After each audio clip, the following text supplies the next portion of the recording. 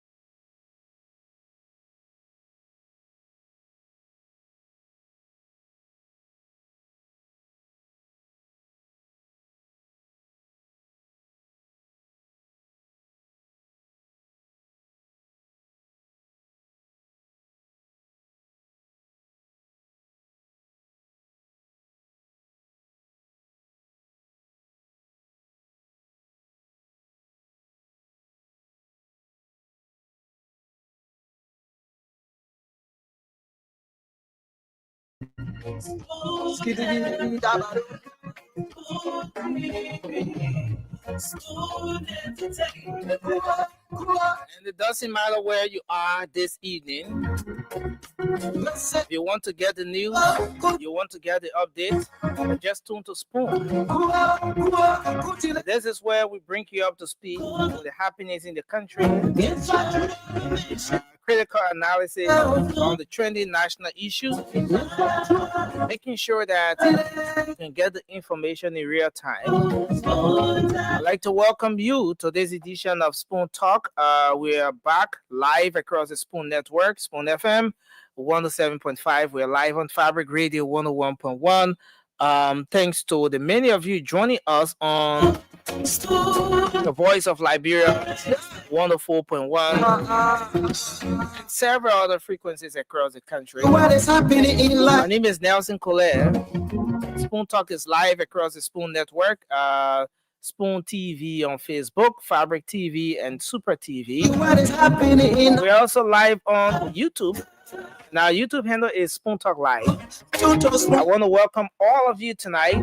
Thanks for joining us. starvation, just don't just want. And we ask you to kindly share the program as you join us tonight.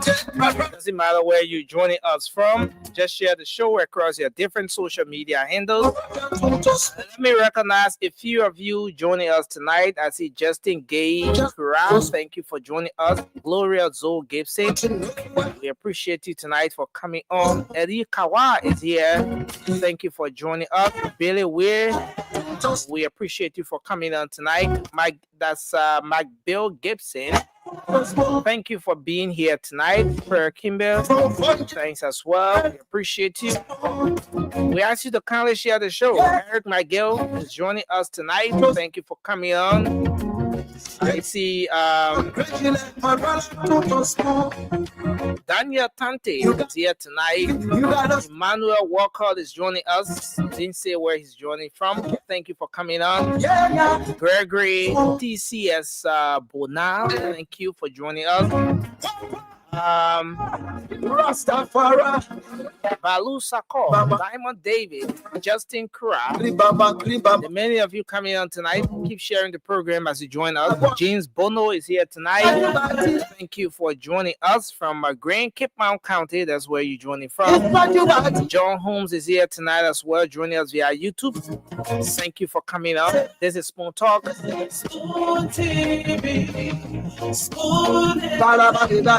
So we're going to go to the phone lines and take your calls as we always do. The first segment of the program, 0555-101075 is the number to call tonight, and you'll be live on the program, 0555-101075. 101075. That's the number to call us tonight, and you'll be live on Spoon Talk. The first segment of the show is dedicated to you, so you get to call in, tell us what's on your mind. What is that issue you want to talk about? Health, education, politics, just anything that is of concern to you. You get to have the opportunity to speak on those different issues here every single day on the first segment of the program. So 0555-101075 is the number to call. You'll be live. Let's go to our phone lines. Take our very first caller here. Hello, your name and where you joining us from? Hello, police nursing. Yeah, hello, sir. I'm Fasu Command. Fasu, it's good to have the you. conversation on one of the ambience of the United Party intellectual view. What's on your mind, Fasu? I have two distinct issues burning on my mind. Let's hear you. Fire. The first have to do with the first, let me say, to the economic management team or the first the Ministry of Commerce for ensuring that some basic commodity like the issue of rice price, our stable food, drop to a considerable amount.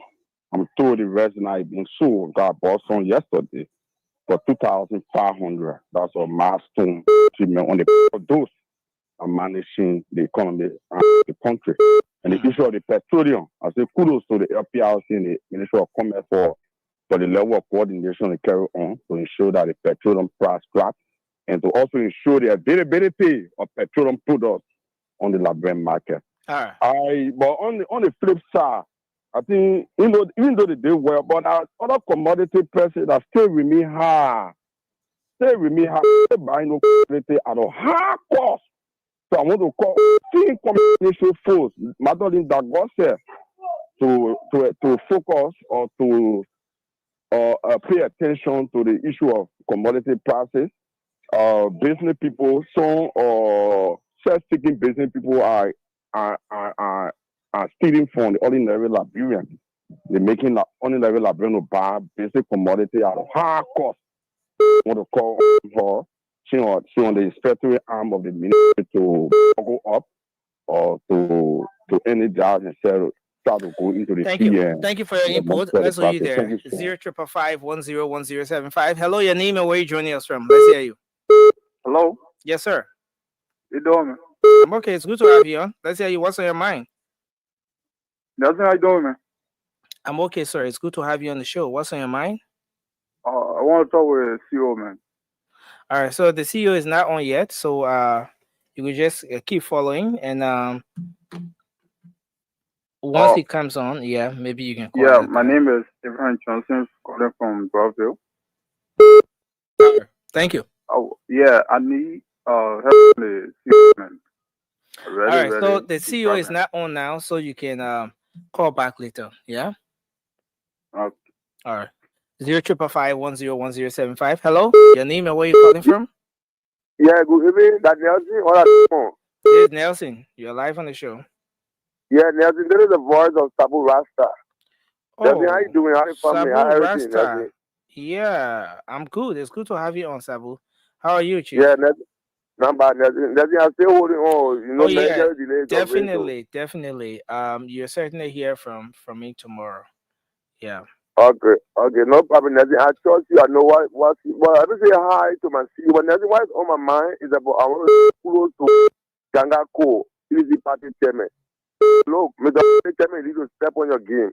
Let me tell you, Mr. Party Chairman, you see, they say action speaks louder than a word. Every day you're talking, wanting the government, we'll take action. Look, Mr. Party Chairman, don't allow your kindness, don't allow the government to take your kindness to be your weakness. Why the party keep embarrassing CDC to enforce it, to make it one party, to make it CDC to be behind for the people.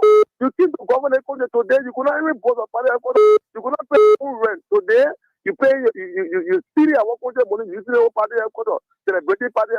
Why you can't leave CDC? Why the person can't leave CDC? You need to step on your game. In order for Jesus to clean the table, Jesus has to take action.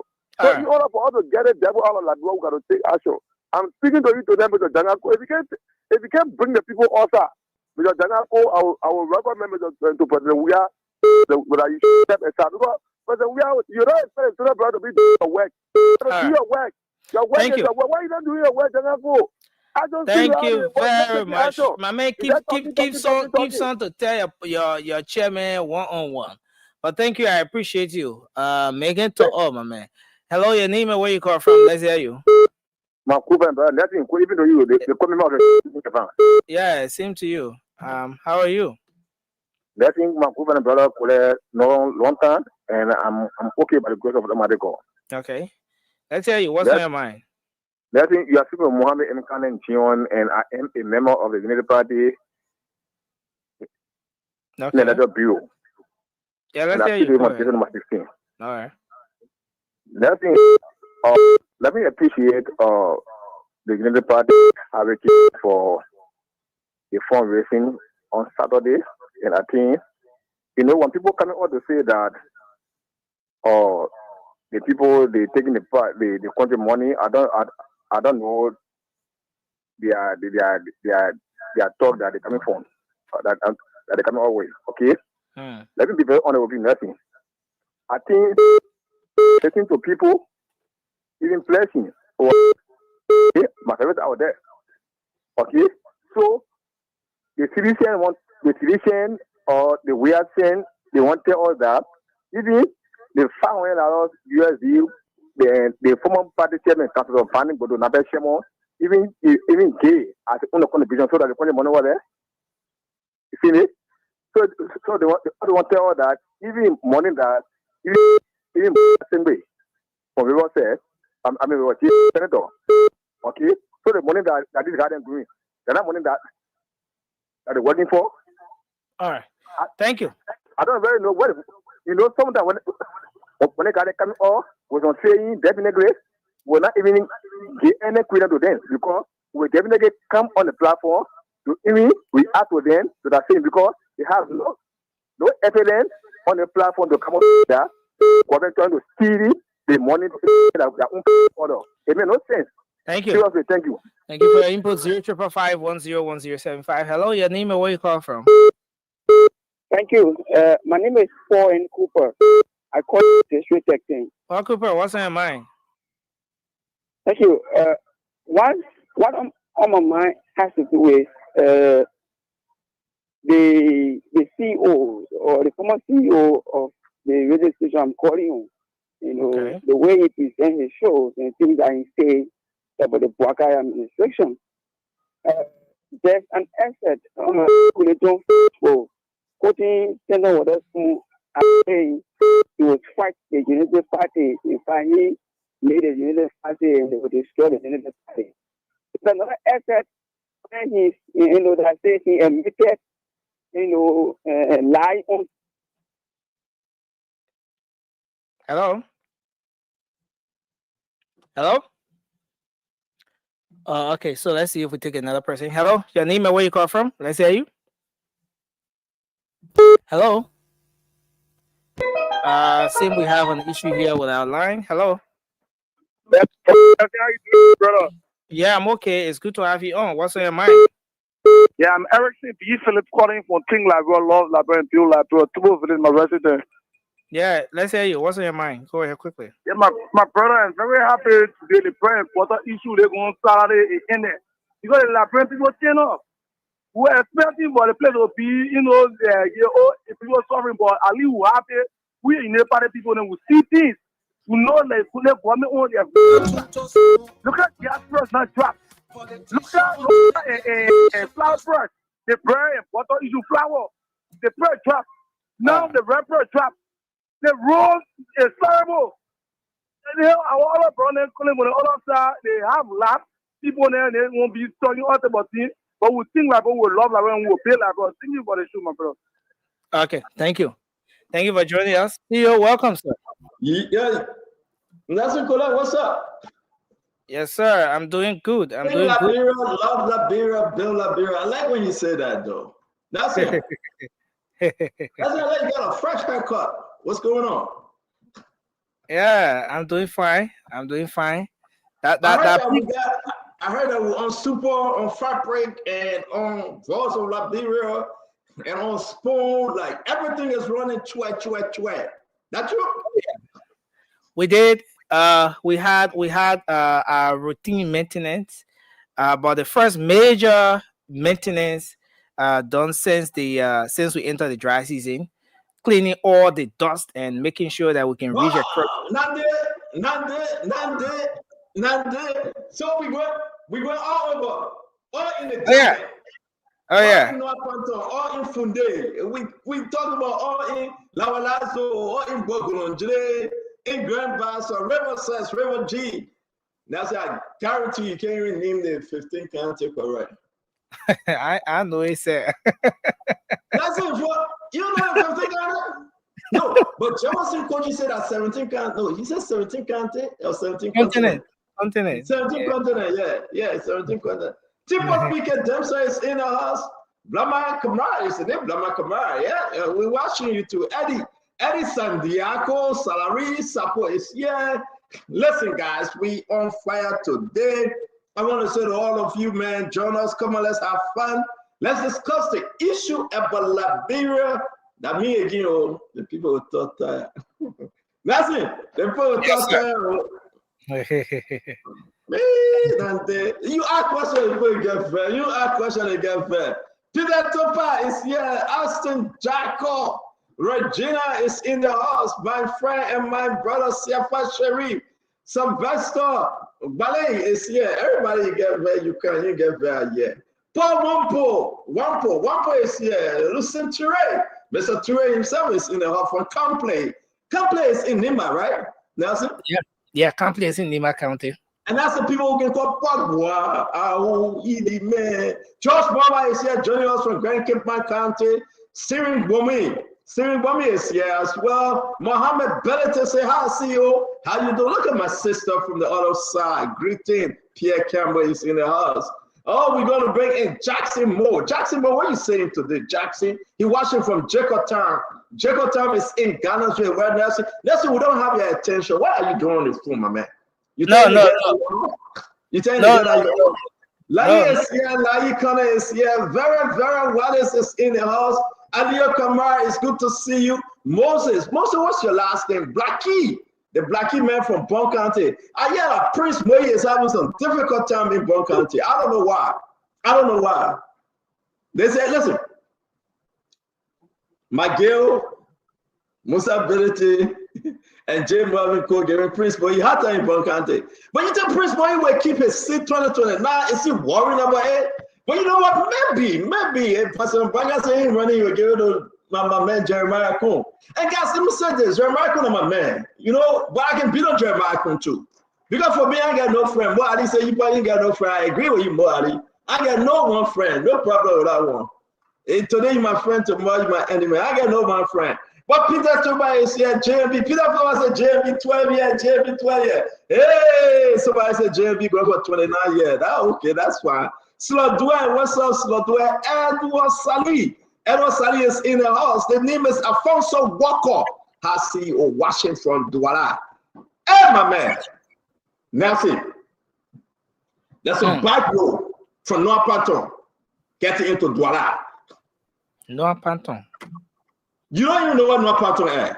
There's a back road coming from Newton Town, right? Straight into Douala. Oh, yeah. Yeah. Oh, there's another road from Coffee Farm coming straight into Douala. That's it. You don't know the place. You don't know. You just don't know. That's it. I know some of the road the along that 0.4, but I'm not too familiar. Before that regular road. Leave 0.4 road. We're talking about the jacket. We're talking about in and out the jacket. Very much. They better know Nukuta, man. You don't know them, right? Still, it had to know Nukuta, Noir Panton, and other places because so in the area there when you pass in somebody living room that road to get to the next person. Who thinks it's somebody living room that road? You're very disrespectful to my people. No. No. We think so. We made living room to be road. No, okay, see you. I went to visit a friend there once. They played a man past me I saw the people cooking. No, I so if you see something like that, right? No, Yeah. if you see something like that, it's like the Jado, they move the Jado and get paid. One room here, one room here, one room here, one room here. You know that long strip. Yeah, right? they face me, yeah. Then the bathroom outside, then the toilet outside, right? Yeah. You gotta wait for your friend to come and take it back, then you go take back. That's it. Take few calls real quick. Let me take the call. All right. 0555-101075 is the number to call. You'll be live. We'll take a few more calls while we make a quick adjustment here. Just keep your calls coming. 0555-101075. Hello, your name and where you're calling from. Let's hear you quickly. Leslie, Yeah, hello. I'm Mike Dan calling from here. Mike Dan, go ahead. It's good to have you on. Lord, Leslie, I want to tell the people of Pong County and Grandpa, Wanda City and Buchanan, thank you so much. Let me tell you something. Nobody will tell you, say, sit down in Monrovia, you see that everything is rosy. It's not easy. Let people. So what are you telling the people thank you for? For the issue, the people that put in. Anybody tells the country it's not easy. All This is what the people in Pong County in the Thank you very much. Let's see. So we want to appreciate the people of Pong County, more especially Banga City, because they were not causes like the way they told people from the 15. Thank you for your input. We appreciate you for your input tonight. I think, CEO, you want us to take more calls or? Oh yeah, I mean, no, we can't take those calls. I'm a time to talk. Before the guy come, I got 3 minutes. I see the guy coming on. I'm a time to talk. So we can take more calls for now. Let me do some more talking. But Nancy, it's kind of like important for us to know that the Liberian people, they are resolved, you know, and we'll be speaking on the issue of the SOEs, why they are not giving the people money back. Nancy, yesterday we supposed to have a show, and some of our people say, oh, we got technical problem, y'all were fixing everything. But Nancy, can you imagine, for the sake of good heaven, the SOEs, those people, what are they doing with the hundreds of millions of dollars? Send it back. Let us do the money. Freeport alone collecting over $40 million. What are they doing with it? They're not giving enough to the government. And I got an excuse. I got to document everything we show to you. What about LTA? Clarence Massaquoi, Ben Fofana, Patrick Honda, what are they doing with the money? My only question, right? People can get vet. Frank Howard, yeah, you know, for Sonny Kwede, Dwayne, my man from Uganda, Philip Bala from Pennsylvania. My only question here is, you know, what are they doing with the money? Abraham Gosson, what are they doing with the money? So, is it a bad thing to ask them, my man, you collecting all the plenty of money? Tell the Liberian people what you doing with the money.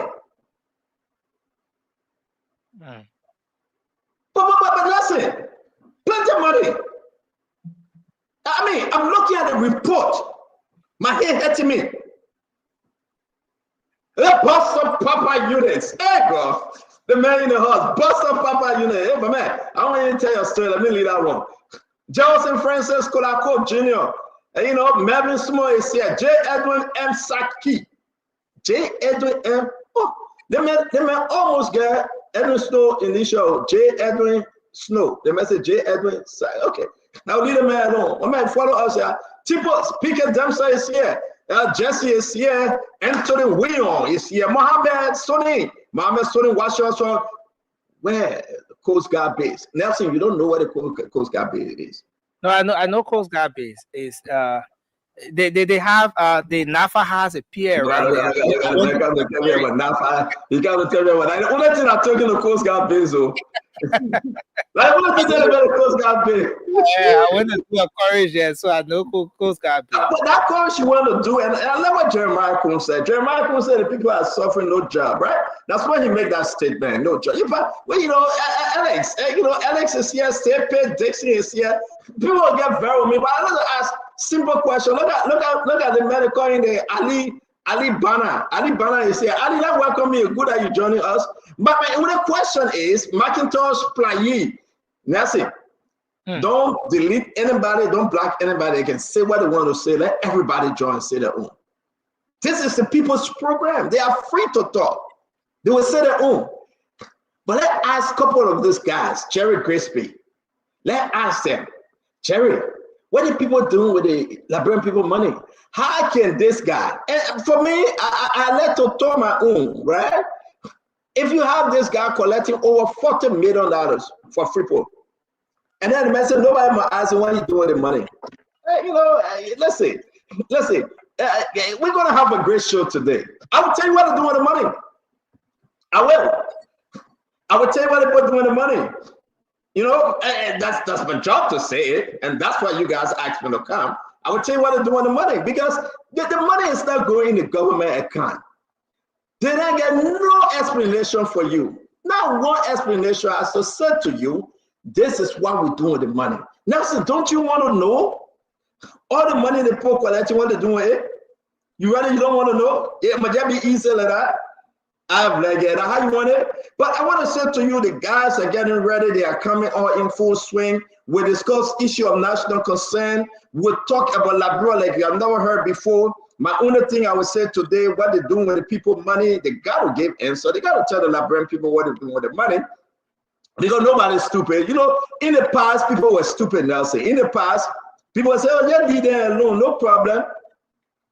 But today, we're not leaving them alone. We're asked. And don't tell me about Jowiado. Don't tell me about CDC.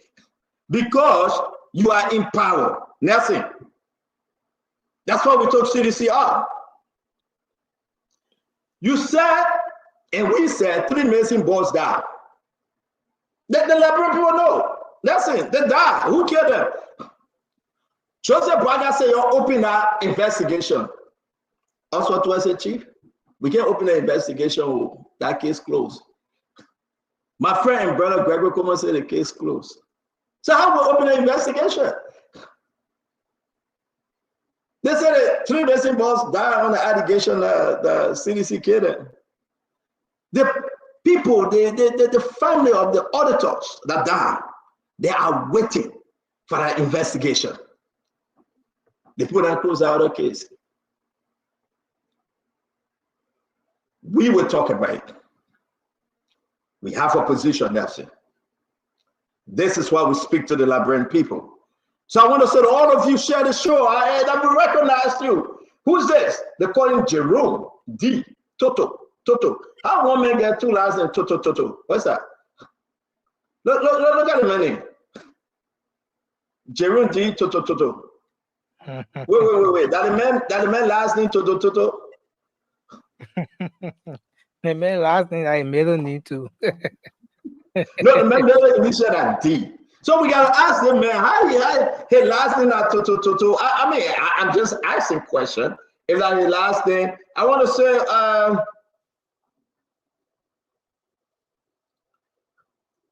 so yes, indeed, we will be having number for the county. We will open a particular number for the county. The Voice of Liberia is carrying us live. I'm gonna tell you, the Super FM is back on and live.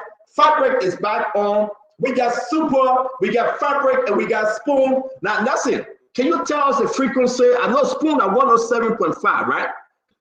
Yeah, Spoon is 107.5. Fabric is Fabric is 95.5. No, that's Super. Super is 95.5. You see, 101.1. You see, you're not a good person. So you just want me to announce the thing and you tell me no. How you would tell me say Fabric was 95? Ain't nothing, but how you do me like that? But you can find us on all of our relays. Again, I'm going to say, I don't know why we are blessed, because Edwin Snow said radio station will be carrying Spoon.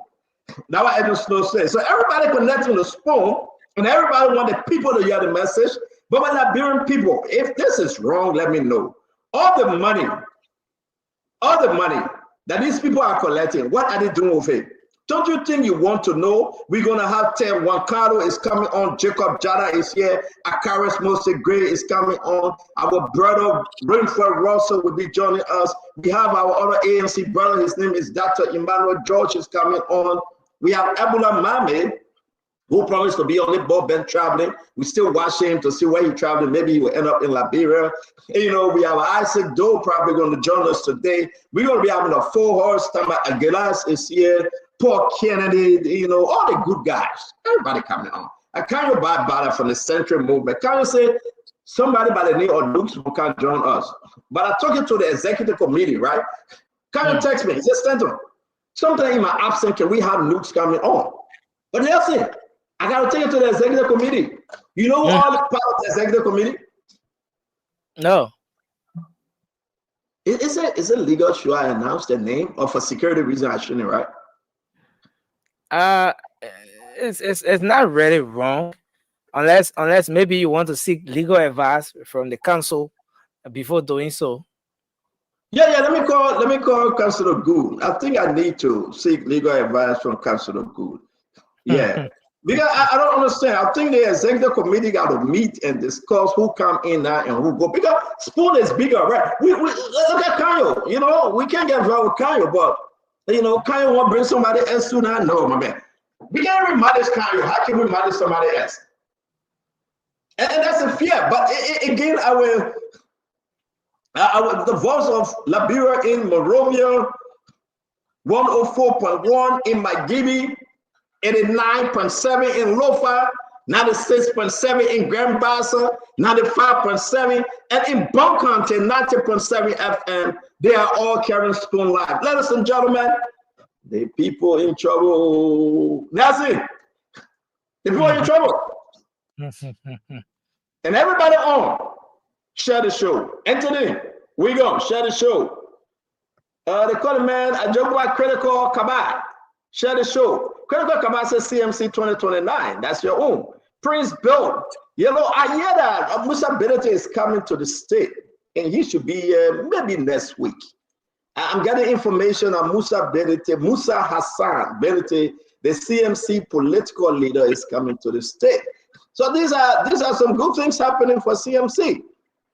And I also receiving information. Bring us up to speed now, saying about Sir Joseph. Can you give me Sir Joseph picture? We have talked something about Sir Joseph. But what happened with Sir Joseph party, the PAP? Nothing. Well, the PAP is not really in the news, especially of late. Wow. The political leader is regrouping, he's re-strategizing, and once everything is done, they're going to come back heavy. That's information I'm getting in the corridors.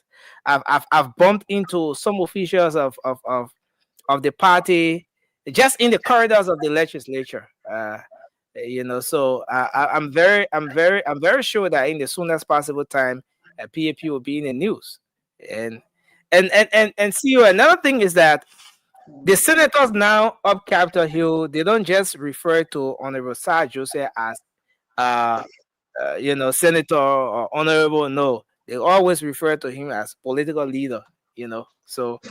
But no. Give me Sir Joseph picture, right? So let me ask you. We're gonna get into the main event, right? Sir Joseph is my friend.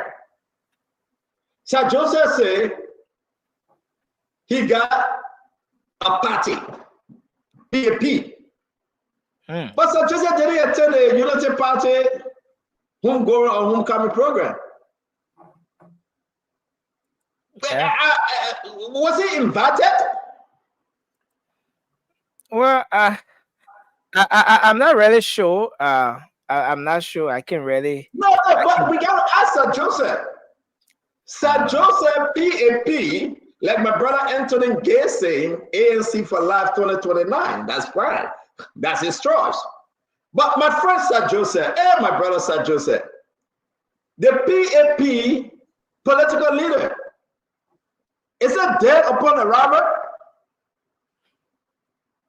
Can somebody answer me? Is PAP dead upon arrival?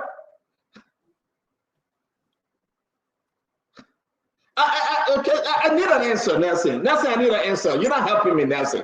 I need an answer. Yes, CEO. I think what is happening now is that 2029 is still, should I say, a little bit far away.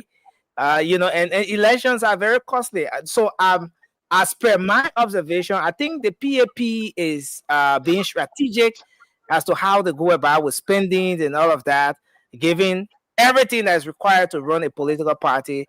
For every time a political leader appears somewhere, the people want you to drop something after praising you. I will say all of that, CEO, But Nelson, I disagree with you. Nelson, we are talking about Sir Joseph. We are talking about the Ebola gorilla. We are talking about Sir Joseph that say he's bringing $400 million in the country. We are talking about Sir Joseph that saying he's the political leader for PAP. But PAP can only be in the election if President Bouakai is not in the election. When we had the chairman of Sir Joseph PAP, we asked him, if President Bouakai is doing so good, so well, why are you running against him? He couldn't answer. So is PAP there upon the river though? We need the Liberian people. I see Fubi coming on, the independent Fubi, leaning towards Unity Party. But guys, open the phone line briefly, right? Let's ask the Liberian people, is PAP dead upon the river? Let's ask the people from Bonkante. Do they even know PAP? The people from Bambassa, do they know PAP? The people that following us on Spoon, on Super, and on Voice of Liberia all over. My question is PAP dead upon the river? But CEO, don't forget now, the party that came third in the election, that party, nobody knew about the party. Before we knew it, GDM, man, GDM man eating an ambassador job in Japan. That's why you are running for to be an ambassador, man. The man eating an ambassador job in Japan. I got some picture from then I will pull up. The man eating an ambassador job from Japan. So that's the game, right? Did he come to win? No, he knew that he wasn't going to win the election, but he came to be a helping verb. Hey, that's not me saying it. That Reverend Tapper called them helping verb, right? And you understand they were helping verb. So therefore, they gave them what you gave a helping verb. You're saying as an ambassador, right? And that's what, what's his name? The GDM political leader, what's the guy name? Appiton. Appiton, Appiton doing what anybody can do. The man find a way, he's serving as ambassador and he's making progress. I even got a video of Appiton and our brother, how you call him, Mark Japate. They were there discussing issue of national consent. Mark Japate is in the region of Japan. He will be there for the next 2-3 weeks, and these guys, they are moving strong. I'm mad with Appiton. Appiton saw opening, and he supported President Bouakai, and the rest are history. So I would never get mad with Appiton, right? But let's talk about Sir Joseph. PAP leader takes sleeping tablet. The person, a bad person. Who's this? Wait. Who's this? Let me get it. Jerry Bestman, a bad guy. Jerry Bestman, governor, bless him. The PAP leader took sleeping tablet. Jerry not fair to the political leader. Jerry knows that the political leader had a hearing today that was abruptly cut off, but the political leader has been vocal. So my question is, why they cut off the hearing? I got a report, we talk about it, right? But I ask the Liberian people, is PAP serious? You think they came in with a whole heart? You think Sir Joseph will just come in to operate? And I know Sir Joseph will not pick up the call, but I will still call him by fire, by force, and hear what he have to say, because this is concerning, right? And we want to know about PAP. Sir Joseph can just do this to us. Everybody was celebrating and waiting for PAP, right? And you were waiting for PAP? Let's open the phone line, that's it. Let's hear from the people. Open the phone line. 055101075 is the number to call. You'll be live. 055101075. What happened with PAP? Our friend Sir Joseph, what happened? Joseph, that the CEO talking to now. Hello, your name and where you call from? Yeah, hello. This is Tier. I'm Sheridan Tier. I'm joining from Nima United. Yeah, what, yeah. What happened with PAP, Sir Joseph Party? Oh, my man, I'm an advocate, by the way, and the my man, tell the man I Sir Joseph Party, man. We on PAP. What do you make of the PAP? You advocate for where? Those parties is one of the parties that are coming to there's a happy event. It's just one of the happy events. So, but I'm not to politics. I want to. Okay. Hello. Your name? Thank you so much. You see, me civil basketball Peter Macaulay. What do you make of the PAP? Man, give my man chance, man. Get civil basketball chance. You see, the PAPD, they dare upon a robber. You know, even the God, we all serve the Heavenly Father. When Lucifer disobeyed him, what happened? You saw in King. Okay. That Joseph had to disobey President or former President who made some of them in this country, and people started to admire them, follow them, put them for them, and to lead them on the way, sir. Thank you. Thank you for your input. Hello, your name, where you call from? Yes, we were asking. So make me swear PAP now. Yeah, go ahead. Let's hear you. PAP is in the midst of destruction. Oh, but see, you really think we should continue with the cause? No, for what? Why you want to continue? But like, all the people swearing PAP, you know. But your name, where you joining us from? Yeah, sit down. This is Mamu Momo calling from North Dakota. Mama, what happened with PAP? We're looking for Sir Joseph PAP. What happened? Well, Sir Joseph was angry. He doesn't know how to control his anger. He's jumping to form a party, and he was not ready to. So he's gone coma. The other corner there is a happy boy to Unity Party. So man, coma. Who they again? Who they again? What happened with PAP? Look at my man. I'm picking Thomas. Thomas Kuman, what happened with PAP?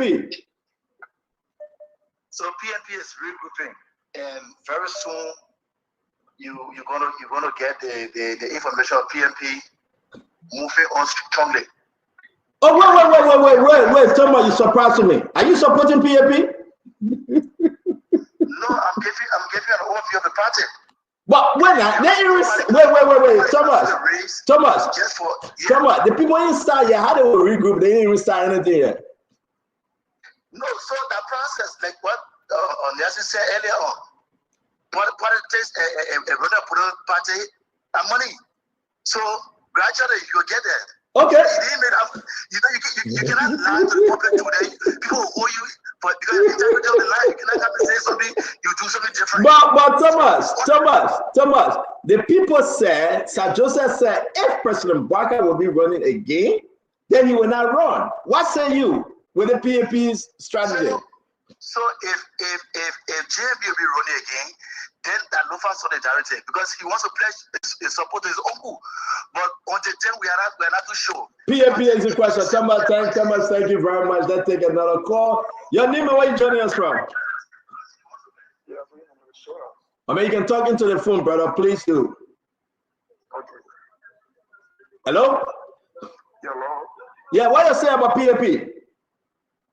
I think it's better to be independent, so we don't try to explode the kind of impact you have made in our society during try to exploit one side. So you should be given a chance to see the best come off you. Yeah, but it kind of too quiet though. Sir Joseph said he bring $400 million in the country. PAP is alive. Then they went cold. They didn't even attend the Unity Party program. Yeah, but come about for us, everybody's like independent. So you should be given a bit of a doubt. Thank you very much, my friend. Thank you. Who we got in the bag? I see somebody like Fubi. Ladies and gentlemen, we take all your phone calls today. Today is a beautiful Monday in the country. Yeah, in America, in the eastern part of America, we want to be grateful to all the good people that following us. We want us to share the show. Let's make progress. You can find us on all of the network, Voice of Liberia, on Spoon Network, on Super, on Fabric, on all the social media outlets. But Fubi, what happened with PNP? Fubi, what happened? What happened with PNP? Before we get to our main event, our main topic, the SOE, before we talk about issues of national concern, the SOE eating and Liberian people money in the corner and the Black Hand Cartel. Yeah, the Black Hands cartel. And all those guys that made part of the Black Hand cartel, we will talk about them today. They are raising over hundreds of millions of dollars. They get no 1 cent to the government, but the government said they will raise 1.2 billion. But let's see what's Sir Joseph a little bit, Fubi. Let me hear you, yeah? Fubi, what's going on with Sir Joseph? People saying Sir Joseph is dead upon arrival, Sir Joseph is in coma. What happened with PAP? And I'll ask Sir Joseph, I will call him. What's happening, Fubi? Yeah, so good evening and look forward to a good show today. I think the party is still in its formative stage, so we shouldn't expect. All the BB, Kuku Rose Kuwi, look at all the BB Kuwi, the BB English. Formative? Formative stage, so we can't have blowing until the party is officially certificated by NEC. It's about time, Fubi, let me say this to you, right? It's about time we have 5, maximum 10 political parties for 2029. If you're not in, you out. You can make it. You must be, or don't even waste your time. PAP, Sir Joseph, said if President Bouaka is in the races, and Sir Joseph, then my friend, even this morning, he myself were talking. Even the morning. How can Sir Joseph tell the people, say, yo, wait, let me go regroup. You only regroup if you have started something, right, Jefferson? The man started nothing yet, then you say you're going to regroup. Great. We got to bring Vendetta Patrick here, my people. How can you regroup you start nothing yet? What's going on with Sir Joseph? Was it all talk? It's Sir Joseph and my brother. Oh, yeah, Sir Joseph and my brother. Make no mistake. Oh, yeah. Sir Joseph must say that pass a lot of stuff. Anytime Sir Joseph come to America, he must come see me. But what happened with PAP? What's Sir Joseph party chairman? Great. They make you on spoon with being 1 or 2, then you check up. What's going on? So let's find out. We'll take 5 calls before we bring in the general Akaris, Talaka, Tomika, Mose, the CDC warrior, the Gina, the Bobodio. Great. Before we bring it in. So let's take 5 more calls real quick. Nelson, let's take 5 calls. Cooper Pastor calling me. I will not answer him. No, that Cooper, right? Who they got? Oh, that Cooper brother, Queen Royal David. I will not answer. He said, Nelson, let's take 5 calls. All right, 05551101075. Hello, your name and where you joining us from? Yeah, this is Tony Objector coming from Bama. Why you make a PAP? Yeah, CAP is a party that will stand. Even Satan will contend for CAC. Oh, you will contest on PAP. Thank you very much. You come in, member. Hello, your name and where you come from?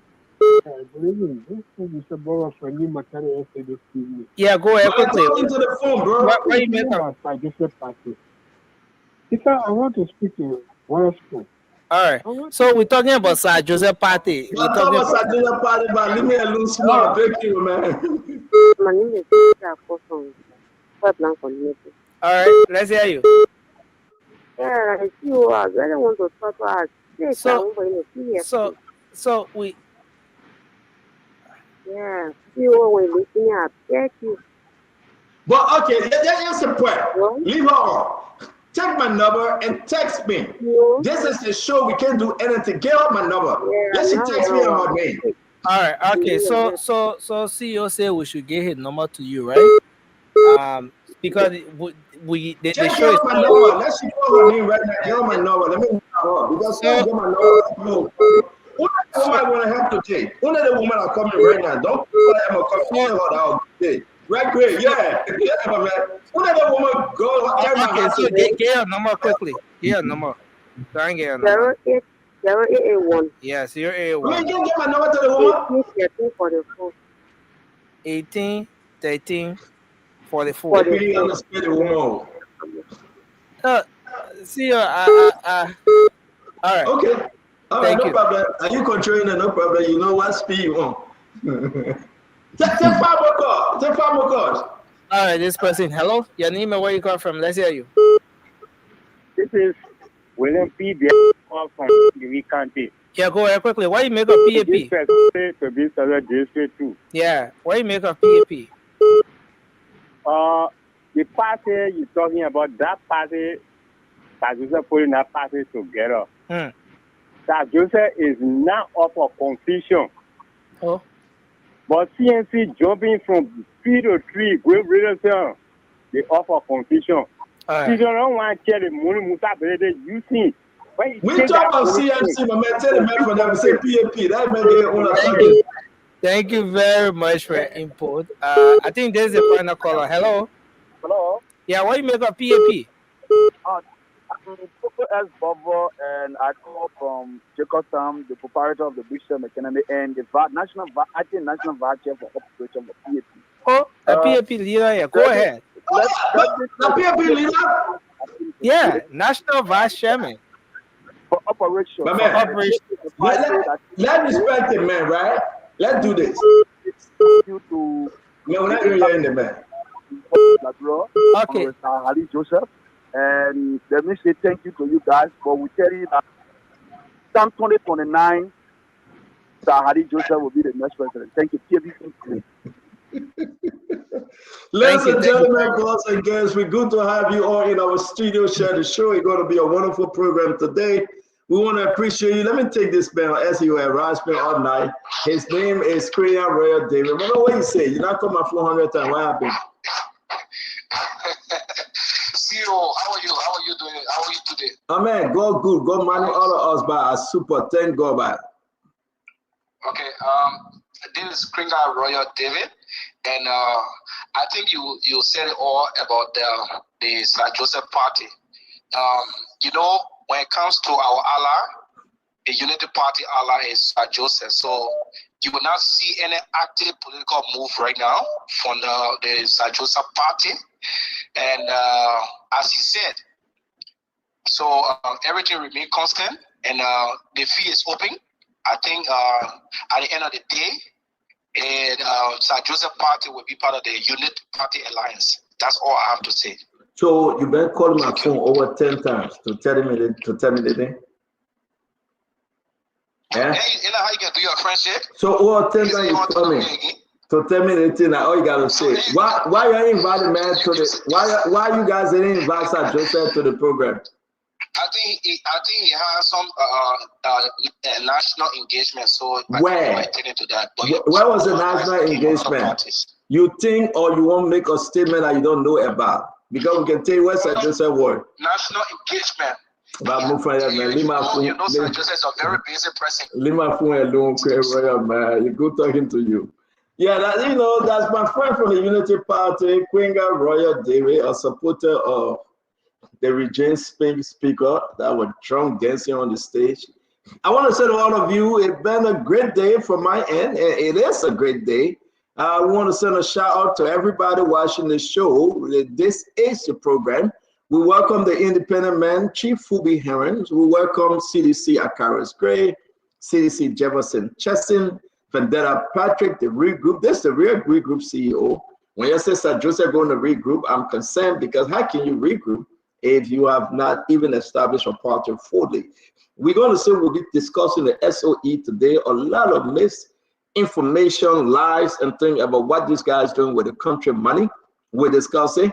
We're also going to discuss the issue about current event in Liberia. It may surprise you that our country, what is happening in our country is very, very concerning. But for now, we appreciate you joining us, share the show. Let's make peace. Let me take this one because they will not stop. Your name and where you joining us from? Yeah, hello. Yeah. This is Star Wars. How you doing? I'm all right, Chief. How can I help you? When the man said I'm from Catwoman, Georgia Norfolk. Listen to the conversation about PAP. You know, a lot of people saying Sir Joseph is ungrateful.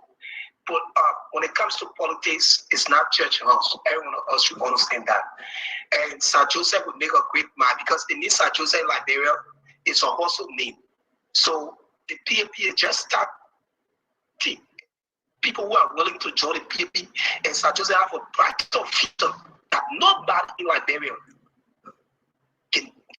But if you feel that the PAP is joking, just watch out for 2020. Thank you very much. I appreciate you calling in. Thanks. And I want Finny, the man, we appreciate him.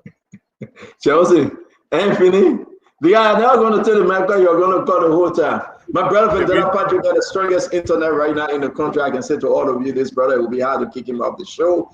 The man that put Vaseline on his face, he's shining like new money, you know. And a lot of people praising Vendetta Patrick. Say, you can't let Vendetta talk too much. You can't let all the people that can call me, tell me I can't let Vendetta talk too much. That's so female. I don't know. For me, all the people that can call me after the show and say I ain't let Vendetta talk too much. That's so female. I mean, stop spoiling my market. Please stop spoiling my market. Please. Go on and move on. The message last time was Stephen Pele last time. Now you tell about female calling. Don't put on anything here, please. Just let me be. But wait, Vendetta. Wait. You were on the show when we had 3 of them attacking me. And you reflected. You saw it. Right? That's why you get left Vendetta. So my concern is, why only female will be fighting for you? You're the darling boy. No. The name you put up that day, it was a male. You kept me for 1 hour. Not a female. Not a female. Anyway, that is our life pass. I screenshot. I will put it up again because I screenshot a particular name. I know what's up behind that way. Now somebody come on the platform. The man picking. But welcome to the show, man. It's good having you. Chelsea, it's been a while. How you been? Yeah, Stanton, I'm good, man. I've been good. I've been busy with some other stuff, so my schedule been interfering with the time of the show. But I'm happy to be here. That you're traveling pretty soon this month to the United States. Is it confirmed? I mean, that's what I heard, though. I just decided to ask you publicly. Is it confirmed? Wait, let's see the man get new haircut. But see, I get joke. On his birthday, he web posted the most handsome husband. I said, wow. Yeah. Today, don't give me a heart. Today, I'm celebrating my son's birthday, and I should be going to see him in Europe first before. Yeah, but I'm just saying. So I was right. I heard that you were traveling, and I wish you safe travel. When you come around, just reach out to me. And, you know, I'm here. I can come and see you. And I want to say thank you for joining us.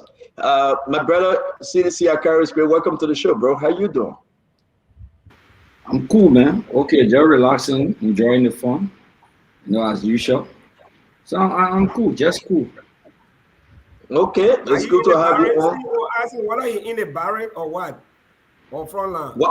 Why should I ask that? Why? But the man like general now, when he in the civilian community, then he not general. Oh, okay. I mean, the man will tell you, but I cannot disclose his location right now. You just want Akara's attention. But you know the man like my general, he know we stand with him in solidarity 2029. He knows that. So I want to know whether he in the civilian community. Let me ask you a question. Are you saying you will support Akaris 2029? Oh yes, 2029. I've said that clearly. Oh yeah. Anytime I come up contest for representative, I will support him. 100%. Wow. For me, will you support Akaris 2029? I can't support that man. That man not even winning that district. I just joke. No, I'm just asking you. Yeah, but I'm asking you a question. Will you support him 2029? Myself be running, I'll be supporting myself. I'll be supporting him. I mean, you can support him by, you know, people in the district that you know. I'm an ally. Okay. Jefferson, will you support Akaris in 2029? I will support Akaris for anything. For anything? Anything they meant running for. You can say that, because if I answer another question, I was supporting. Even if running for presidency, I was supporting. But for me, if the man running for president over Joe, where you supporting? But why you be asking that question? Make it never run for president. But you say anything now. What man? It's not possible. But wait, Fubi is still running. Fubi, will you be running 2029? I will be running as long as I'm alive. You will see me on the ballot paper. So don't. That'll be your 5th time or 6th. If it be the 100th time, you will see me running. So don't worry. Wow. But now you don't have your man. No, you're going to be running for which district? You ran one time, you ran away. So you had no vision. You just wanted to go there and go chop. I got vision. The vision pushing me. But how you got vision? What do your vision can come true? No, but city. All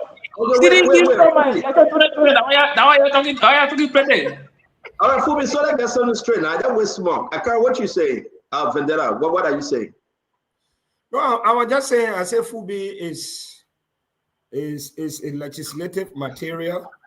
Even in a month, I would don't agree on this platform politically, like we always beat on each other here. But there are certain personalities on this platform, when they are given the opportunity to serve, they will perform beyond expectation. I like to see people who don't have their feelings. They are very intentional about what they believe in. Put love for country first. They look in the face of their leaders and tell them the bold face truth.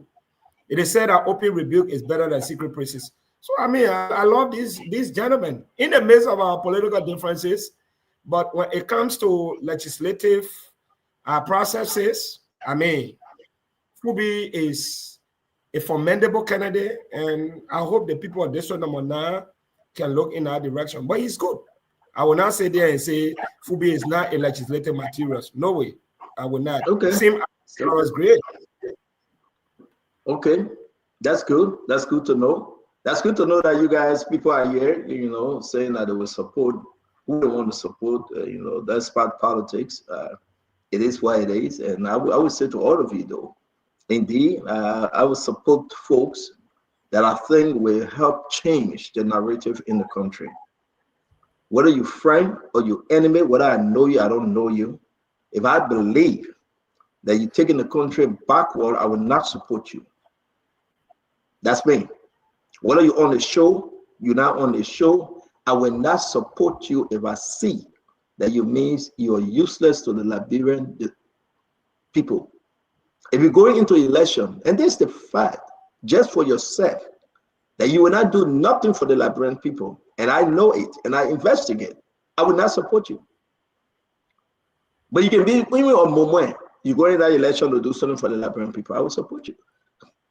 So we still weighing our options.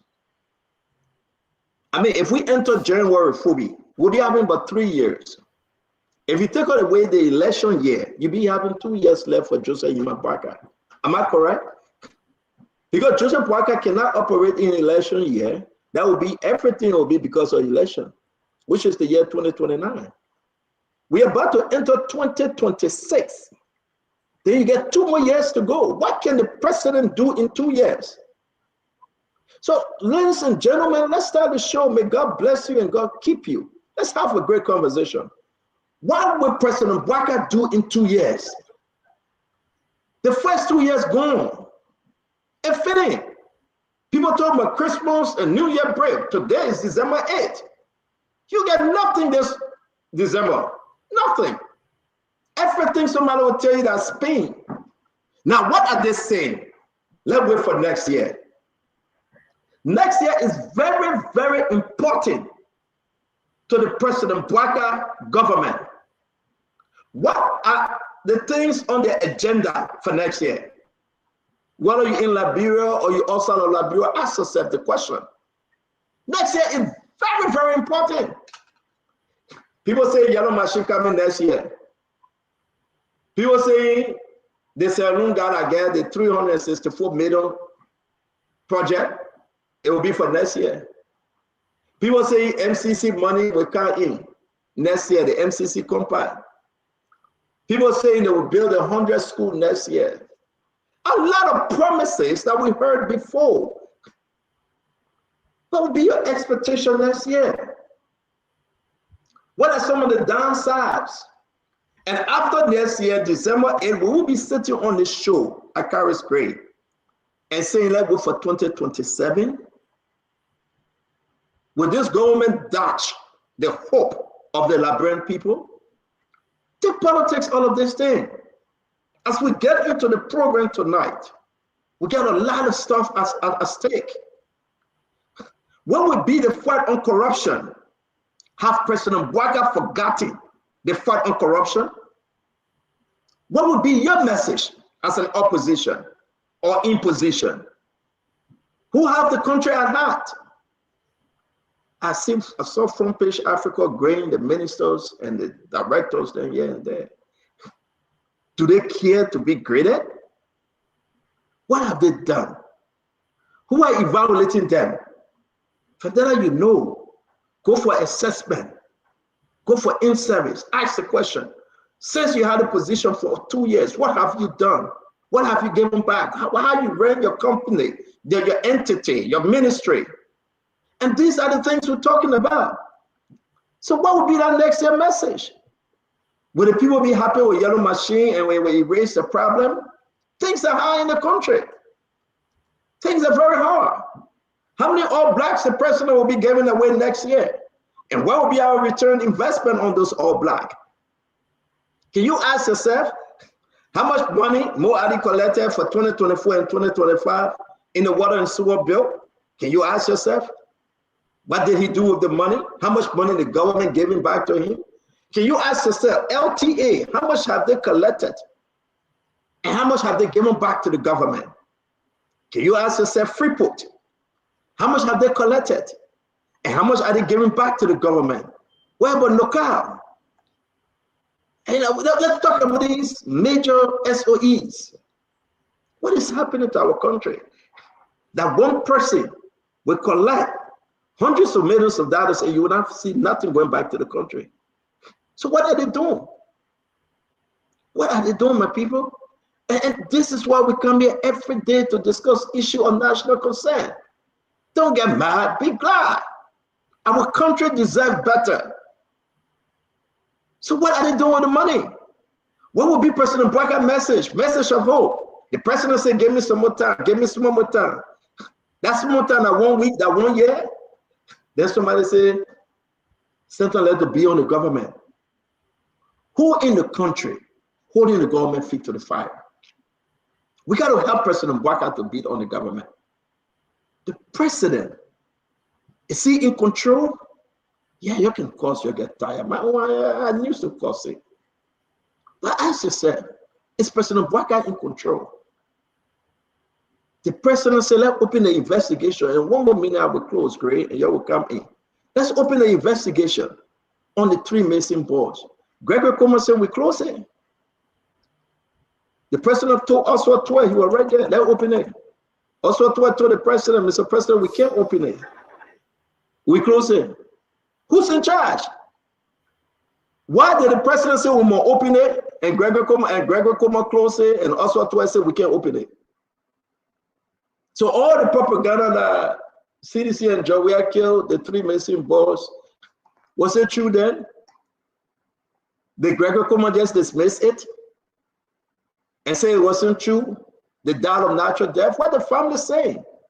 The auditor death. Let's speak truth to power, my friend. Let us forget about that simple issue. The auditor death. Do you know that the government is doing nothing about the investigation? The only autopsy report right now that they are working on right now, I can tell you. The only autopsy report. What's that guy name? He's the one with Samuel 12. He died recently. Fubi. Can you guys unmute again? I think Martin Niswa. Not Martin Niswa. Clintus. They are working, the family demanded that they need autopsy. They're working on it right now. I will share a report when they are done. They are working on it right now. They're doing this autopsy. But did they go back to investigate about Peter, Gifty Lama, Bati Yenswa, and the other people? The government attention that we have the report. So the government has should open investigation, failed to open investigation. It means that President Bouakar didn't believe the story then. He doesn't believe the story right now. What about the diplomatic passport? The allegation of Dwight Gray, Henry Pearson, the former NSA director. What did President Bouakar do? President Bouakar came and gave them position. Did he believe the story then? These are the questions of sincere, straight-minded people we ask in a discussion. We can go down the line. So get vexed when we hold the government feet to the fire. Cry all you want to cry, but the only thing we tell the Liberian people, we checkmate. We discuss the issue, and we look forward to an easy and fun 2029. So Braga saying do anything. Also, to us, lead that case. Over the counter money flying out of the window. You're holding all of the people responsible. Are they going to open investigation in the $180,000 for LDCC Fubi? Who they giving money to? Elton Livingstone. Why they gave him the money? Why? We don't know. You said one person will collect $21 million. For what? We don't know. What will President Braga do to Zoe, Alexander Zoe, and her team? Is this how they're putting money outside the window? Is this a government that we can trust? On a serious note, when you have Sekou Dukle from the National Port Authority say he can't give a damn, raising over $40 million, they will go and curse though. You think the Liberian people stupid like before? That people believe that is stupid? When you have LPRC after the redistribution of Musa Belete 35% and money that running through the window, what are they doing with it? Can we hold this government? Listen, we wish the government well. We wish the government well. But when the government creates its own BM, the Black Ham cartel, it's concerning. Then we get better on me. But guess what happened, Fubi? Far, far away. And we will hold the government feet to the fire. You got some people that will go in the back and say, let's talk it small, small. For me, I can't go in the back. I can't. I will not go in the back. My man, I am man, but I keep friendship. Me, I will not do it. You my friend, you my brother, but what we say beyond there, I go to no society bush. I join no society. Respect to those that join society. I respect you. But man, me, I don't know how to keep secret.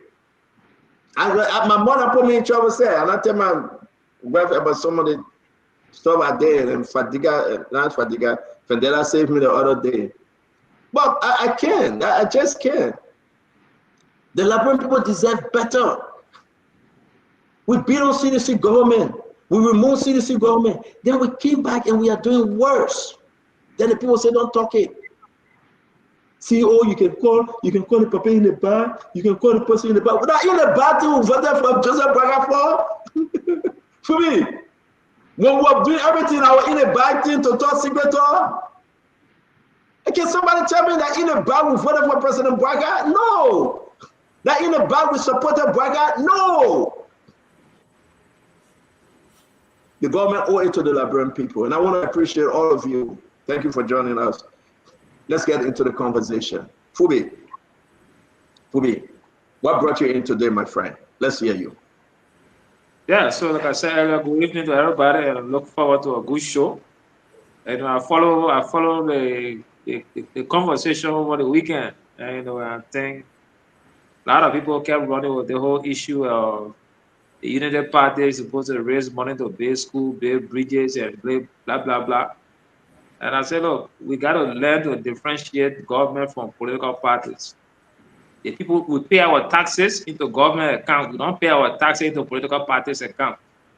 So we cannot be asking political parties to raise money to build schools, to build bridges when government is functioning. We hold government accountable for those things. Though there's a thin line between the government and the party that brought it to power, but we cannot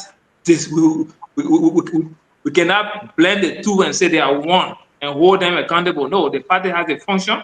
It has its own leadership. It has its own structure. The party will work as a party. We hold the government accountable because the government owes us, the Liberian people. Our taxes are paid to government. The government uses the national budget to run our activities. So we should be holding our leaders accountable, our lawmakers. They got even more responsibility. Before even holding the executive, we hold the lawmakers for appropriation. So we should look at it from that angle and stop beating on political party for building a party headquarters, because that's their function, that's their people. Thank you very much. Akaros, welcome to the show, my friend. Yeah, Fubi and I just were hitting the same point, but in diversion view. you know, when they say Unity Party-led government, they will never say CDC-led government. The sub-CDC is in power.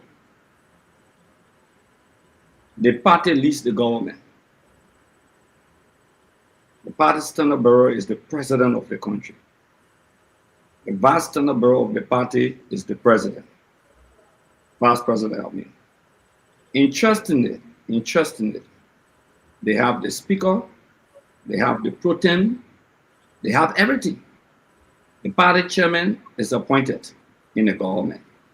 The party secretary general, almost all national executive committee members are government officials.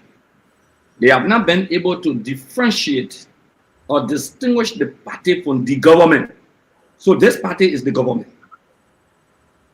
This party. And those who are supposed to take care of the welfare of the state are the same people taking care of the welfare of the party.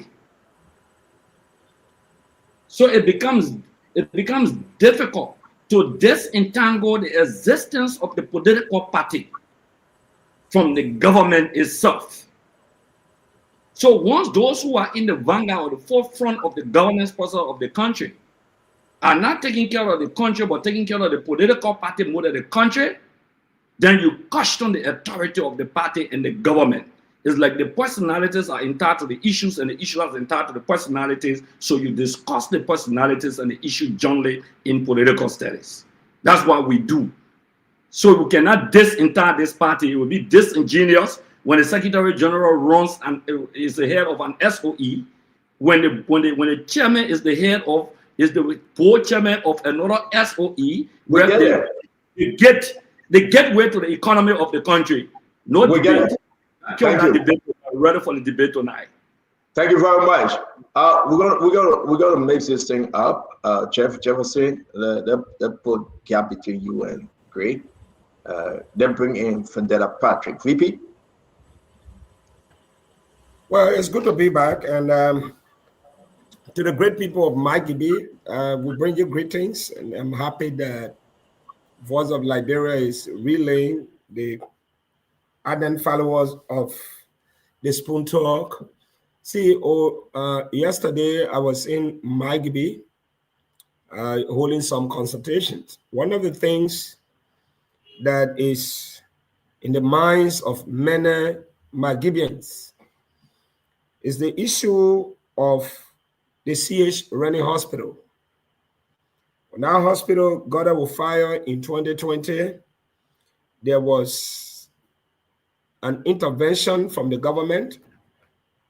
It did not materialize because there was a regime change. During the campaign, it was a very critical campaign message from both the ruling party then and the opposition. Fortunately, President Bouaka won the election.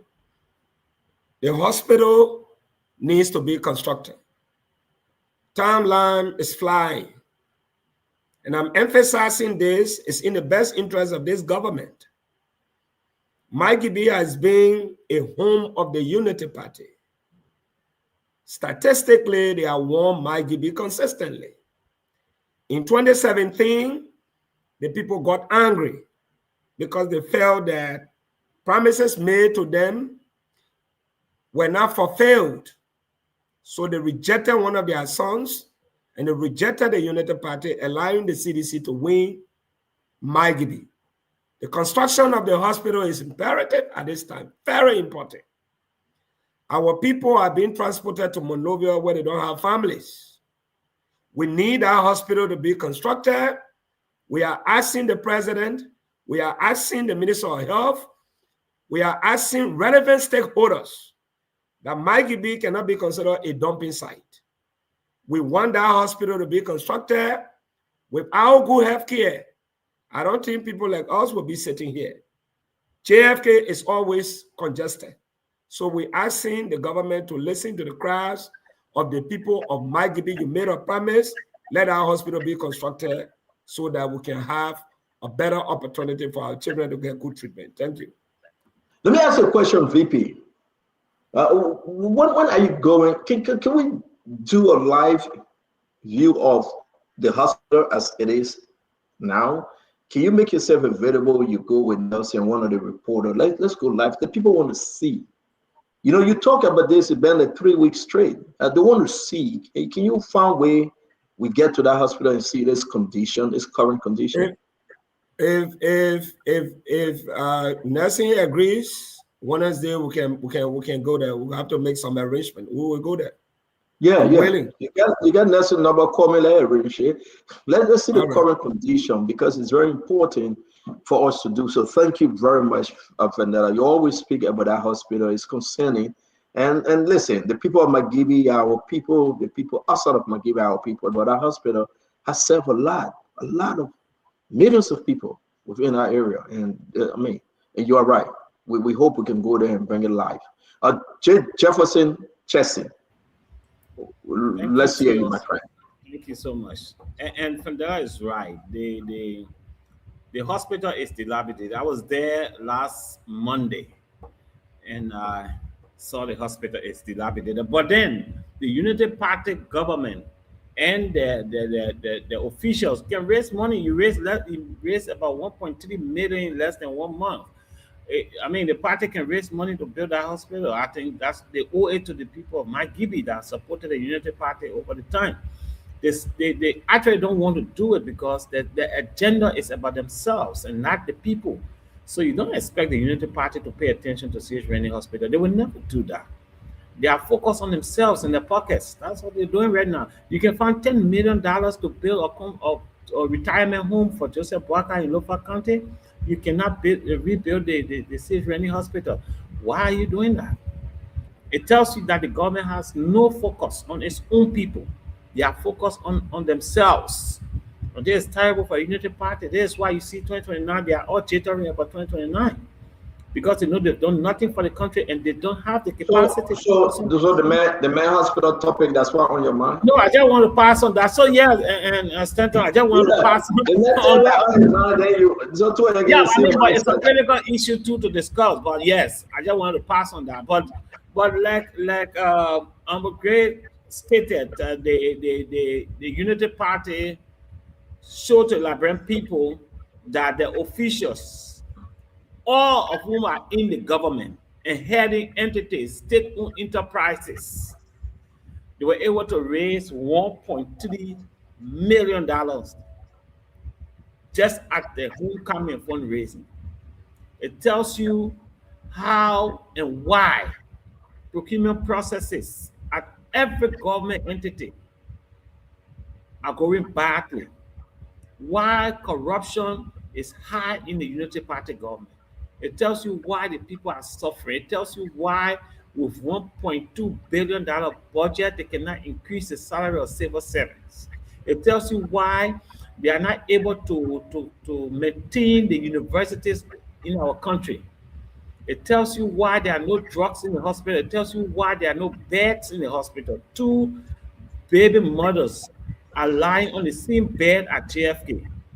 It tells you why they canceled the free treatment for under 5 years old children at JFK. And they are now paying exorbitantly. It tells you why there's no drugs at the JFK. It tells you that this government, the Unity Party government, led by Joseph Boakai, is saffooning the people's money and they are spending on themselves. No party that has come to power with an agenda to improve the lives of the ordinary Liberian people will embark on only constructing party headquarters around the country. I've never seen that. Thank you. Thank you very much. We're going to bring in UPT Wolokai Fangalo. Welcome to the show, my brother. How you doing? Thank you, Stan. You guys can hear me, right? You good, sir? Excellent. What's on my mind is the idea that this Unity Party government, in spite of all of the things that they have done that I agree with, that are good, that in my mind, in many instances are better than the things that CDC did, there are still people in this country, vast majority of people, that are struggling. The issue of job creation has to be taken seriously. The issue of division within the party, the issue of people disagreeing and feeling disenchanted, It appears to me that many persons within our own party are overlooking these things. And these are the same mistakes that CDC made. Not too long ago, my dear brother in the yellow shirt, he called me red shirt man the other day. My dear brother in the yellow shirt was saying that we are here for 24 years. And they ignore the plight and the suffering of the ordinary people. I have come on board as an intellectual, as somebody who has worked with young people and have dealt with, have come in close contact with their experiences over the years. My role in this party is to be factual, to be objective, to be truthful, and to speak truth to power. I am concerned that all of these desertions within the party, in terms of, for instance, look at what happened with the Liberty Party officials. That's not something to overlook. So the issue of Liberty Party officials, the issue of job, I think the party needs to take it seriously.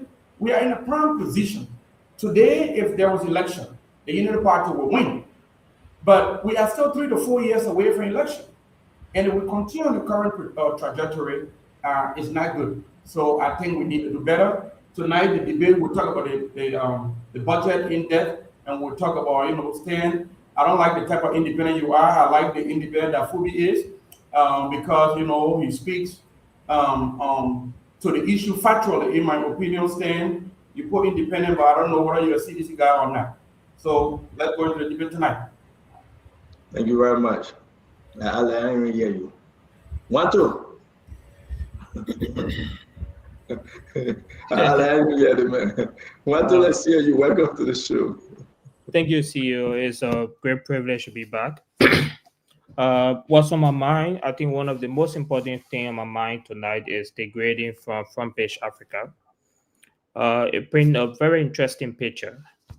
A picture of how governance is being, officiated in our country. The president have, I think, again, B- or B+. I'm sure Front Page Africa was being very generous, because if all the ministers, with exceptions of few, that had A+, all the rest, the appointed government officials, including critical areas in Liberia, have C. In some area, I think Minister of Internal Affairs had F. It shows you the kind of governance we're having here. The thing is, it's not, whether you like it or not, point all your propaganda.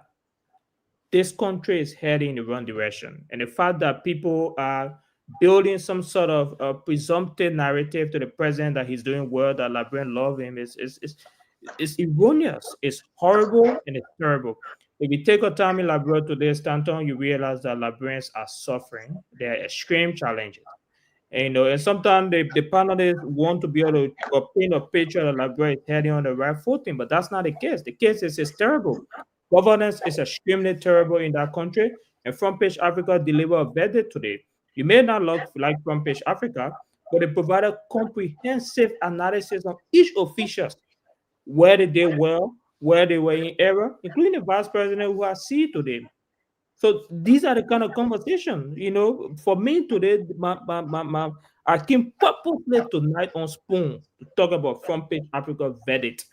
That's why I'm here. I'm here to speak about government. The Unity Party had their campaign, they had their launch. Today, we'll be discussing what they've done over the period of time. We're almost 2 years. We can mortgage the country on partisan rhetoric. The government deliverable is terrible. The Front Page Africa verdict is very critical for me today, and that's something I'll be looking at for us to talk about.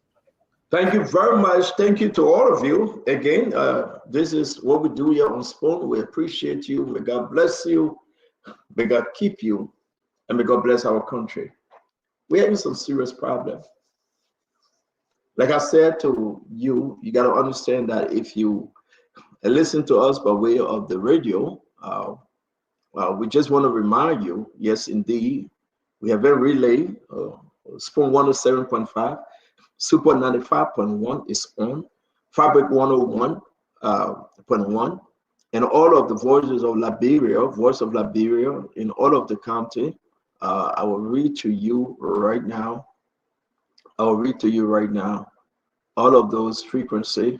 Give me 1 minute. If you listen to us and you want to share or tell somebody they can listen to us, you can find us on Voice of Liberia in Monrovia, 104.1, in Magibie 89.7, in Lofa 96.7, In Grand Bassa 95.7, and on in Bon County 90.7 FM. Yes, indeed, the people must listen and the message must go. We appreciate you for tuning in. Akaris, I'm concerned today, and Liberians are concerned. I like the fact that I want to say front page have graded the government. We're going to wait for the second week, which will be around the 15th, to do our own grading here on the show. Yeah, to do our own grading. Then after that, because you know the lawmakers will be going on break, President Barker will be scaling down. Maybe there will be no travel. Maybe, you know, the country, people will be looking for the Christmas, the Happy New Year, Moneba, Ainda, and all this one. And we'll discuss the issue with the Liberian people. But it's surprising, very much surprising, that the SOEs, they are concerned, the Liberian people are concerned about where the people money. So let me correct my brother. T. Welcome to the show, brother. But thank you for knowing me. It's hard for me to support political party. I do not. I support individual. I do. And at this time, I'm a full-fledged independent. I will beat on all party. And I'm not supporting any one of them right now. No one individual is central supporting me. And that's why I'm free to speak. I don't speak in the back. I speak to in the front. If you're in the chat room, ask any of these guys. My texting is, they are very limited. Because I want the Liberian people to hear me. When you leave the show and you get 50, 60, 80,000, 100,000 people listen to you, you'll be grateful to God that your message has gone far. Our country is hard today because of hypocrites. Our country is hard today because when Jesus said, be not like the scribes and Pharisees, they are whitewashed paint. Don't be like them. What you say in the darkness, say in the light. If you know you are transparent, if you know you are unique, tell the Liberian people. Some will get mad at you. But you know what? In the long run, they will appreciate you. Where are the Liberian people money from the SOEs? Why the SOE are not contributing? Have you asked yourself? Can any one of the SOE directors answer us? What happened with Masakwe? Why did they fire him? What's the true story that led to his dismissal? He was the chief, the manager, the director, Bureau of State Owns. Can you understand that? Yes. Who doing these things? Because he said they are not contributing. Do you know Double Jara and LRA took the SOE to court? Do you know after the call Oswald Twe, Fubi, they told Oswald Twe that this is one government, you cannot disgrace us in court? And they forced Double Jara LRA boss to pull out the lawsuit. And as of today, that case remains separate. Nobody talking about it. You got to speak truth to power.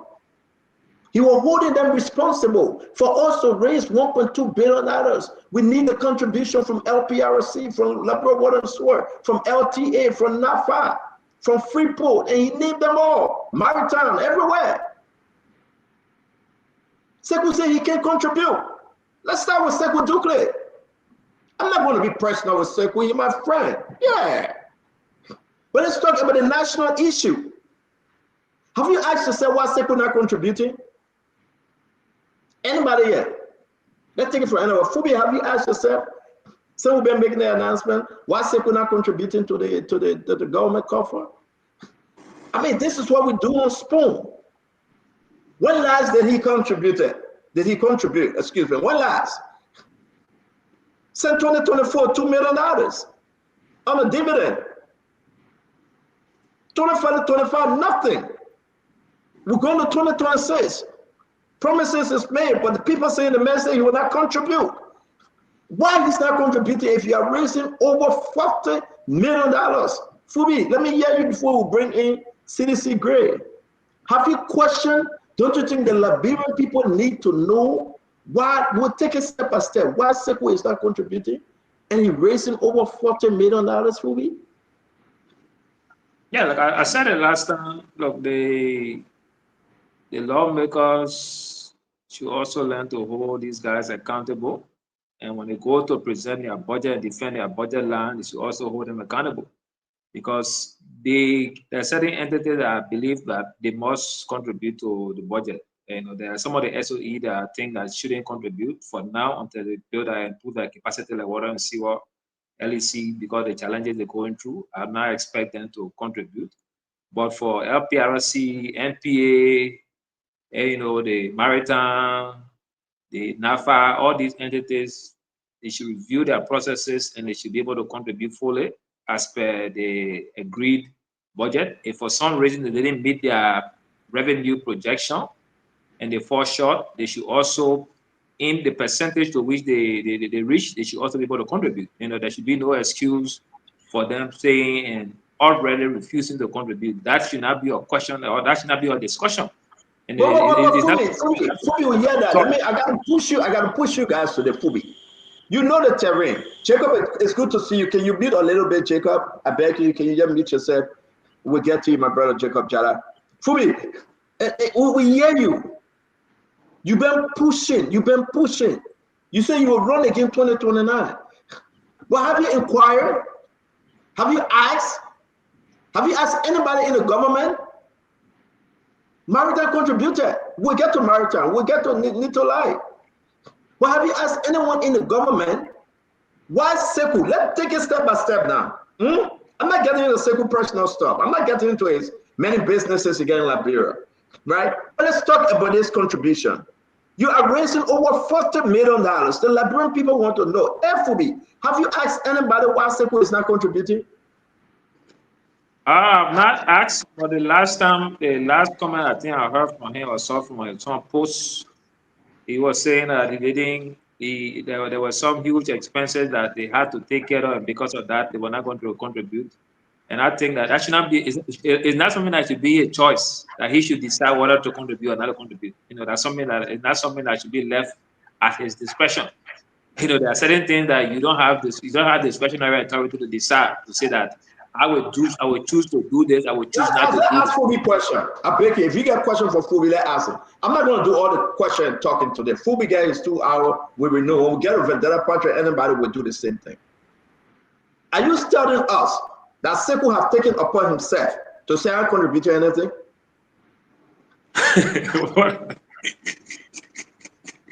This is serious. 2024. I saw a post. Sekou raised over $40 million. 2025, he raised almost the same amount. We are getting into 2026. When you talk about SOE, they get mad, they get angry. Because of the pepper bush. Who asked Sekou not to contribute? Not even 5 cents in 2025. Is this the rescue government? For me, you got to go back and ask your folks. Is this a rescue government? What is Sekou doing with 40 million plus? Who is protecting him? Who telling Sekou not to contribute? Who in the government, which one, the senator or representative or the president or vice president protecting Sekou? You know why he needs to have over $40 million? What is Sekou operational budget? But Fubi, you need an answer. You need to. There are two sides to it. Besides the revenue, we also need to look at the expenses of NPA, so and match them. Then we see what the excess over the revenue versus expenses, and so we also use that to gauge whether he actually, because he made 40 million, did he generate?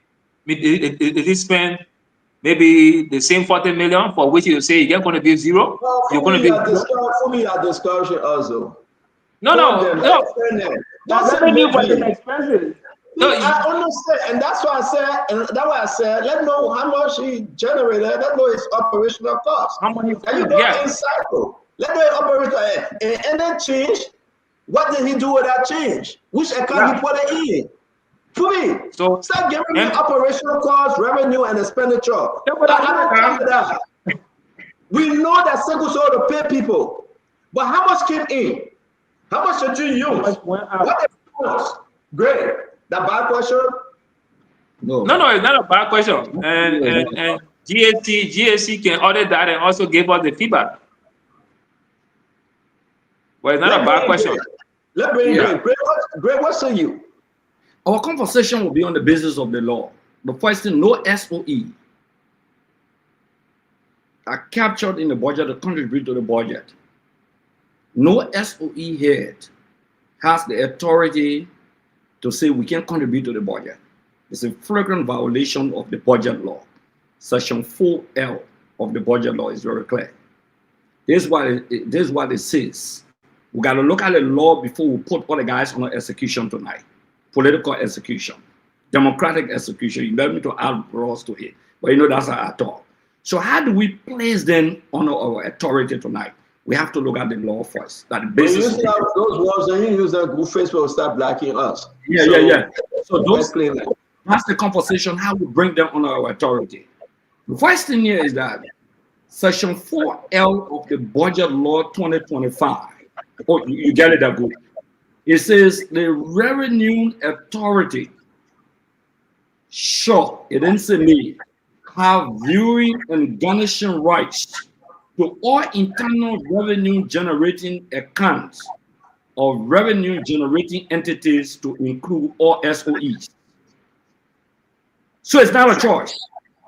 The budget law, the law signed by the President of the Republic of Liberia, the final signature, says that the LRA should have what? The right to view the accounts of all the SOEs, and not only viewing them, but to garnish, that means to seize, to take from the account what belongs to the government of the Republic of Liberia. Because the LRA could not have done that because the guys didn't allow the LRA to do that. LRA went to court. President Boyga called the Justice Minister and said, go tell the LRA to take it from court. Let's see how we can handle it in-house. The budget year will last very soon, 20 some more days from now. The end of December 31st, the budget year ends. The Minister of Finance is arguing that there's no budget shortfall. How come? There will be no budget shortfall when the SOEs are not contributing to the budget. SECO has no authority. Absolutely zero authority to say that I'm supposed to pay for dredging. It's a faulted argument on the basis of the law. And once the Constitution, the President took an oath to uphold, protect, and defend the Constitution. He's the implementer of the laws of the country. The executive execute the law. The President's failure to take action on SOEs is a flagrant violation of the Constitution in terms of the execution of the laws of the country. So the President is guilty. He gave him the instruction. He gave him the instruction to the man to run the cartel in Lofa County to pay $10 million there, to build a retirement home, to pay toward Unity Party headquarters. The $30 million that they paid was the McLean family. That part of the arrangement. The other money that they will pay around the country, you see, National Port Authority, start on the writing is very small. I cannot say clear from this. No, national achievement for 2024, nothing. No information provided. 2025 objective, no information provided. These are the NPA stuff we're talking about, but go ahead. Yeah. So starting on the basis of that, it becomes impossible, not difficult, to disinter the President's direct authority from the action of SECO. He appointed him working according to the way and pleasure. There's recklessness in terms of the defense of the law of our country. Absolute recklessness that SOEs will take onto their own presidential appointees. It warrant not dismissal or removal from office. But the President says, like a dassical manner, he says and look at these things, he provides the execution and tell the boy, just bring the money to my house, man. Carry the money to Foya, man. And pray the boy, you know, he gets some kind of project in my country, send something to him, man. That's how they operate in the country. Like group of gangsters, economic gangsters. That's how they run in the country. These are gangsters. Many of these guys are also some of the SOEs, they may not be all, but many of them are economic vampires and gangsters who contributed towards the campaign of Joseph Boyga. So they are taking pay. It's an economic reciprocity. Thank you very much. Thank you very much. It's a lot of questions, and again, we'll get there with the LPRC report, the National Port Authority report, and all these reports. We got to dive into them. I will share with you guys. The question remains: what are you hearing from that, Patrick? Why you guys are not contributing? What's the main reason? Why they're not telling the Liberian people where the money going? And we got to document as to how much they are collecting. But then the money now, nobody's seeing it. VP, what's for you? So, CEO, with reference to this topic, this is not the first time SOEs have been under scrutiny with reference to why they are not contributing. I remember during the previous regime, they outlined some challenges. These challenges, according to them, cannot be overturned in less than 10 years because of the kind of policies or concessions that were passed that deliberately undermine the functions of those SOEs. Secondly, I'd like to clarify, I would not want to say they are not contributing. Some of the SOEs are contributing, but at a minimum level. And they have come on this platform, they have been in the media to justify why they are not contributing based on the projected revenue given to them by LRA. For example, the NPA, you remember in June 2024, Mr. Sekou Dukle announced a contribution of $2 million as an initial step towards, contributing towards the national budget. But before then, the LRA projected $7.5 million that were expected to be contributed by the NPA. In the recast, $6.3 million. That number came down. And out of this amount, they contributed $3 million. So that means 47% of what was projected by LRA was contributed by the NPA. So in as much as this amount is low, we also have to be very careful to say they are not. Can I ask you a question? It's good that you bring that conversation up. You said how much total was contributed from that, Patrick? From they NPA? Contributed $3 million. That was 47% of the. Do you have any document that they contributed $3 million 2024? Oh, once you go on their website, you go on LRA website, you Google it. How much NPA can you call it and send it to us, please? Please, can you call it and send it to us when you don't speak it? Yeah. When you don't speak it, yeah. Okay. Because the last amount I contributed was $2 million, and we'll show you the document. Whether you are in error or we in error with talking, but you go ahead. Yeah, but I'm speaking from informed source. So that was 47%. Now, another issue that the NPA stated is that they are currently undergoing, a 5-year strategic plan. That is 2025 to 2030, 2025 to 2030. And as a consequence of this, they have inherited a system that is making them not to contribute significantly. And on the issue of the $40 million being generated annually is also untrue because that is not reflected from LRA website, because the only time LRA will ask SOE to contribute, they will do a comprehensive projection of your entity to know your income generating capacity. They say, no, based on what you will do, we want you to pay this. So that alone, we have to reassess at times before making some of these projections. For example, so VP, hold on, let me hold you there, VP, and that's why we spend our time on this conversation. When we say this thing, we provide a document. Do you have any document as to how much was generated 2024, and as of today, how much they have generated as of 2025? Do you have any document? CEO, I'm quoting the NPA managing director when he spoke on this platform, I think in other platforms, but then he made it very clear. No. Don't hold on. Don't say you're coming. And this is very, very disingenuous of you. We need document, and you say you're quoting him. Where's the clip? Did you listen to it on Spoon or on EFBC when you went on EFBC? Can you cut it? Let's play it. You don't fabricate the story. No, I will not listen. No, this is big. This you're doing it intentionally, and this is wrong, VP. Why when people disagree with you? VP, why when people disagree with you? VP, you're not getting your feeling tonight. Wait, I just told you where's the information from, and you said from reliable source. I did not say reliable source. I said I will you said from informed. No. You said from informed source. That's what you just said. We heard you clearly. And then you come back again and say, VP wave, I beg you. I will share with you the informed source. Now what I mean. Yes, I agree with you, my brother. Just go ahead. No, we gotta move on, but let's put you on small assignment. You say it's on it. Way by VP by way, man. You say it's on the website. Cut it off. Send it to us. We'll give you more time to speak. But you're feeling bad. You can't start crying. No, hey, if you distort me tonight, I will not provide that information. Okay, it's up to you.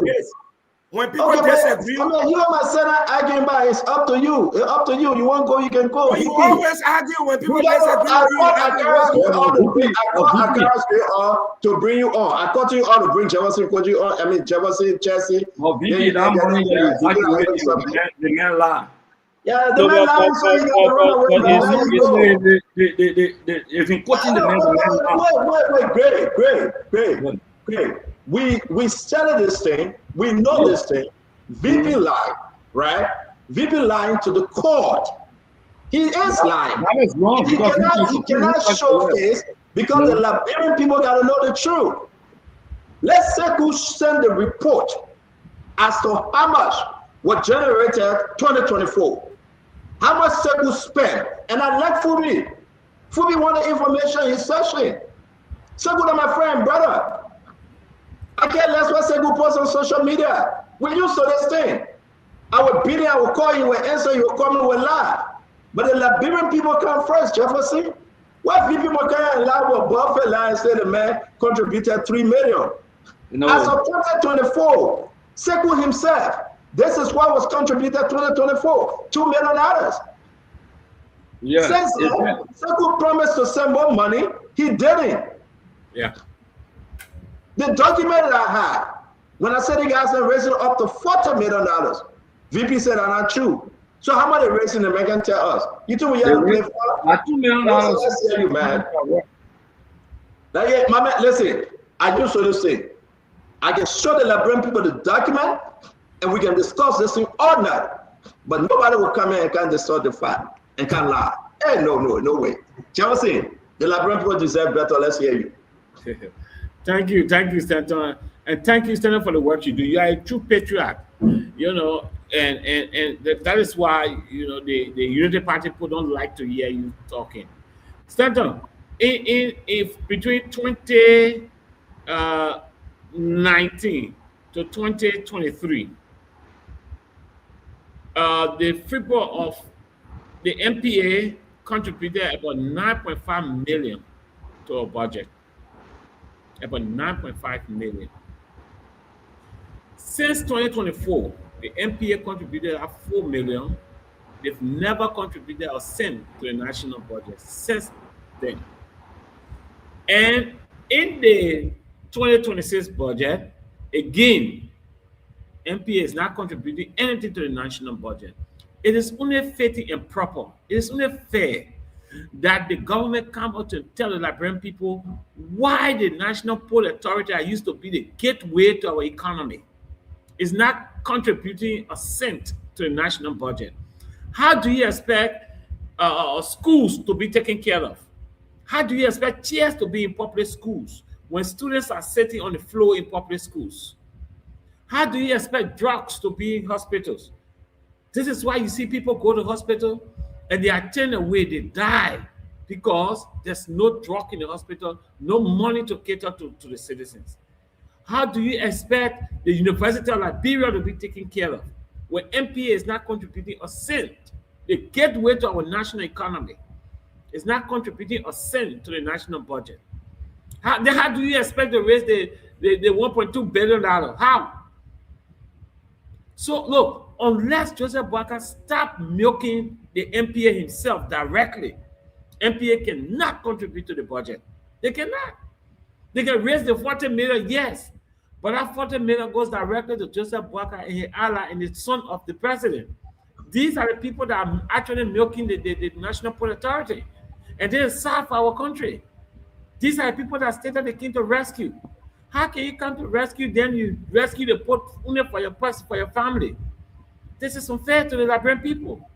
So until the government can give us a genuine reason why the MPA is not contributing to the national budget, then Stanton, we are heading for serious trouble.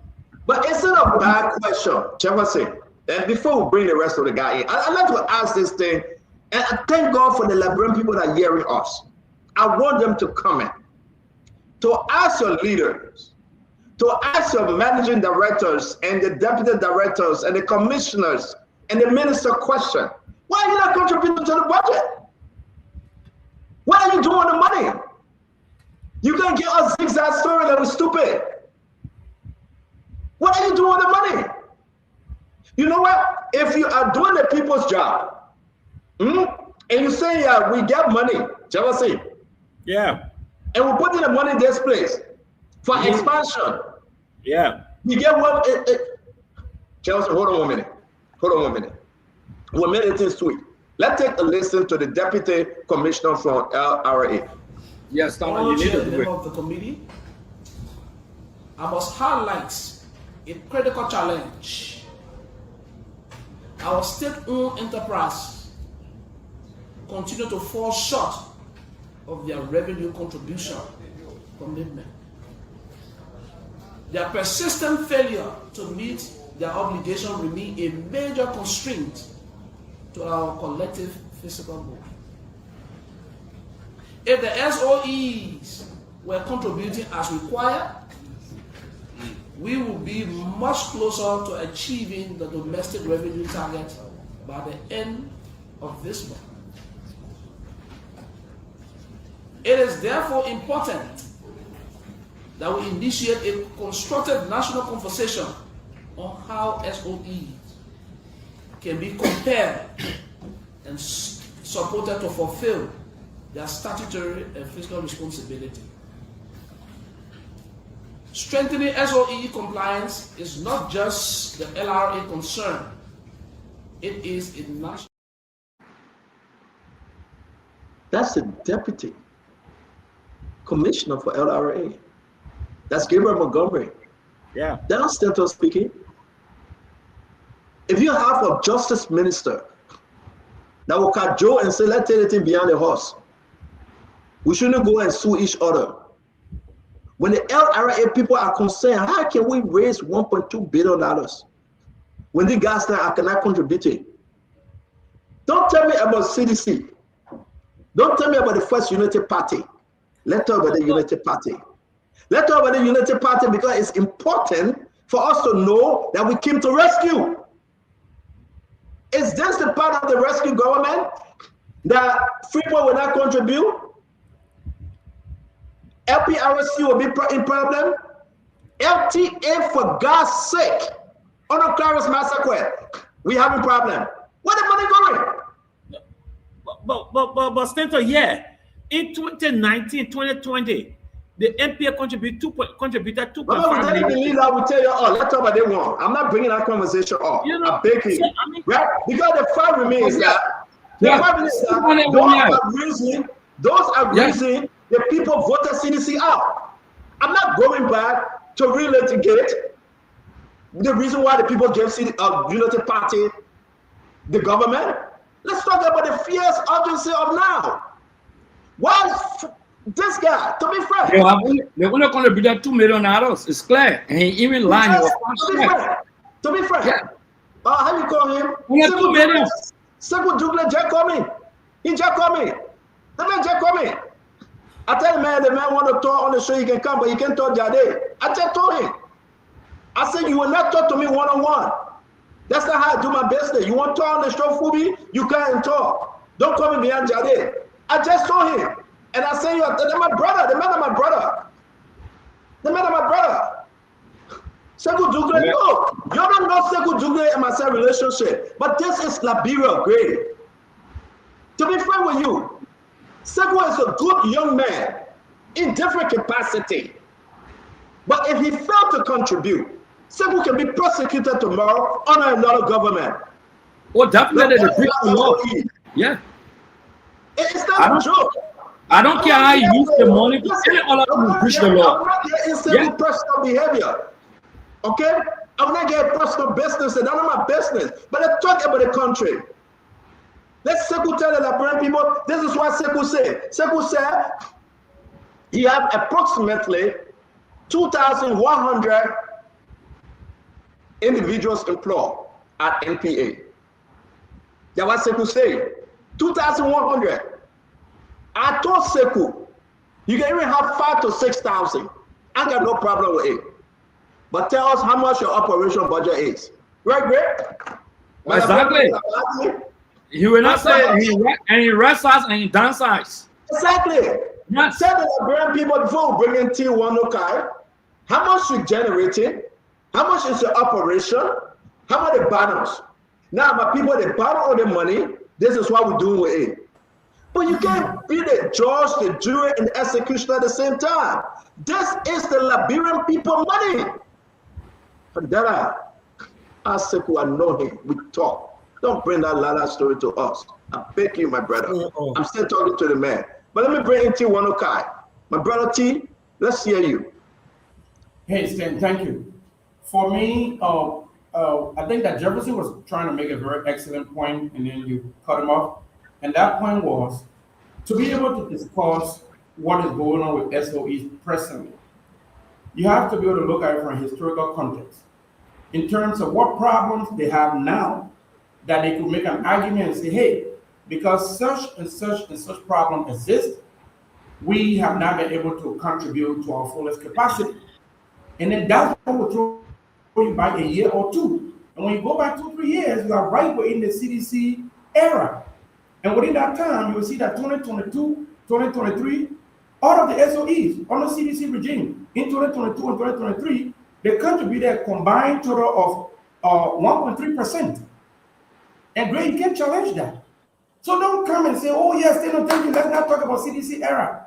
That would not be a very coach. You know, I'm a debate. Can you say how much? Can you say how much NPA contributed this year?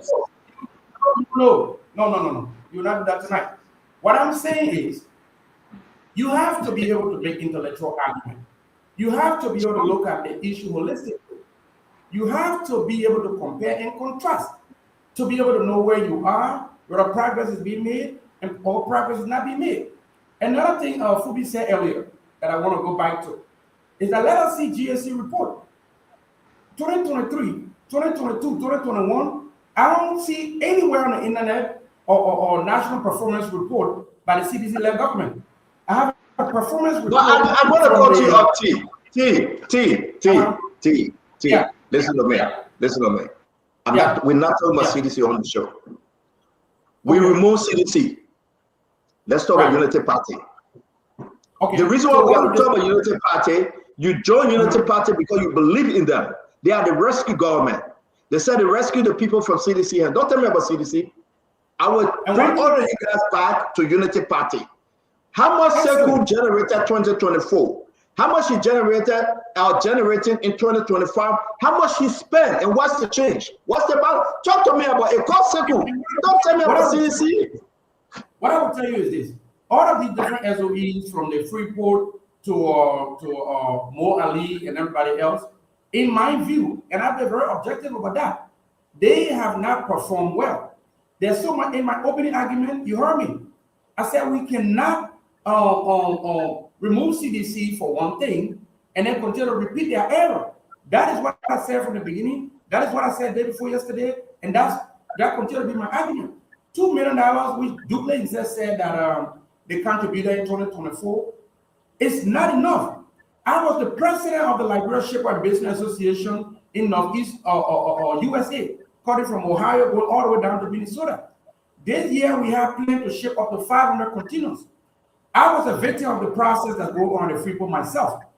You understand? My container came here, and the clearing process, they extort money from people. Nobody knows where the money goes. This office that I'm sitting in right now, one of the cases that I told you how I against the Liberian government, it generated from the Freeport of Monrovia. So we know that they generate substantive amount of money there. We know that it is not being used properly. We know that it should contribute better. But I defer to Ophebi's argument that we need to see a GDC report so that we can compare it with what has happened. You're in the government and ask for it. You're in the government, ask for it.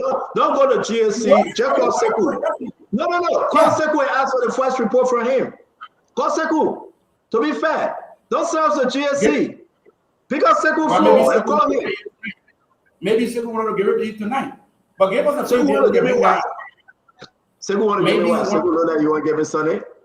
I beg you, man. But anyway,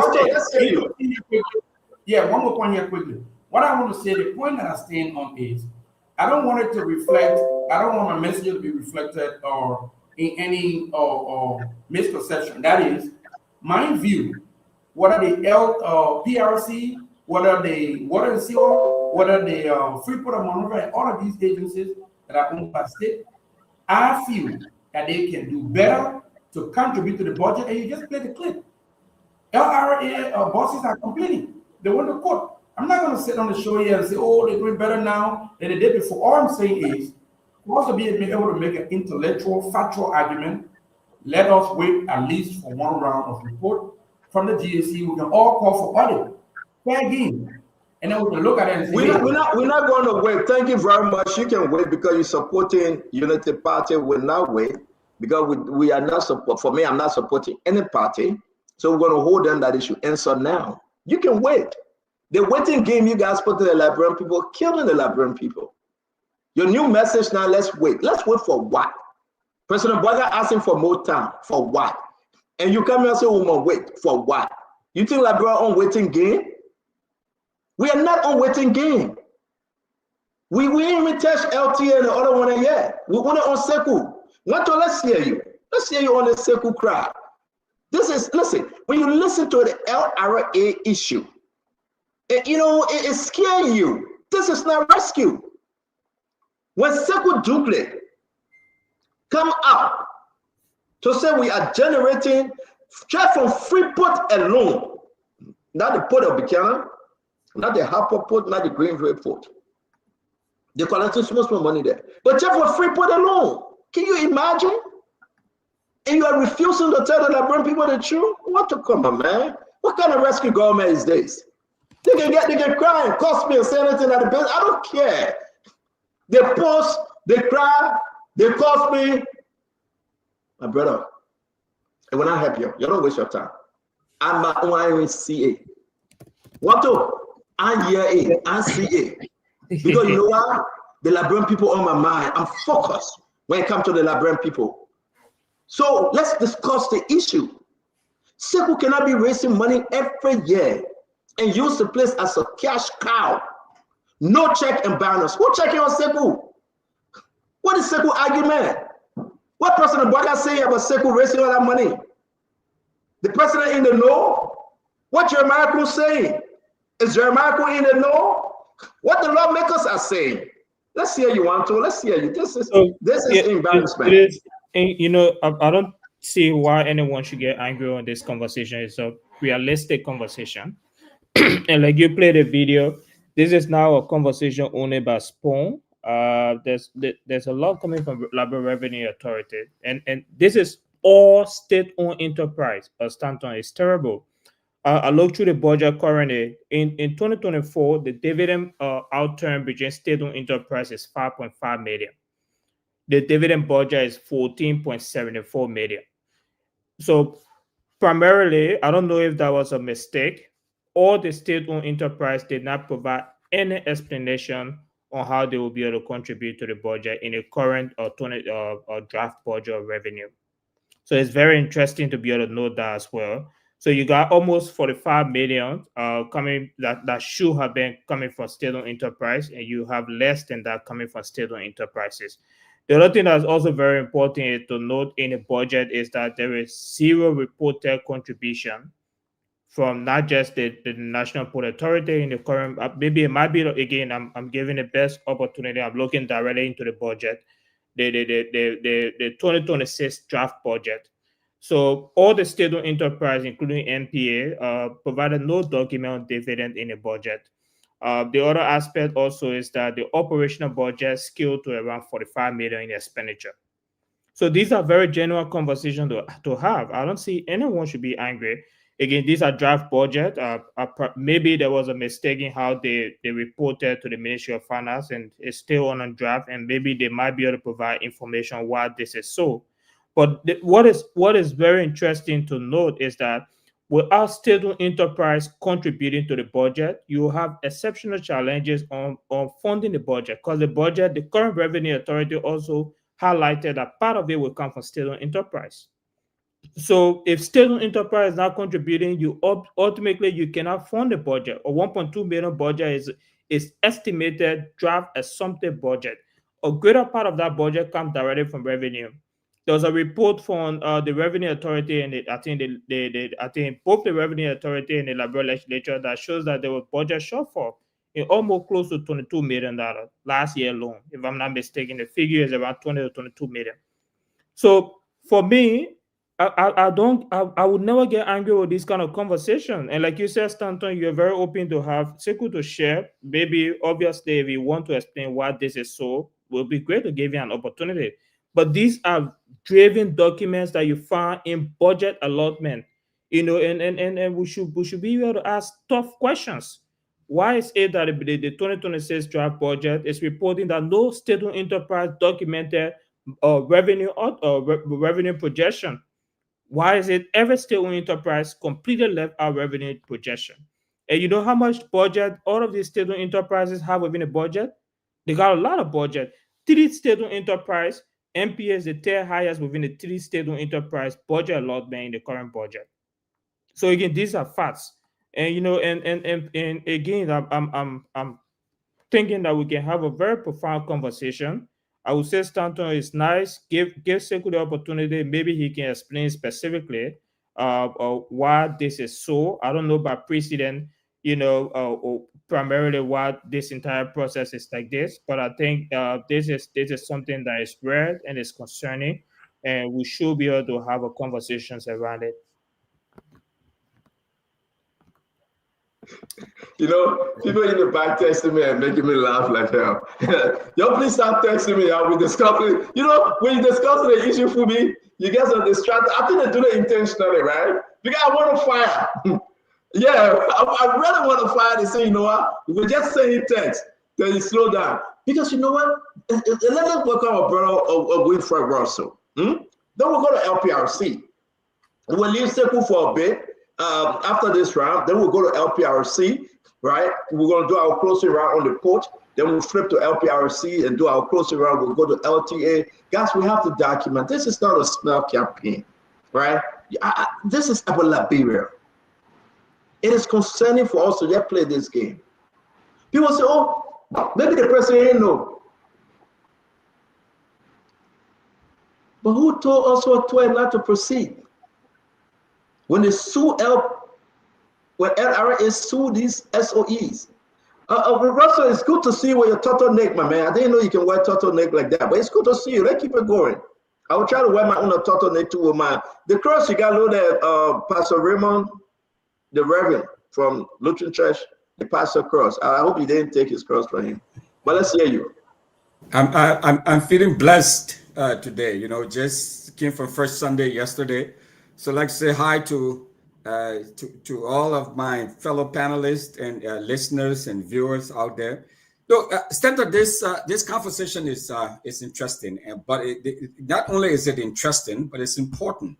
And I love what my brother Wanto just said. This shouldn't be this shouldn't be anything controversial or that should make anyone mad, because we all know Brother Fangalo knows how much it costs to ship and clear a container at the port. It's very expensive. So Stanton, I have a couple of questions to ask, and just to get a deeper understanding of what is going on. Okay. Number one is that do we have some untouchables in the government? Is Sekou an untouchable?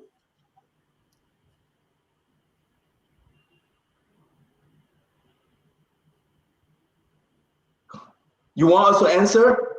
Yeah, I mean, whoever can. I mean, listen. It's not a rhetorical question. Okay. I can answer you. Anybody can answer after me. It seems like we do. I would say this to you. It seems that we have MC Hammer. You can't touch this. It seems like some people are covered in the name of the Father, the Son, and the Holy Spirit, the 3 in 1. To be frank. And we know them. We got their name. There will be no way for us to sit here and keep quiet. Russell, me, I will not keep quiet. People get insulted, they get tired. That's the business. I will not chase anyone with lawsuit. I will not keep quiet at the business. They can do anything they want to do. But for me, I will talk directly to the Liberian people. No, so it's not that you shoot, and we all shoot. Like again, this is not something that should rack anybody's brain.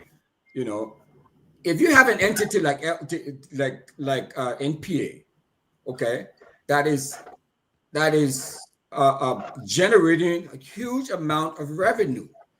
The last time we talked about this, we had this conversation. I talked about the port here in Minnesota at Duluth, and how much it was much smaller port than we have at the Freeport of the Freeport of Monrovia, and to just learn how much that small port is contributing to the economy of the state of Minnesota, you'll be blown away. It's not even Vandella. It's not even as close to what the NPA is purporting to generate. So, what is happening with the money? Is it going on salaries? Do we have a bloated, personnel system at NPA? What is happening there? Why can this entity not generate enough money to contribute to the national budget? And we don't see what they were doing at the Port of Buchanan or the Port of Harper or the Port of Sino. There's no improvement there, any sort of major improvement. So what is going on there? We need to answer those questions. And for those of us who are on this platform who are not affiliated with any one political party, we need answers to those questions. Because guess what, Vandella? Part of the problem is that's part of why you see people are suffering, are struggling with the kitchen table issues. They cannot provide. I mean, they're causing. I mean, this issue is directly responsible for why you have such high prices now in the country. Now, the other question I have, Stanton, is what is the National Port Authority doing? And anybody can answer this question for me. What is the National Port Authority doing that is different from what APM is doing? Because it seems to me that a lot of the work and a lot of the functions of managing and running the port is being done by APM Terminal. So what are they doing? What are the functions? Kind of like you have a building, you have an apartment building, and you are renting it out, and you just sitting there as a landlord, just chilling and receiving this money. So what is Mr. Sekou Doucle doing? What is the administration doing that is different from what APM Terminal is doing? Can anybody help answer that question for me? Here's the issue, because we got to go, right? So we just beg you to please finish up, then doing our closing. We got to close this round. We got to get on NPA. But APM Terminal shouldn't be in the country. Our port should have been making that money. Big time too. But we take some of our money and get to APM Terminal. And up to today, we're living with it. CTN. Russell, CTN. We take our own money, the Liberian people money, and give it to CTN free. Who collecting CTN, the money from CTN? MedTech. Russell, the Liberian people own money is something that LRA is supposed to be doing with the port. We give it to MedTech. 3, 4 different companies exploiting us. Then we're getting nothing. Then we say we get to rescue. So that question. So is that the excuse? Is that why NPA cannot contribute to the national coffers? Is because a lot of the money is going to and that's why we having the conversation. NPA raising a lot of money. NPA spending a lot of money on operation. If you do the minus, the addition, the subtraction, you come to what they call balance, BAL period. How much? What they change? And you go buy food and get you change, and you get them more money. We're looking for the change. We're looking for the change. I think Brother Fangalo had his hand up. He wanted to. We're looking for the change. So let's move on. Let's close this show. Let everybody come in. We'll close this part of NPA. Then we'll go to our brother Amos Square, right? If you see me laughing, this guy called Sekou, you just on my phone texting me, sending me a lot of foolishness. Now what making me laugh, right? I tell him to stop texting, but you stay texting. I will not bring it on. I told him, I said, come on, but I changed my mind, I bring it on again. You stay texting, then you say in the corner. Because you know why? Talk to the Liberian people. They are listening to us. Share the show, folks. Invite people. Let many people understand that Liberia is all what we have. Then what happened? People in people's pocket. You ask a good question. Who protected them? Look at Amos Square. LPRC. Amos Square house is paid for. Security paid for. It's in there. Nonsense they put together. The cook, the person that cooking for Amos Square, the person getting paid, the driver, the babysitter, the gardener, the person that watering the main garden, everybody paid for. How much is he going home with? Have you asked yourself whether he contributing to the budget and how much he have contributed? Chief Fubi, let him my brother for NPA Sekou Doucle, then we'll shift to Amos Square. So let's get your closing on the port, please. Yeah, like I said earlier, and the same point you made, Sekou, they should show off both revenue and expenses. So that will help us to better engage the NPA and why they are not contributing. Because it sends a bad picture, if you just already just refuse to contribute. But if you show us your revenue, you show us your expenses, then people can easily defend your argument why you're not contributing. Because if your revenue generation is low and your expenses are high, then there are areas that then you also have to show your own management strategy. Where are some of the areas that you need to cut so that you can be able to at least also contribute to the national budget besides just running NPA. I don't think NPA should just be running just to pay salaries and take care of different expenses that she has. And also, if you're doing some expansion projects that worth, mentioning that will take you some of your revenue, let the public know. You need to be clear to the public on many of these things, so that way your argument for not contributing can be justified. But if you just leave it hanging in the dark and everybody just speculating, or NPA not contributing, then it doesn't send a good picture for you. Then all the different arguments will keep coming up. So NPA needs to clearly open up to the public and let the public get to know these things. Know that, okay, NPA generated full 40 million, fair. NPA also in expenses, NPA has expenses of about 38 or so million. And that way you give an argument. Then where are the key expense lines? And they are spending money on this, maybe 15 million going towards salaries, another 10 million going towards expansion projects. So this kind of explanation will help the public and help NPA have a better public optic. But if you just keep it in the dark without making some of the justification, you will have everybody bashing you left and right that you are not contributing, you are generating huge revenue. You go about revenue and the matching principle, you have revenue and expenses. So you got to look at the two and see where bulk of their revenue that is generated, where it's going. Then you can be able to make the argument. So NPA needs to come clear to the public. Then there where also GAC comes in to balance it out with a fair audit report that will show where all the money being generated are going. Then you can clearly help keep the narrative instead of people trying to just speculate, blame the president, and say, because at the end of the day, everything falls on the president. You run the president, the head of the state. You're right. What President Bola saying? Now the question people are asking. Listen, I'm speaking to people all over in Liberia. They are concerned the money they got and getting, what they doing with it. What the president's saying. What's happening, Great? What we can be, for me, sleeping on our show, T, and you sleeping, you almost bump your head. I'm begging for a reason. You almost bump your head, T. If you can make it, come back tomorrow, my man. Go wash your face. You just pass me up. Let me say this to you.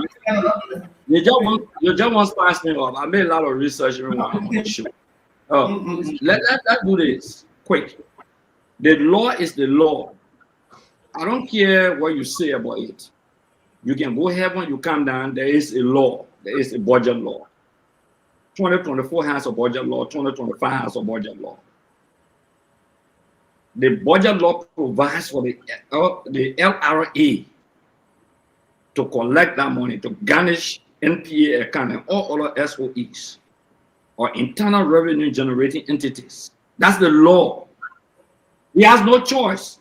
Assuming that an entity, even is going into crisis, the law says put this money there. You don't have the right to make your own judgment on how you expand the money. What belongs to the government, give it to the government by law. We're not talking Tabata. Second month point in trouble. In June, you remember he went to a press conference. Now you will contribute a certain amount of money to the budget. In fact, he has $2 million now to give. He carry a big check. Not knowing that the first steady money took all the money that other entities owe the NPA. They pay that money he went, he took and carried. That money that he generated. That money that under the CDC-led administration that the NPA left, the owe other people he went and collected. Actually, people are able to say the NPA will generate millions of dollars. Then he lied. That instead the CDC generated $4 million. When they fact checking, that 9-point-something million. The first year CDC generated $5 million at NPA. The second year, $2.5 million. When I listen to Predator Ball on the show talking, Baby Fair, me talking on the show, I laugh at him because you want to make comparative analysis as a scientific thinker. You take Unity Party first 2 years and match it to CDC first 2 years. That public record, NPA generated contributed to the budget $7.5 million. In the first year, $5 million in 2018. In 2019, they contributed $2.5 million. That public record. In your first year, you contributed $2 million under this government. That is less than $30 million of what we contributed extra. In your second year, you contributed $0 and we contributed $2.5 million. Let's stop comparing CDC and the government. Because just imagine in your other year what you were doing, in the third year what you were doing, nothing. So stop making the comparative analysis. Seku is a liar. That BM strategy. You come and make big move at the end of the day, they put it in the budget, you cannot contribute. Okay? You stand in front of the media and say, I bring $2 million check here. Money that you didn't raise on your own, that you collected because of past debt. There's an embarrassment. They blotted the payroll. The payroll is blotted. That's why they send all the people in the payroll going to over 2 to 3, almost 3 million now, trying to present the payroll to the public and see it. He will never do it. The operational cost and the payroll, that's why they chop. Okay? And the social corporate responsibility funds. Tell him, bring him on the show. Ask him how much do you pay? What's the payroll? Ask him what's the operational funds. Ask him what the corporate social funds. Ask him. He will tell you. Now the money he took recently to go bombing country to move without bombing for Unity Party program. These boys are financially indisciplined, especially the guy at the NPA. What authority does he have? What leverage does he have? Is he a sacred cow in the government? Is he a sacred cow? That President Boyka, who took an oath to execute the laws of the Republic of Liberia, will do nothing about that. It's an embarrassment to the country, that recklessness, that anarchism, totalitarianism, a breach of the law is anarchism. Whether you like it or not, the president has failed to execute it. So the president takes the responsibility for the non-execution of the laws of the country. Tell your bid on lawmaker that I am beyond the presidency too. So Sekou is a failure, it's a flop. Anybody who even gain D is wrong. They got to gain minus D. Yeah, I know in academia the professor here, what is name? I want to say, guys, again, just go ahead and share the show. This is nothing personal. This is what we do every day on Spoon Talk. It is concerning. Sekou owe it to the Liberian people to explain to them, right? It doesn't look good. That's the Black Hand Cartel. And people are asking, is he part of the Black Hand Cartel? You cannot operate a port that's sitting over on 40 million annually, and you can't get 1 cent. For the month of 2025, ask Sekou whether he have contributed. And we said on the show to say, Freeport of Monrovia, gateway to Liberia economy. Can you imagine? Freeport of Monrovia, gateway to Liberia economy. What's the gateway? Freeport is not rescuing our country. Where all the money going? You say on lecture. Sekou Dukle will be appearing before the lawmaker on Wednesday. This week Wednesday. What is he going to say? I can't get your money because I'm expanding the port. Is that a new thing now? That the director will say he expanded port so he can't get money? Is it Joseph Boyka and the executive accepted it? It's okay. It will buy on a bed to it will buy on a ice cream, Nimbo, but it's good on the Unity Party government. For me, it will just buy on an elephant bed to but we were Junior. It will just buy on a Nimbo. What's her name? Ice cream. What's her full name? CDC, can you help me with the woman full name? It will just buy on a hall, right? But right now, it's good on the Sekou. That what Unity Party telling us? Are you serious? Right now, it's okay that Sekou will not contribute anything. Then when you say that wish on, they may not like me, they may fronting for somebody. Who in Liberia will front for? Seriously? Then you go on social media, you cursing us? You can curse. I mean, that you, I don't care. But let's discuss the issue. My brother VP, let's hear you close on this one, my friend. I want us to jump to LPRC quick. Before I close on this matter, I think it's imperative we respect people's opinion in as much as people disagree with us. It is good sometimes to allow people to professionally articulate. A lot of people come here to listen to us, and every day we learn from each other. You might not be right, I might not be wrong, I might not be right as well. But it's imperative for people to be given the opportunity to speak. I speak with facts. With that being said, I still maintain that the over-exaggeration of this process is where I have an issue. And that was the point I wanted to make. Some SOEs are contributing, but they are contributing minimally compared to what they generate or they are assumed to generate.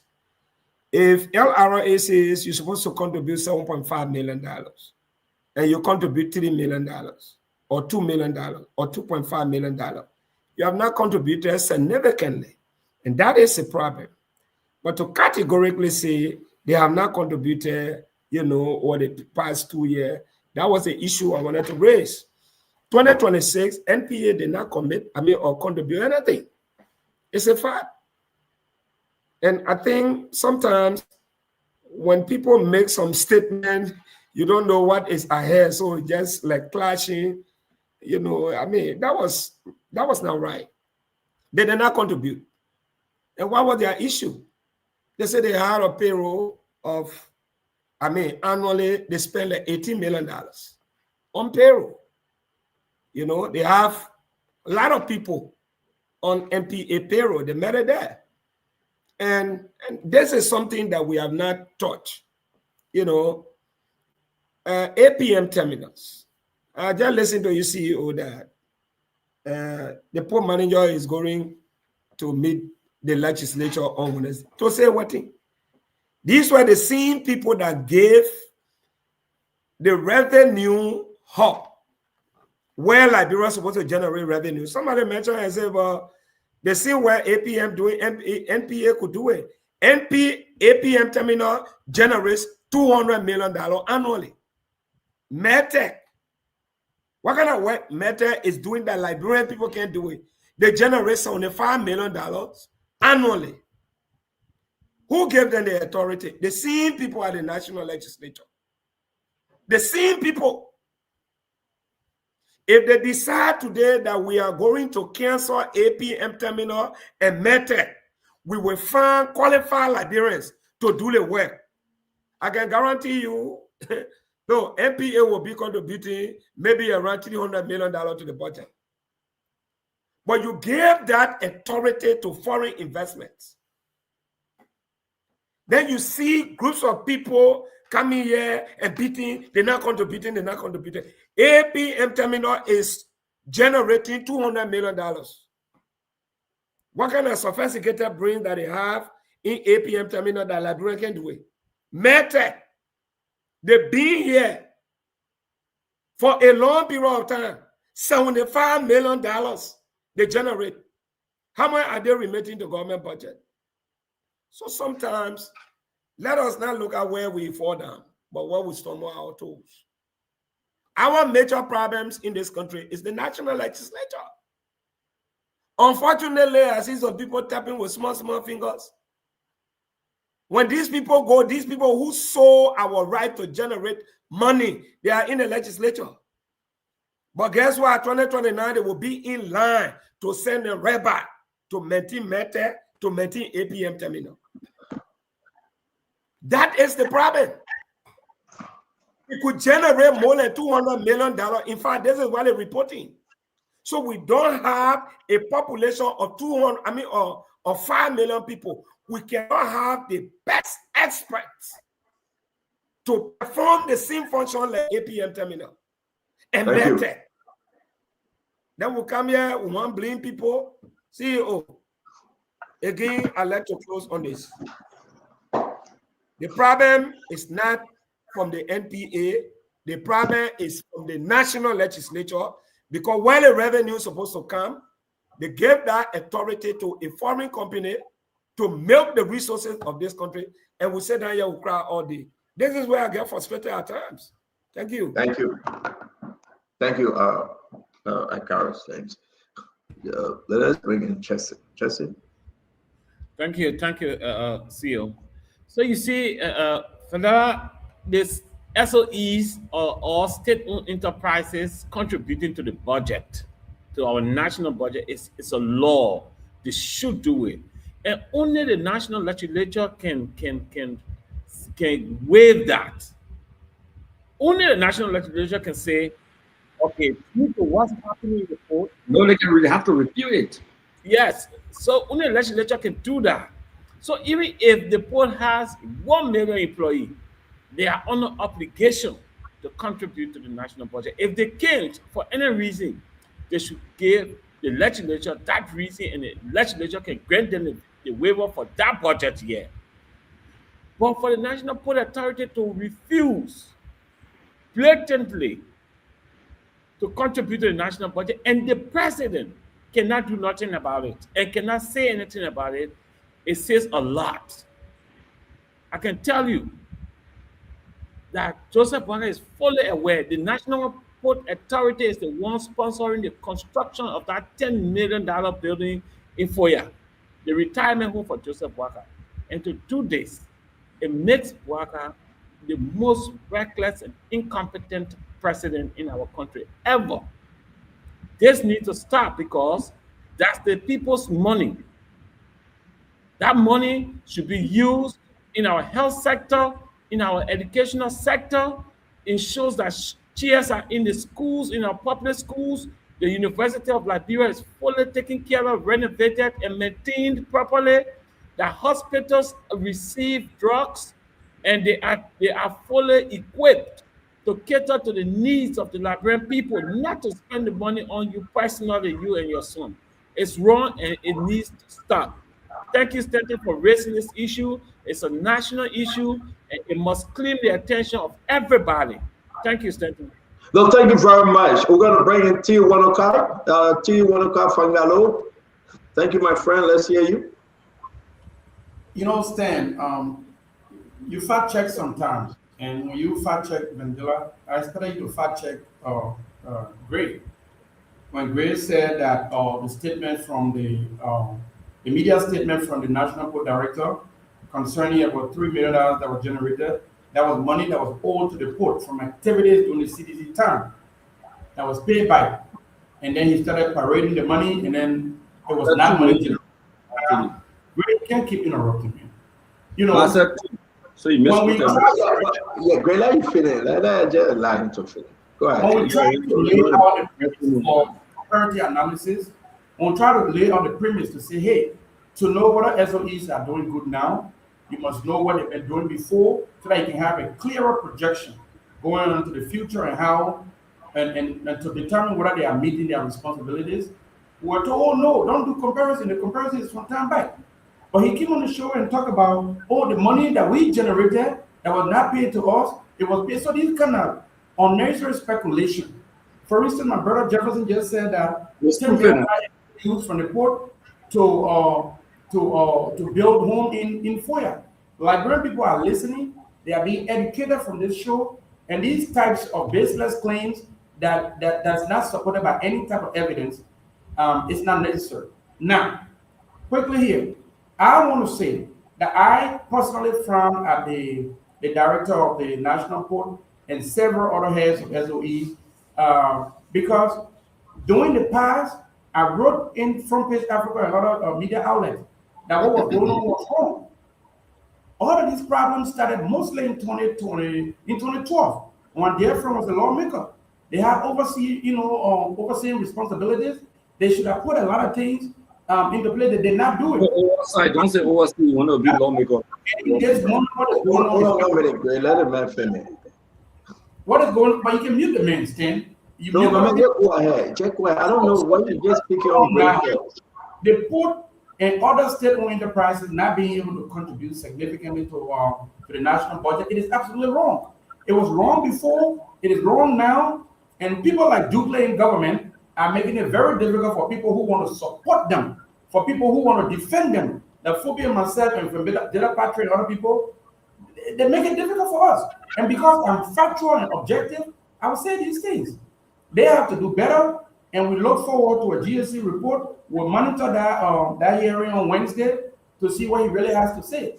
But you know, we say when I was in first grade, we used to say, out of one bar apple can spoil the whole tree. The president got to look in the government and identify people who are not performing well and take necessary action against them or demand accountability and transparency. That's how I close on this topic. Thank you very much. Russell, let's hear you. Russell, let's close on Sekou issue because I love to be very simple, Russell. Something doesn't smell right. You asked a good question. Who protecting Sekou? Why are they protecting Sekou? Are they getting some of the power? Why Sekou can tell the Liberian people why? Now, the lawmaker going to take Sekou behind closed door. It will not be on camera. It's not a hearing on camera. That's what I'm getting. They were taking behind. It's not going to be a public hearing. No, they were taking beyond Jade, and they would do what they usually do, and nobody will hear anything. But I will hear it. I will. And I will share with the Liberian people. But this is terrible for our country. I beg you, my brother, hold on 1 minute. Look at this.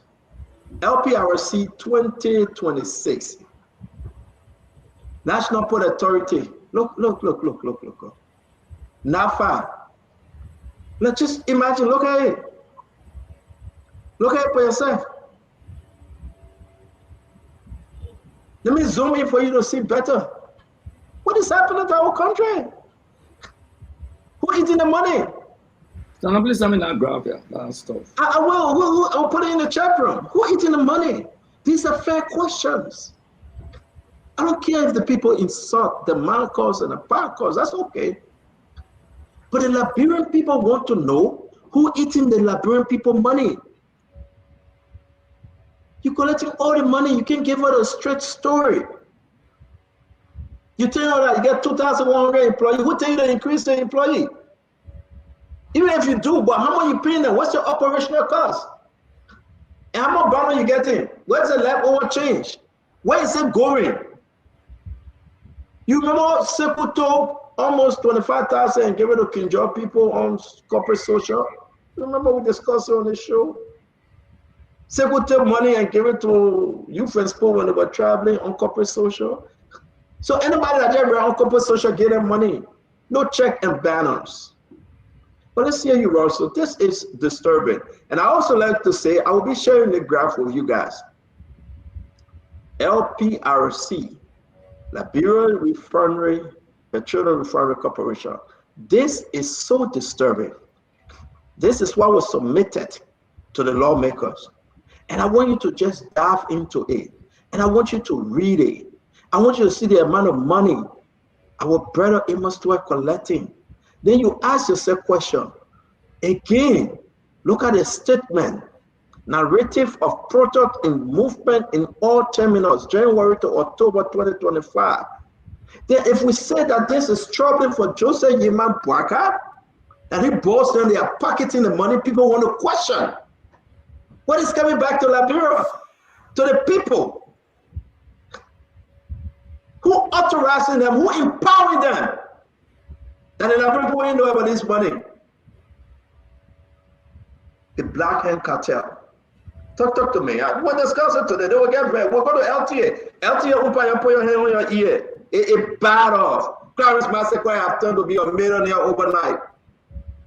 Patrick Honda and they are sporting things over there.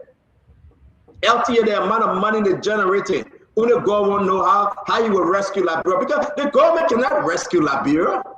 I'm not worrying about Mo Ali. Mo Ali that deal with who flan. Nothing coming in. The man ran beyond World Bank people in Ghana. He begging them to can't help them. Mo Ali ain't get nothing. I'm worrying about Mo Ali. Let's talk about the generating entity. Maritime tried their best. Maritime gets more money. NAFA said they will not give that a big question. We'll touch all of them. Expose them. Whether you're UPS, you're in position, opposition, you need to know. Whether they give you 10 out of kind and calls, take the 10 out, eat it and kind and calls and send a text message to them. It's okay. Whether they say standing a criminal, we agree. Criminal, no criminal, it's okay. Let's discuss the issue. What are you doing with the Liberian people money? What are they telling the president? So when they go for all the cabinet meeting, what are they telling Joseph Boakai? When they go to Joseph Boakai house with a bag on the shoulder, what are they telling him? Is he asking them? Can you imagine? Somebody got here in government, they don't know what their friend is doing. Their friend is making millions of dollars and they say now they're supporting their friend because they say we can't talk to buy about each other. What kind of society bush we in, Russell? Now you can't tell your friend the truth. But talk to me, Russell. Tell me, President Boakai is in some serious trouble here. Because his people are not helping him. They are not. What are you, Issa or you, Issa? He alone will explain that one. Talk to me, Russell.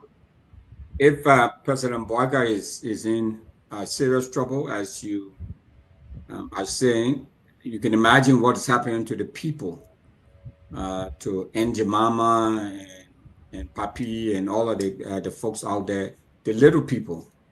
Who are at the lower echelon of our society, what's happening to them. For me, Stanton, I come here not representing the interests of any political party or any one particular entity. But the truth of the matter is that we have to call it out as we see it. I'm not pointing any accusatory fingers at anyone, but it does not look good if an entity like the National Port Authority cannot contribute to the national coffers, and it is clearly making a lot of money. As the tagline says, it is the gateway to Liberia's economy. So if you're the gateway to the economy, what are you contributing to the economy? And from what is seen now, at least all of the documents that I have seen and all of the public information that is out there, it seems like there's nothing negligible, nada, zilch, that it is contributing to the national economy. And we need to ask these questions. So I will call on Mr. Dukley and the powers that be to at least come and give us some information. I'm not accusing anyone of anything, but I need to know. The people need to know. We need to know why this is happening. I don't want to hear the story about, oh, we have a bloated budget or a bloated workforce. That's why you're there, to help solve those problems, to address those issues.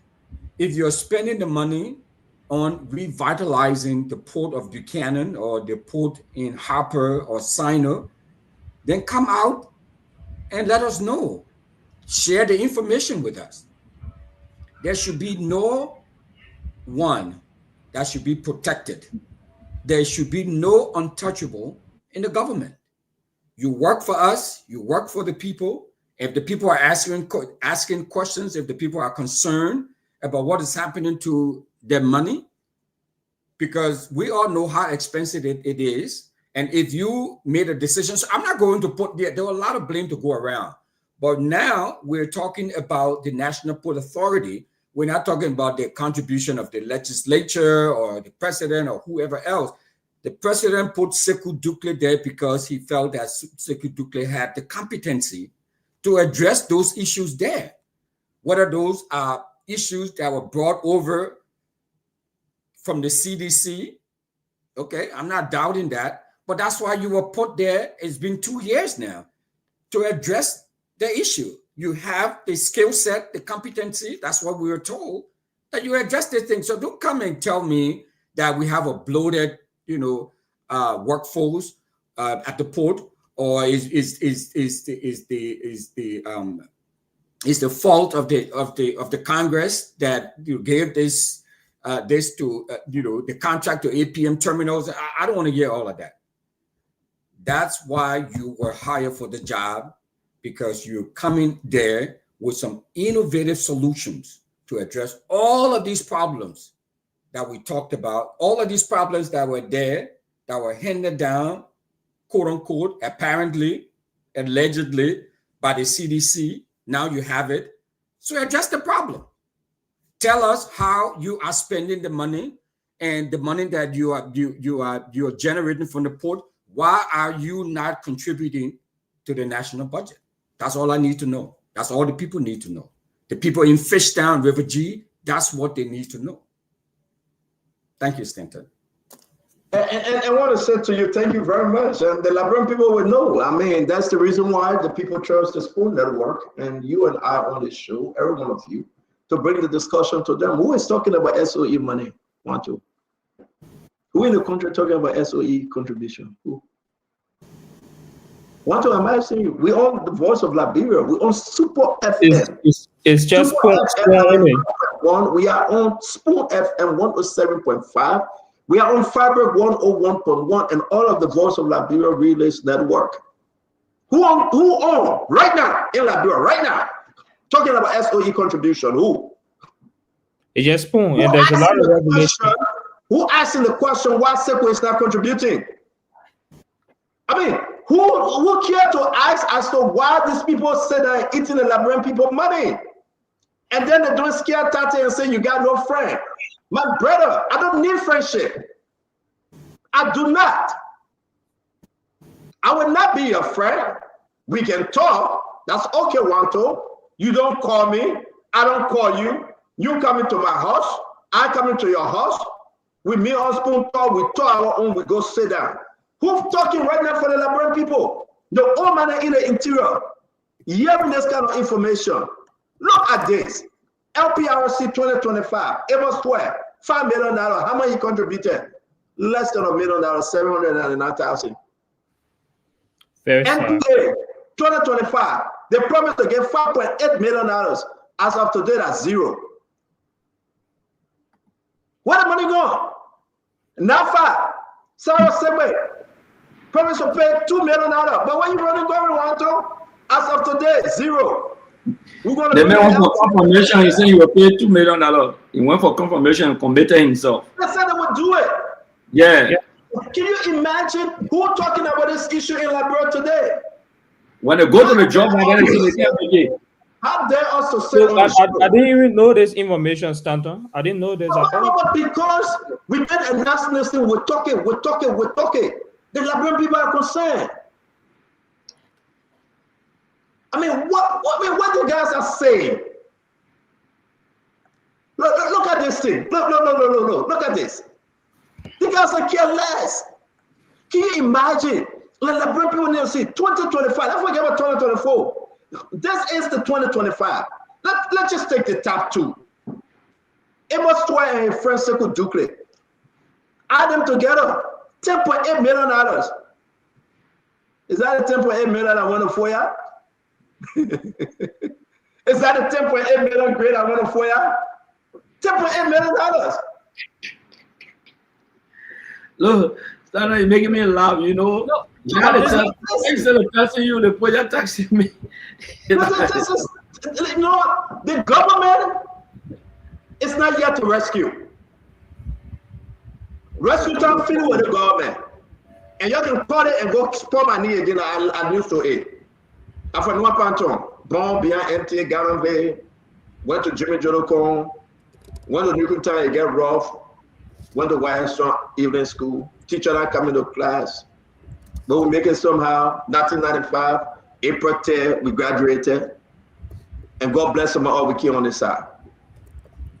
Thank God for John Doe Malcolm Brown, the former interim speaker. He was very instrumental. So I want to say this to all of you. This is important. Who is speaking for the Liberian people? Look at the amount of money. Just imagine, look at the amount of money Wanto. And what I say, they cut the money from Musa Belete, all of them, they chop it. Who eating the money? Roll for money, they chop it. I will put this up on my story. Read this if you can. Read this. 2025. 2025. The report from January to October 2025 reflects the opening, importation, sales, and closing of all grades of petroleum product in all the terminals. I'll just put it in the chat room. You can enjoy yourself with it. Look at this report. Zoom in. I think I'll put it in the chat room. This is terrible. It's terrible. Look at the money that's coming in. But imagine though, and that's why I said to the Liberian people, these guys then they will not face it. If you're not concerned, be concerned now. They will not face it. The guy will not see heaven. Imagine, look at this money that coming in, right? But look at how much Emotoy gave back. $799,000. Less than $1 million. You gotta zoom in and see the amount of money Emotoy collected. And he collecting. And ask Emotoy, he bloated budget, and you say bloated budget. Who make it bloated? What are you, man? We're bloated. That means this is who make it bloated? How do they make it bloated? Because they get all the thing in it. What do they get in it? You know, to be honest, I really appreciate this conversation tonight, and we'll escalate the message further on social media. This is interesting. So a lot of revealing information here. Whether you're a Unity partisan or you are seditious, you must be very concerned You know, look at the budget outturn. I just saw the report, the document you shared. LPRC is supposed to contribute $5 billion. And in that budget outturn is just less than $1 million, 799K. MPA is $5.8 million, and MPA as of 2026, this current budget have zero. Then you also get the newly elected, the appointed guy who said that he's about to clean the system from the National Fishery Association or agency or whatever it is. Sarah Sebe, he's supposed to contribute $2 million as of date. No, interesting is, Stanton, this other one, everyone in Liberia can be able to prove, they can justify. He was recently on, I think he had a media talk show, and he was justifying why he's not contributing to the budget.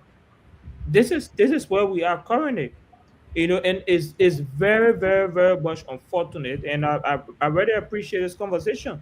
Nobody should get angry with you know, speaking about this thing. The problem we have in Liberia is that people consistently want to draw CDC into this national argument. You came primarily with the focus to change the system. That's why you campaign for. You campaign consistently that you have a plan, you have a pragmatic solution, you're about to be able to design the revenue. I don't know, Stanton, have you taken time to read the arrest agenda? The projected arrest agenda is heavily reliant on revenue or deliverable. Take your time, read that arrest agenda. That's why I said the arrest agenda is a complete fiasco. Because if you cannot be able to settle out revenue deliverable from state-owned enterprise, you cannot achieve the arrest agenda. Because the arrest agenda have billions that should come directly from state-owned enterprise. The $1.2 billion budget that the Minister of Finance is boasting about, that we expanded the budget, is reliant on state-owned enterprise. Here we are today, state-owned enterprise cannot even contribute to the budget. Interestingly, if you look in the current budget that they have, the budgetary allotment, LPRC have over 5 million, almost 4.2 million shortfall. If you look at that, that is 16% off target. 16% contribution. That's what they're producing. $4.2 million shortfall on LPRC alone. MPA is almost $5.8 million. If we say zero from the budget, that's $5.8 million. That is 0% performance rating. And NAFTA also is also 0%. That is almost $2 million shortfall. But I look at the budget currently this year, what they have in the budget. They have LPRC have $2 million in the 2024 budget outturn. In 2025, Stanton, MPA have over $5 million. In 2026, there is a forecast of $2.3 million for LPRC alone. Sorry. MPA also had a budget outturn in 2024 of $3 million. There's the approved budget from 2025 have $5.8 million for internal memo. And also the forecast budget from MPA is around $2.3 million. So these are things that are within the budget. So this is a very interesting situation. MPA was supposed to contribute $5.8 million. The budget 2026 says zero, yet it has spent almost $90 million in 2 years according to the budget. LPRC was retained to spend over $54 million and retained less than $1 million. NAFTA retained to spend $21 million and remitted just less than even the percentage that they highlighted. So there is underperformance, and this is terrible. And we will escalate this message on social media because we want to support the government. We want to help them raise revenue. If the government cannot raise revenue, ultimately they will not able to support the arrest agenda. So we escalate this. Thank you very much. And the question people are asking, and before we leave this, we got a lot. Thank you for joining us today. I'm so pleased that you are foreign, but the question remains: will you consider Honorable Sekou Doumbouya that Freeport still the gateway to Liberia economy? Is it still the gateway when you collect all the money and you can't send nothing to the government? How can this government raise $1.2 billion? You know what somebody tell me? Leo will go. Under this government, you'll never get a dime from the SOE. For me, we even touch LTA, Clarence Massaquoi, Patrick Honda, Ben Fofana, and all of them. They got them fasting. They enjoy. It's okay to enjoy, but do the right thing. When you go down to LPRC, yeah, good. Money wasting the water. And somebody says, no, you got people in the government. Who are in government? You'll fire all of them. You don't see anybody in government that belong to me. Because I'm talking, you don't fire them, they will still live. It's time to be fearless, Phoebe. Some of your men can only be fish, they can be fire. Yeah, even at your friend, you got to tell them the truth, Phoebe. You have to. You can never hold back if you want to see the country moving forward. If you hold back, Phoebe, you are not a loyal son or daughter of the soul. Call them. You want, if anybody want second number again, second number. You want LPRC manager, Emato Noah, you climb myself again, all of that number. Ask them why are they not contributing to the budget? Just ask them. Hear the sound of the story. But if we can pause for a second and listen, right? And listen, yeah, Nelson, can you put this up for me, Nelson, if you're there? If we can pause for a second and listen, believing. What a video clip. Nelson, can you come on and play the video clip on Gabriel Montgomery? My mouse is frozen. And again, and listen to him. He crying for help. He is crying. We play, he's crying. Who gonna help him, Phoebe? Listen to him, he's crying. Phoebe, talk to me. Who gonna help him? We gotta move on to St. Joseph today. They call HPX and Brown. Don't let people show up. Disrespect to the lawmakers. But Phoebe, let's give you the last 4 years, please. Yeah, like I said, the SOEs, the different managing directors that they have, they owe it to the government, they owe it to the people of Liberia. You shouldn't allow your entity name to be in the media with this kind of negative perception. It's not a good picture that you're sending. And whether you're doing the right thing or not, as long as you have your name in the media with negative reasons, you're not sending a good picture for yourself and for the entity as a whole. So you need to be very clear to the public. You need to give the public all the information that the public needs, at least to have that level of confidence that you are okay and you're doing what is right. Because if you fail to do that, people will speculate, and most of the time you will have the wrong messages getting out, and you will have to come out and start doing damage control, bringing all your public relations and trying to give people tips to come out and defend you, and that's the wrong approach to use. So just be clear, with the public. You generated you had a revenue target, your budget for the year. You estimated you have generated 40 million, and for some reason you didn't meet your 40 million target. It's fair to state it. Look, we should have generated 40 million as per our projection, but we hit 30 million or we hit 38 million or 35 million. Also, our expenses that we projected, we should have come up probably with 20 or 30 million, but we went a little bit high because of XYZ reason.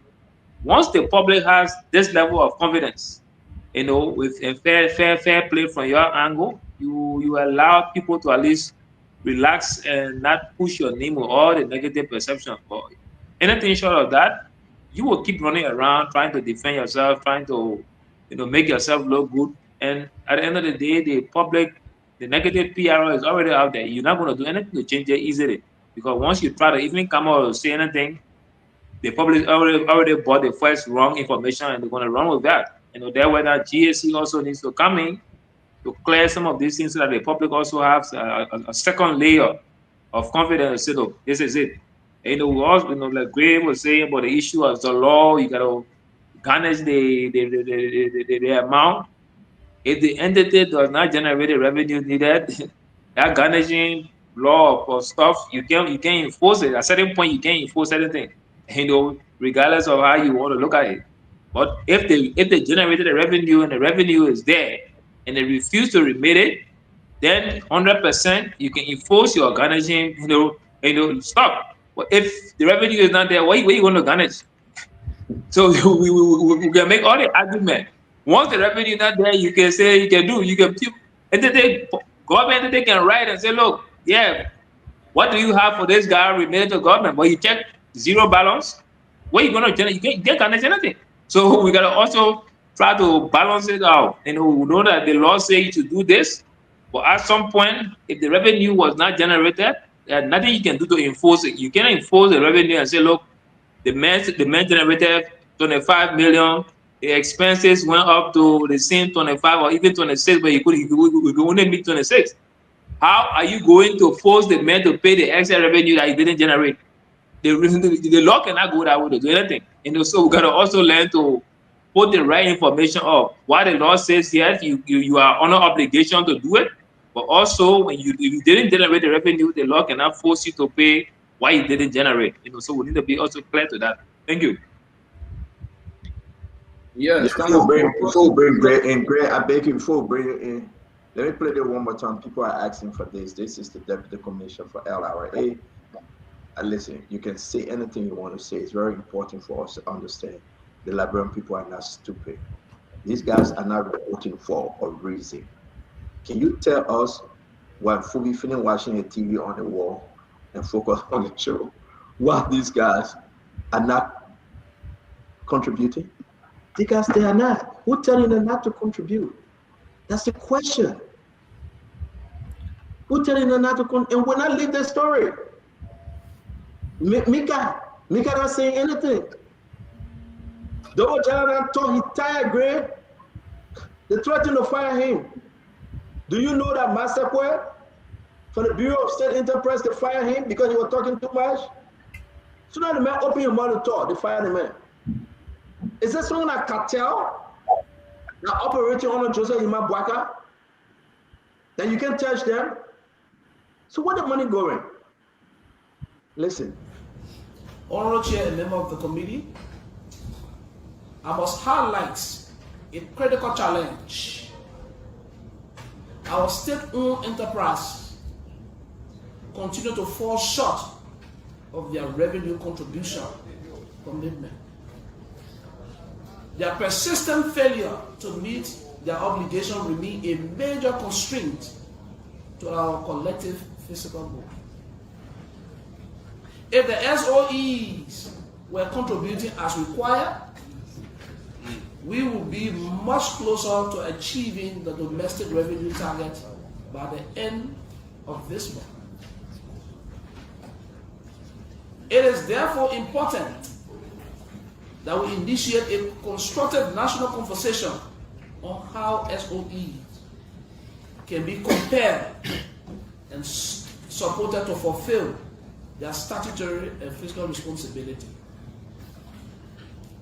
Strengthening SOE compliance is not just the LRA concern, it is a national. Persistent failure, Gray, major constraint. That's LRA talking. Persistent failure, major constraint. That I'm me saying that, I am you saying that. That's the Deputy Commissioner, Gabriel Montgomery. The President Bwaga hear that?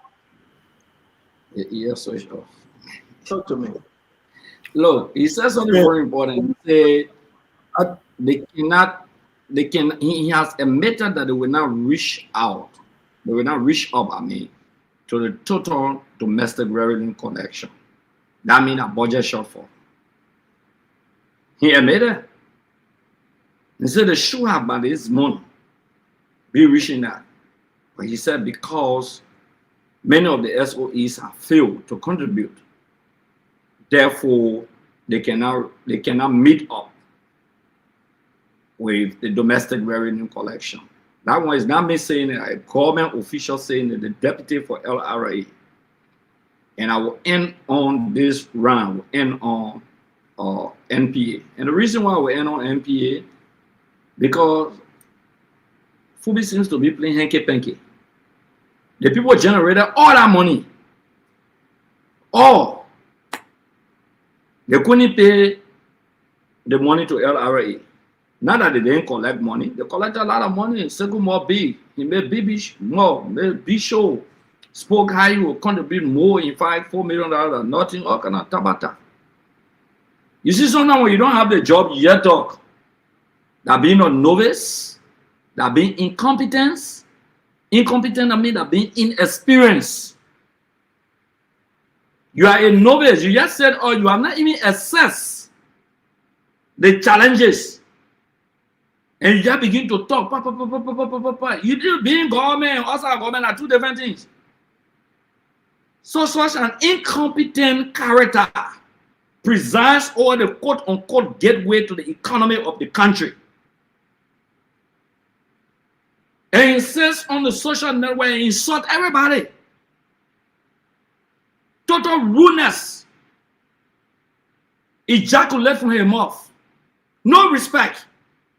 And they expect other people to respect the presidency. Go to your Facebook page, insult everybody, government official, that are behavior now. No respect. And you say we should be objective. The objectivity is when the law is passed and you violate the law of the land, that is the budget law, the violation. Say you want to be objective, now let's be objective on the law. Of a failure to live by the law is a recipe for replacement by itself. Insult will not do nothing. You can insult mother, you can insult father, you can insult parents, and it means nothing to us. You are incompetent. Because you lie, you didn't assess the damage or whatsoever you caused, you made big pronouncement, you commit yourself to the budget, you cannot raise the necessary revenue, you cannot contribute it, you take the money and you go buy basilicas. You pour some of the money right after pour roll on the there. That bearing are there. No accountability at the NPA. You just employing people, bringing all kind of people, giving them consultancy work. You abuse the authority given to you. And the president is not doing nothing about that. And someone say you should be objective, be nice. What is being nice about? When you suffer state resources and you're acting a black money man when you bring Chinese people and rob them and they got to go to court.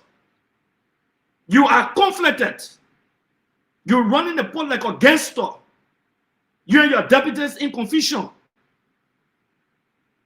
Then you bring bushmeat to the country to say you're passing around with about 4, 5, 15 cars behind you with MPA security. It'll say they are police officers going from bar to bar. What is bushmeat, Representative Gray? Yeah. What is bushmeat? Can you please stolen cars. Okay, stolen cars. Okay. Yeah, that's what they call bushmeat, stolen cars. These are things that are very dangerous for the foul march of the country. You cannot put an irresponsible, and the last time the president say people are reckless and people are incompetent. The real incompetent people are those people that you have in authority that make commitment, that violating the laws recklessly of the country, that cannot contribute to the budget. They take the social corporate funds. They use it at will and pleasure. You take it, you say you give it to one football team. When you carry 5,000 to the football team, you say you get 20,000. When you carry 2,000 to Unity Party campaign in Bombing County, then you say you get them $15,000. That's not good for the country. That's not what you change the regime for. That's not the essence. That's not about CDC government. That's about rescue. Are they rescuing the country or are they rescuing their pocket? So I will stick my argument on that to the NPA until we can discuss other issues, maybe subsequently. But the NPA is a national disaster under this government. It's a cartel organized to siphon state resources and build presidential parties across the country and build party headquarters across the country. That's the essence of the NPA. It doesn't matter who insult or who are you. You know how long we've been in the game for? We've been in the game at the echelon of the border politics of this country. So when little boys and girls passing around insulting on Facebook, you are a joker. Thank you very it much. doesn't do anything to us. We want to recognize our sister Barbie Zena White, recognize Clarence, recognize Tommy Gautier, recognize Armstrong, recognize all the good people joining us. Randall, it's good to see you. You say your own, we say our own, we'll make Liberia better. My brother Vendetta Patrick, Ray Group CEO. So, CEO, let me re-emphasize again. Why it's true that we blame the SOEs for perhaps deliberately or unintentionally contributing to the national budget at a very low scale, which cannot be, argued about. But we are our own problems. I like the statement made by the Deputy Commissioner, my own big brother, Mr. Montgomery. I like the argument. Presented a very good argument. But a few months ago, we were on the same platform when we said MedTech should not be renewed. Do you know how much MedTech generate from the NPA? 75 million United States dollars. What is the rationale keeping MedTech in this country? Why? Why are we keeping MedTech in this country? APM terminals. Look, Liberians, my fellow Liberians, let's sit down. APM terminal is a foreign company. They brought a company here to build people and no collect when you bring your car and all those kind of things, including MedTech. It used to be Beaver, but changing now to MedTech. Just less than 5 groups of people sit somewhere, design a strategy, will mine your port as if 5.4 million people or over 5.6 million people in this country that water in our brains. We don't know how to manage a port. APM terminals is generating over $200 million every year. MedTech, the one that was protected by LRA, generates $75 million. If that revenue collection function was going to be embedded within the NPA, we'll get a lot of money. This country has so much. But I'm waiting for that day where that public hearing will be held, organized, where they will invite people like us to make our position clear. You can't blame certain people. Yeah, we agree. Yeah, these people are not contributing. They give you excuses. Well, we're building the other one. We get plenty of people on our payroll. We're doing this. For example, look at what NPA is saying. They have over 900 employees at the NPA. We could cancel the MedTech contract, APM terminal. We retrain these employees within the NPA and perform the same function. We'll be able to generate over $2 million. We'll generate $75 million from MedTech, and will contribute significantly to the national budget. You have your lawmaker at the Capitol building. When we say we don't want these people to go there to renew, but you have an NPA with a payroll of almost 1,000. So what these people are there for? We could use them to work, because the work that is being done by MedTech are Liberians. They're not stupid. They're not bringing people from outside. The same thing with APM terminal. So why do we have APM terminal in this country? Why do we have a MedTech? Vendetta, thank you. I think the MedTech issue, I agree with you, Vendetta. The APM terminal I'm issue, so I sick. agree with you. Oh, just 30 seconds. Yeah, go ahead. And somebody was saying we try to protect public officials. No, we all agree that their contribution is very low. Very, very low. And you talk about NPA and look at what other companies are operating from and getting, the money is too much. So my suggestion is that if we really want to hold them accountable, the very people who are asking NPA to give more money to contribute, they should not have defended MedTech. Because MedTech is generating more money than the NPA. And that money should have government covers. Thank you very much, VP. Thank you. We'll give you a chance. I know you've been having internet problem, Jacob. We are discussing the SOE. We'll let you close last. Let me just bring us up to speed when Masakwe, right, spoke on this issue, and then a few weeks later, they fired him. The man spoke on the issue. Fubi, they said, "Man, you're talking too much. You gotta go. We can't keep you." Let's listen to him. As a functional authority, oversight authority for SOEs, thus leading to the weak oversight of SOEs for years. Consequently, non-compliance, lack of accountability, and waste and abuse of resources across state-owned enterprises are prevalent, thereby affecting the effective delivery of core public services and hence undermine national growth and development. Let me say without mincing words that many of our SOEs are marred with mismanagement and abuse of resources they control to provide services to Liberians. The heads of many SOEs feel that they do not owe accountability to the Liberian people, who are the owners of the enterprises they have. Deliberately fail to submit the operational reports to the BSE for consolidation and publication to the public in flagrant violation of the BFM laws. This is because the existing laws do not specifically provide sanctions for heads of SOEs when they violate the laws. You know, check out. Damaging. That's very damaging. Eh? Wow. Yeah, and very damaging. After this, Jacob, the fire demand. Waste and abuse, non-compliance, mismanagement, and abuse of resources do not owe accountability to the Liberian people, deliberately failing, willfully, with an intent. Jacob, take it away, Jacob. Take care. When I remember President Boga you should do assessment. President Boga don't care about assessment again. Jacob, let's hear you. Oh, that my man going there. The Hassan or the no Momo. Okay, but Stenion, okay, our state-owned enterprises SOEs are a perfect conduit for public corruption.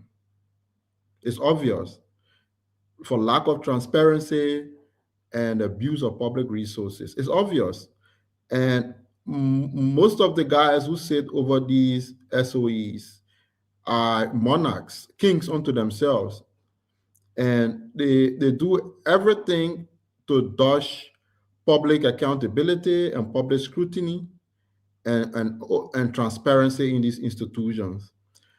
And as a matter of fact, these SOEs, and then again, there were, for example, the oversight responsibility of the legislature comes in. And this is one area the legislature let the country down quite profoundly in terms of the extent to which that oversight needs to be extended.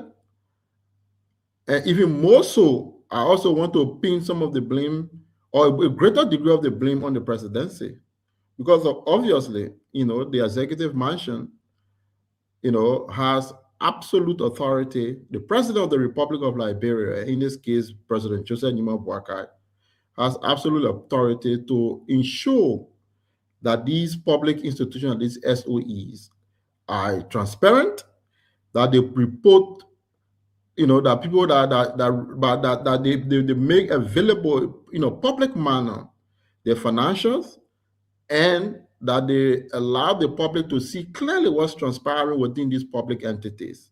Because that's the essence of the SOE. These SOEs are state-owned enterprises. They're owned by the government, they're owned by the Liberian people. And they have a particular function and these are government entities that are required to operate like businesses, like enterprises. And one of the hallmark of a business enterprise is transparency. Transparency means that all requisite stakeholders, including the public, the Liberian people who are the key stakeholder in the institution, can see through these entities and be able to say, okay, this is the health of this particular SOE, this particular public entity, public enterprise, and therefore we know the state of being, we know the health, we know the direction the institution is going into, we know the investment they're making, we know the cost, their expenditure, we know their revenue performance and everything. But most of these entities, I can even say all of them, are kept away from the public light, and people are not able to see exactly what's happening in the institution, which is disgraceful, and also which betrays all required civilized standard of what an efficient, open, and transparent public entity should be. So again, we go back to the president, we go back to the Unity Party. The president made it clear and presented himself during this campaign period as someone who will not roll in such a faction, who will push for public accountability and an end to public corruption, because lack of transparency is a kind of corruption, right? If you're not transparent, means that you operate in the dark. That is a betrayal of the public trust. And these institutions, these entities, the SOEs, can just, discretionary way determine whether they need to make contribution to the budget or not. It should not be that way. It should not be that way. These entities are not private property of Sekou.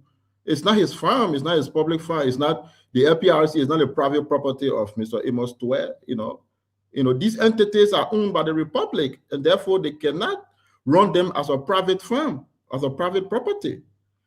And I think the next government that's coming, we need to, if anything, there where prosecution needs to start, people need to publicly account for the running of these institutions.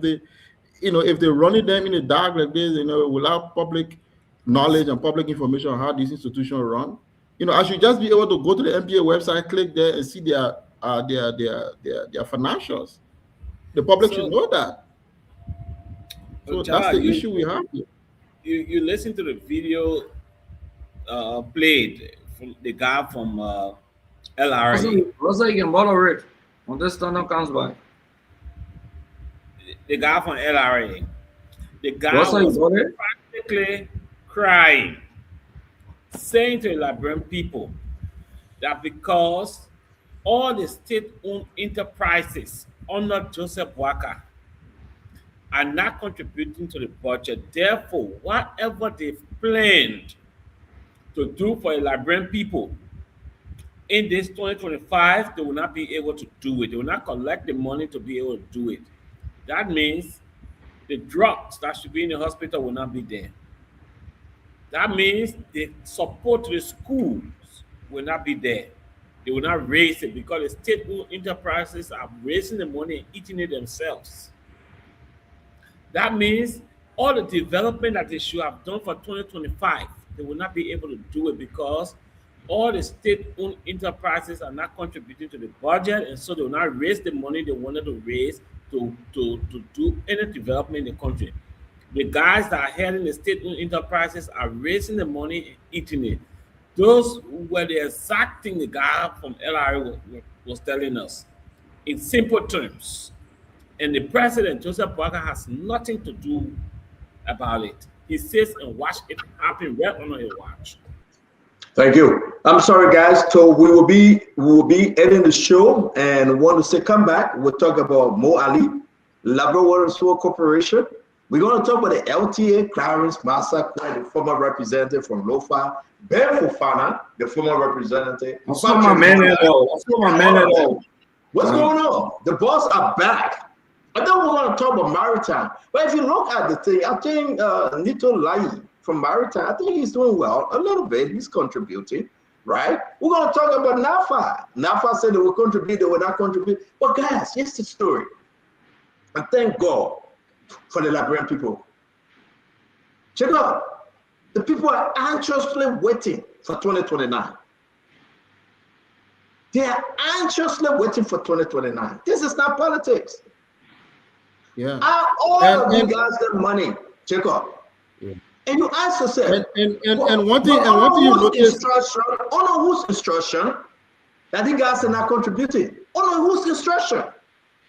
Only one person telling them. Only one person can stop it today. And Liberian people need to know. One person only can stop this nonsense from happening and say, guys, get this thing together. And that the president, Joseph Yima Boakai. Only President Boakai can stop it. President Boakai said he came to rescue Uncle Joe. And the people you brought in government, if you know they are not rescuing, remove them. President Boakai said he no child left behind in school. But what we are saying today, zero. Did you see the report today that somebody said the daughter died in the hospital because they never had 11,000 liberty? Yeah, I saw that sentence, and that was. Is that in the hospital? Good. Yeah. President Boya got to reform the healthcare system. President Boya got to reform our education system. President Boya got to reform our SOEs. President Boya is he thinking about a better Liberia? Now they gotta get Jacob. They gotta get so mad with me, and I said, "Oh, I'll be watching Netflix." I'll be listen. You know what I watch on Netflix? I watch Homeland, and I just be laughing, enjoying myself. Get my popcorn, watch Netflix, enjoy. Because you know what? The Liberian people deserve better. People giving threat. People saying they will do this or say that. Listen, I care less. Mo Ali got to tell the people if he receiving all of his allocation and the money he making from collecting money from sewer and water, he got to tell the people we'll discuss Mo Ali tomorrow. This is not lie. Nobody causing you. The government can go cost, not a business. I used to cost in. They can say their own thing, not a business. And when I'm listen, y'all please do it more, my people. I don't care. But the Liberian people want to know where is the Liberian people money. And President Boakai got to give account. President Boakai got to tell the Liberian people where the money going. Why the people are not contributing to the budget? Sekou Dougle, why isn't he contributing to the budget? Mo Ali, what's the problem? My own dear friend and brother, Mo Ali, texted me the weekend and said, "Oh man, you got no friend. Mo Ali is my best friend in the whole world. Thank you. I get friend now." Emma Swear, why is Emma Swear not contributing to the budget? Nafa, say, well, why is he not contributing? Listen, this is listen. Sometimes I want to beat on Gafan, right? Now let me forget about Gafan small. I don't know. Today is not Gafan day. Let me leave Gafan small. I'll leave Gafan all of the one. This one, I will leave him all of this one. Let me leave him small. Let me take down a picture. For me, I know you talk to me, you say I'm gonna leave Gafan, but let me leave Gafan today. Today not Gafan day. No, check out. Today not Gafan day. I don't want to miss Gafan with this thing. Gafan talking. He talking, he said the poor contribute, but you know, it's above him. You know, I build Gafan on other stuff, but I will leave Gafan small on this one. There. You say what you want to say. Let me leave Gafan. But check out. Then we walk into this mess. An integrity institution, 180,000 we discussed it the last time. After that, the government quiet, boy. Can you imagine the government quiet? The government quiet, boy. Well, I mean, are we fixing anything in the country? And you see some members in one thing you will see as we move to 2020, you see a lot of SOEs heads trying to run for a legislative position. We saw Sekou is trying to run for the Senate seat or legislative seat in Bomi. You think what that's happening? Because they've made a bloody mess of these institutions and they want to go to the legislature as a way of protecting themselves against prosecution in the future. Well, but that's not going to work. I don't think that we can, you know. And I think the president, if he's very serious about this matter, I think the president will have to launch an immediate board of inquiry and investigation into what's happening, you know, in these SOEs to begin to shine more light there. I mean, and this is if the executive or the executive mansion is not complicit in this matter now. I think that should be an immediate action to say, okay, hold on a minute. Let's begin now to do a full review of these state-owned enterprises to know where the status are, how is business going on in there, how are they managing the resources that are in there, how are they making contribution to the national budget. And it should not be anything discretionary. And even so, like you talk about Arthur Massaquoi, you know, he was shown a red card, you know, after he made that position at the MICAD press briefing. So we want to know if the president is taking action for a man who may have been taking action to launch a reform of the SOEs, then what does that say about the role of the executive mansions in these matters? May God bless our country. Akaro Stanakai. May God help us. Yeah. We need a reform. This is bad for the peoples of Liberia. Our people want people. Our country needs to speak up. Our country needs to step up. It doesn't look good. I'm not just a human Boakai. I was speaking to somebody today, say, Stanton, Do you think the president has failed? T, that was a powerful question to me. I was speaking to an international person today. You know, we talk to these people so often. And I was saying, do you think the Liberian president has failed? I couldn't answer. And you know, and I laugh with a gray, and I say, you know what? I will answer that question later. And that's what I told them, because we're on the phone. But they say the reason why they asked the question, because to them, the government is not rescuing. But then we went into the next, that the president have an opportunity for the next 4 years to do better. Great. But then when they did the math, which of course is unique, this is people that observe the Bureau election. They said Stanton 2029 is off, like I said from the beginning of the show. Oh, yeah. The president got 2026 to 2027 to do anything convincing. But what are the project, Jacob, that is ahead? What are we looking at?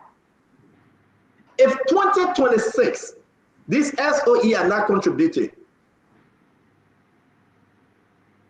what the president thinking about raising $1.2 billion from? And then what's all the Swedish government? The Swedish government will be cutting off. Yeah. So then I said, but MCC coming and say Stanton, and Jacob, please correct me, all of you. I said, but MCC compact coming and said no. The compact, if even they approve it will not come to the election yet. Yes, election year, exactly. I will have that discussion. And then I said, well, so what's the strength of the government financially? So the whole government will turn into Diho Kobaho, Jacob. Yeah. Because I can tell you. No, we were having, let's say, I came on the show 3:51 because I spent a long time. But Gray, you know now, Gray, you know, I was on the phone till I reached my location, and we when I went there, I said a huge group, different people were sitting there. I talked to one person on the phone, the other people that were sitting there were talking. Check up, man, I was so pleased. So fini. And they are concerned. They are very much concerned. Then the equation open about whether it will be Jeremiah Kuhn, whether it will be Musa, whether it will be Jowia, what will the collaboration look like? If it is Jeremiah Kuhn, who is he going with? Can he go with Prince Moyi? Outside, if Joseph Boakai said I'm not going, who Jeremiah Kuhn going with? Those are the questions people are asking. If Boakai going, what will be Boakai message? If Jowia going, who will Jowia go with? Will Musa Belete hang on somebody, or who will Musa Belete? Then all these things come up, and we start listening. It was so unique. And the people are yeah, go ahead. Senna, if you notice, I mean, we live in the country. If you notice, right within the Unity Party itself, and right within the alliance itself, you notice that right now, even to the last program, the program this one weekend, almost everyone in the alliance right now are already thinking about either preparing to run in the districts, doing district work, you know, thinking about alliance work, because it's obvious that the remaining 2 years, there is nothing fundamentally different that's going to happen in this country. I can bet you anything you want to bet on that. Anybody? Why? The last 2 years is everything that the government could have delivered in the last 2 years. That's it. That's the maximum capacity that could have been delivered. It's done. How do I know that? I just look at the structure of this current budget. It's obvious. The current budget, the way the expenditure items are aligned, right? The difficulties even the revenue side will face in terms of budget execution, because these SOEs will refuse repeatedly to contribute to the budget. And you've seen the LRA already complaining publicly on this.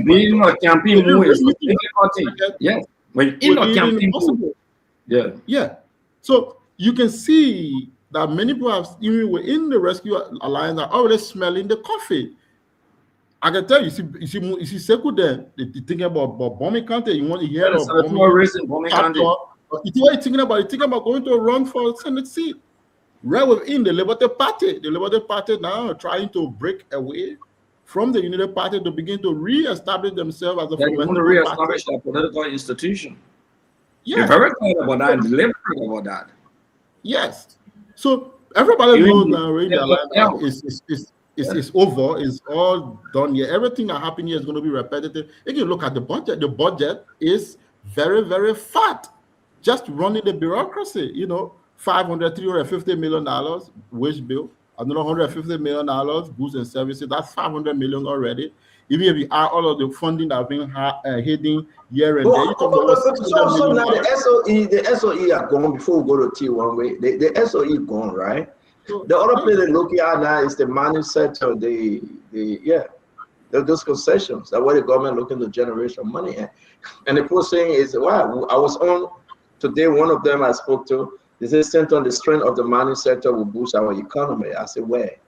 They were naming B Martin and other companies that are coming in. And one of the companies they named from Turkey, and Sekou is a shareholder in that company. The company will start operating in Nimba. I don't want to say this, but let me say it, right? But that's one of the reasons why WomaPay was fired. The main reason why WomaPay was fired, the allegation that Sekou brought the company in the country, and we discussed this because I get evidence on it. So let me explain this or something briefly. Sekou brought the company from Turkey, Fubi, in the country. And they were seeking money less in Fubi. And WomaPay took $140,000. $140,000. And apparently, WomaPay didn't give the people the money lesson. The people have secured a place in Nimba. And they've been telling WomaPay to comply. They've been telling WomaPay to comply.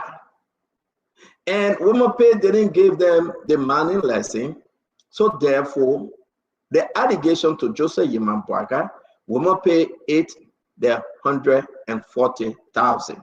Sekou complained WomaPay to Joseph Boakai. Sekou and Louis Tamba. They complained WomaPay to Joseph Boakai. And other people involved don't want to go there and say WomaPay wasn't complying.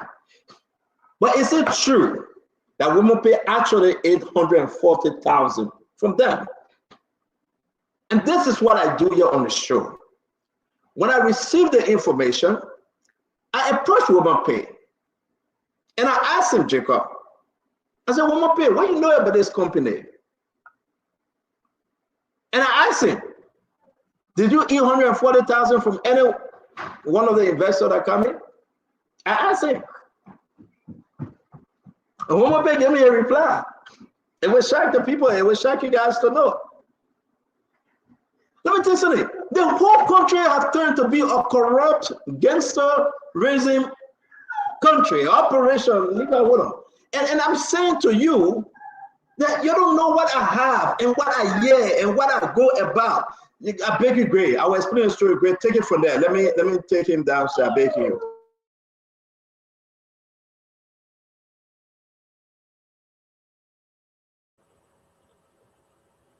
General, you muted. Fangalo, it's your turn. Thank you. Yeah. I hope the host here, the temporary host, will not mute me. No, nobody will mute you. You can go ahead. Make a closing statement. Well, he's acting in state of business. But I want to say that the conversation tonight has been very beautiful. Everybody has spoken well with passion. It is to a certain extent very unfortunate that we have come here to discuss something so important that pertains to our country's future and to the suffering of the ordinary people, that we feel like we must always find an opportunity to inject some political gain or to make some political gain. Every single time we have these discussions, I think there should be some moments where objectivity will prevail. I have said here tonight that what is going on with these state-owned enterprises, it's not okay. Gray, it will surprise you to know that in 2023, I came this close to suing the National Port and the APM terminal. Okay? 2 years after I sued the Liberian National Police and the Ministry of Justice, and I won them in court. A year after I sued the LRA, and I won them in court. I came this close to suing the National Port. So when I'm speaking with respect to issues that pertain to people's future, I try to be very objective. It is not okay for state-owned enterprises to generate revenue and then it don't go to where it's supposed to go. It was not right when CDC was here. It's not right today. It is not right today. And then again, to listen to one of the commissioners from LRA to come and speak about, oh, the money, they're not meeting the expectation, blah, blah, blah. Even the LRA, I have serious problem with them. The form and manner in which they go about generating resources and the form and manner in which they exclude some people. There are people who are not entitled to duty-free privileges in this country that the LRA is giving to them. And there are people that are entitled to them that the LRA is not giving to them. These are things that we can provide evidence to. It was not okay when CDC was here. It's not okay now. I pledged from the very beginning when I came on the show that I will be objective and transparent throughout. When I see wrong, the only objective thing that I put more on grave. I'm gonna leave my let's close our show. Great, only person you put more on. So it's all is there. We appreciate your internet is stronger today. Thank God for you.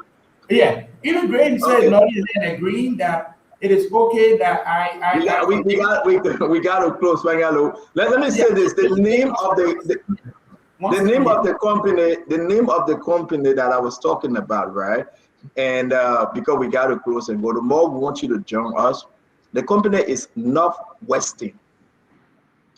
That company from Turkey. So Sekou brought the company and he was trying to obtain an exploration lesson, right? And I have all the documents, Northwestern. I want Liberian people to hear it, but I want you guys to come back tomorrow. I will share the document with you and we'll get deeper. Now, as I said, I don't want to go into Sekou personal dealing. How many companies you get in business? Now, my friend, but can you imagine the Japanese wrestler came to the country, Sekou Toke, Chisore. They came for the Liberian people. The water factory. Now the money we're talking about. Now we're talking about, I'm not going there, right? I'm going to leave my own book. I want you guys to go ahead. But not the only mining company, because the documents that were pulled the last time, there are 2 other mining areas. You will tell your own, let me take my own. My issue here is that my fellow Liberian, it is concerning. Hungry and Womope denied. He said he wasn't given any $140,000. But they told Joseph Boakai that he won't pay the people $140,000. And he didn't give the people the lesson. Is this second rule? Louis, the lady Louis? Yeah. When you talk about Sekou, you talk about Louis Tama. Louis Tama is my sister. But we'll pull a picture of. We'll pull a picture of I got that gist on somebody from the mansion. So let me say this to all of you. We're going to close, right? Our country is in a bad place. Listen to this. Advisory opinion to the Minister of Mines and Energy. And this was done and submitted by Councillor Bushman Keita, the legal advisor to the president, advising the minister, right, to go ahead and give these people the permit, the lesson, Jacob. And who are these people? The Northwestern group from Turkey, who are partnering with them. But it's a whole different conversation. That's a different conversation. I want to tell you that as of April 14, 2025, let me leave it. The document is so unique. And hit that one and don't close. Yeah, no. But let's close. We gotta close. The small juicy one we did. But you gotta feel for your country. You have to. When we reach to a place in this thing, I just tell people, say, leave me alone. Do your job that President Braga gave you to do. Be fine. Just leave me alone. If you do the right thing, I will celebrate you. Look at our brother Jackson from GSA, right? Look at all the people. Steven Johnson, there they can eat a late here and there, but Steven Johnson are trying. It would be Steven Johnson. He said, but what the team will correct it. Mo Ali said, sometimes he's trying. Mo Ali was just in Ghana hustling behind World Bank. And, you know, we'll question Mo Ali tomorrow, but Mo Ali was hustling in Ghana, trying to bring investment to help with the Water and Sewer Corporation. We'll beat on him no more. But if you get some, you know, guys and feet that they are the gospel and the law, and the Liberian people should suffer. And you know the thing the SOE guys are saying behind the scene? Check out. They say the lawmaker them begging for brown envelope. So the money they so put in the government corporate, they giving it to Zopen on there. They giving it to the lawmaker there. Now what they are saying. But come back tomorrow. You will enjoy the show. We get a document for the mining company. The reason why they fire Women Pay will tell you, you know, God bless us. That we got eyes all over. We share the document with you. They say Women Pay to 140,000. Because the great Women Pay say, I dare honor they don't take no money. Right? But what's the name of the company? So we investigated. We got a name Northwestern from Turkey. But who are beyond? Who are sharing the company? Who brought the company? It's a whole network. They're researching that. That's a whole network. Oh, man. Y'all leave me alone. Let's close the show. The Chief Fubi. Let's get interesting. As we get closer to Christmas, Fubi, let's get interesting. The people. I'll leave that one. I can tell you, ladies and gentlemen, anybody calls me, anybody say bad thing about me, don't send it to me because I will not do nothing with it. When you hear that they call me, they go on Facebook and say bad thing, you can see me writing on Facebook. I can write on Facebook, that I can do my own talking. Don't share it with me, just enjoy it, read it. They can say stand on that lie, stand on that they want, stand on that they don't want, say okay, we agree. But I stand on we get our information from. Labrador will change by God's grace. Labrador must change. We will talk to you about them, the good, the bad, and evil. And President Braga got to change them. President Braga got to get this thing done. He got about 2 more years left. Even Jeremiah Kunkan will question Jeremiah Kun. If Jeremiah Kun come, that's about our first CDC there. We'll question Jeremiah Kun. We'll set Jeremiah Kun right. Because we can't trust Sedition. We can't trust them. No matter on the show, yeah, we can't trust the Sedition. You know, but we can't trust them. Right, Charles? You can cross on the other show. That's all. Fully. You go the other party got their skin. They don't want to get there. For all when you beat on, we don't get there. We fall back because we are born fighters. The other boy can escape. They get there, then the other man say be objective. Yeah, man, we'll be objective. Thank you, folks. That's a great show, Fubi. Let's get 30 seconds quick to close. We beg you guys, let's make it happen. Yeah, so yeah, good show, good show. So to the SOEs, all I say to you guys, don't keep giving people reasons. I beg you, Fubi, I beg you. This guy there, we got to play the commercial, I beg you. Let's do it real quick. Sorry, Fubi, before you close. Sorry to interrupt you. But this is the driving school in Liberia. Let's just play it real quick. Are you looking for a top-notch driving school that offers both theoretical and practical training? Look no further than H&C Driving School. At H&C Driving School, we conduct professional driving classes from Monday to Saturday between 8 a.m. and 5 p.m.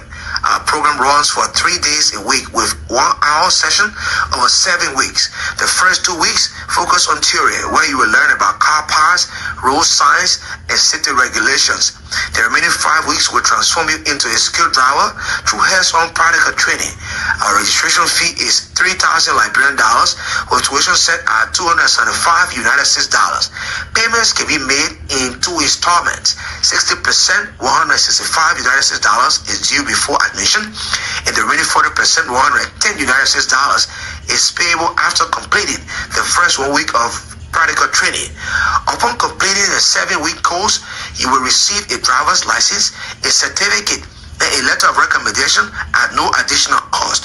Come visit H&C Driving School at Barnsley Junction on the Japanese Freeway. For more information, call our hotline 0778 563529 or 0886 571 985. Also on WhatsApp at +1 313-240-1065. 1145. It is HNC Driving School located at Boundary Junction. Do not forget to check us on Facebook and YouTube. HNC Driving School LLC. A big thank you to Mr. and Mrs. Charles Bensolo Doe Sr. for providing this fantastic opportunity to make driving accessible to the people of Liberia.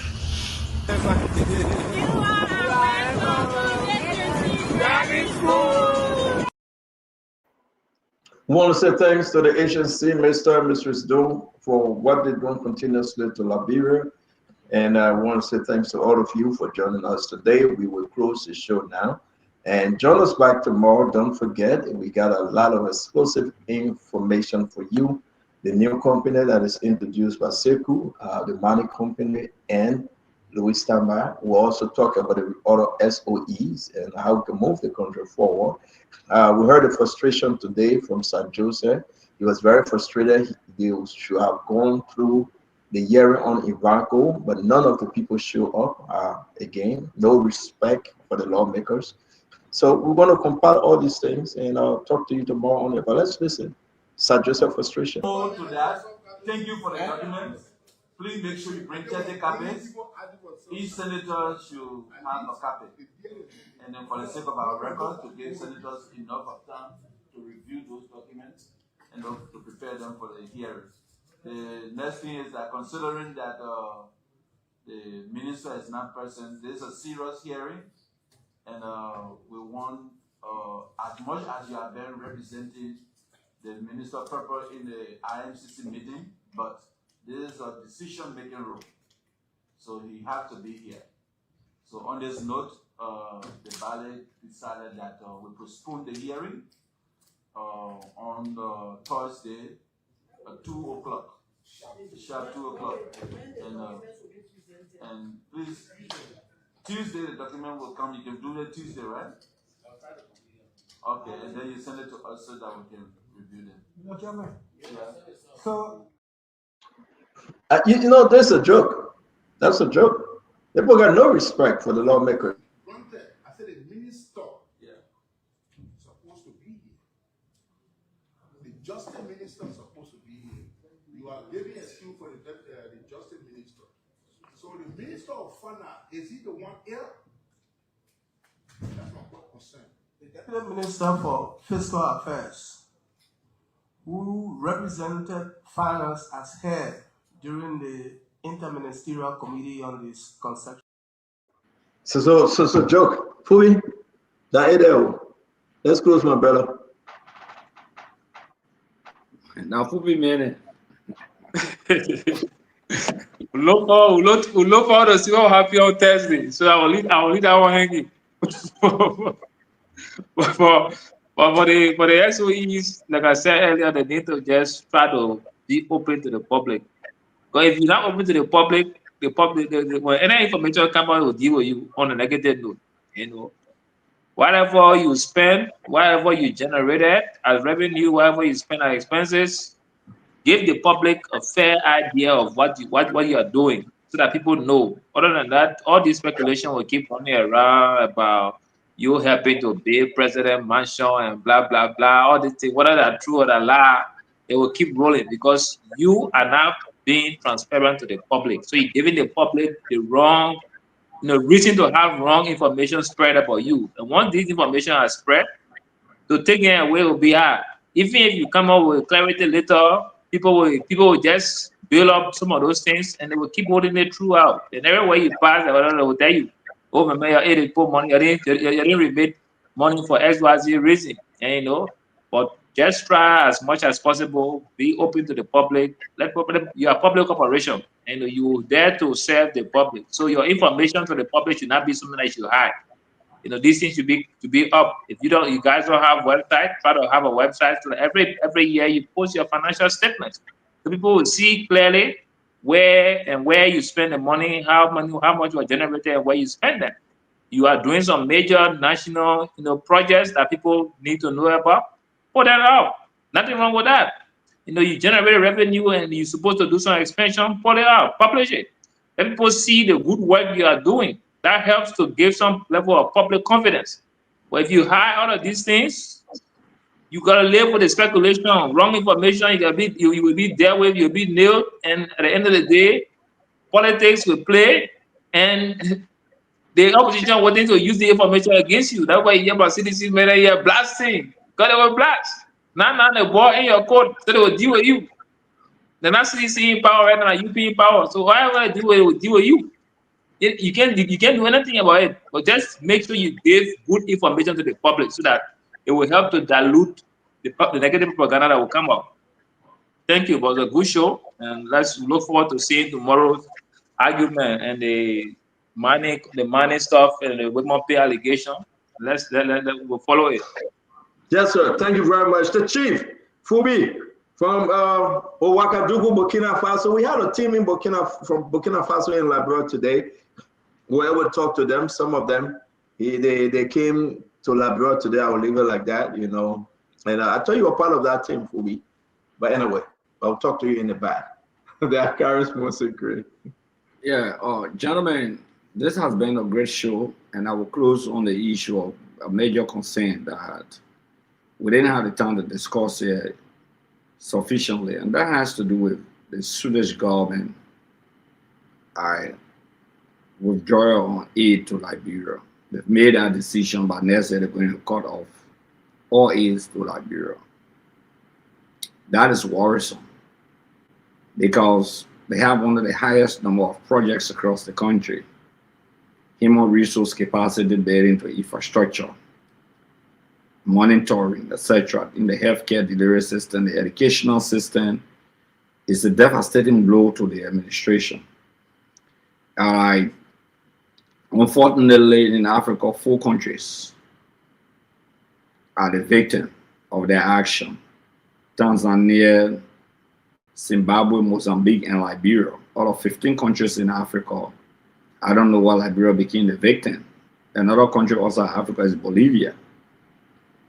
But what is of interest is not just that they're cutting aid to Liberia by next year, but they're closing the embassy. The embassy in Liberia that serve Liberia and Sierra Leone, they are closing the embassy according to the report. That is of serious diplomatic concern. So yes, they could cut aid, but to close the embassy itself. And besides that, a lot of Liberians should be out of job. A lot of activities could close down, ranging from youth-related activities to other civil society organizations, human rights groupings, different organizations, women activities, and all of those things. And who fills in the gap? You say gone.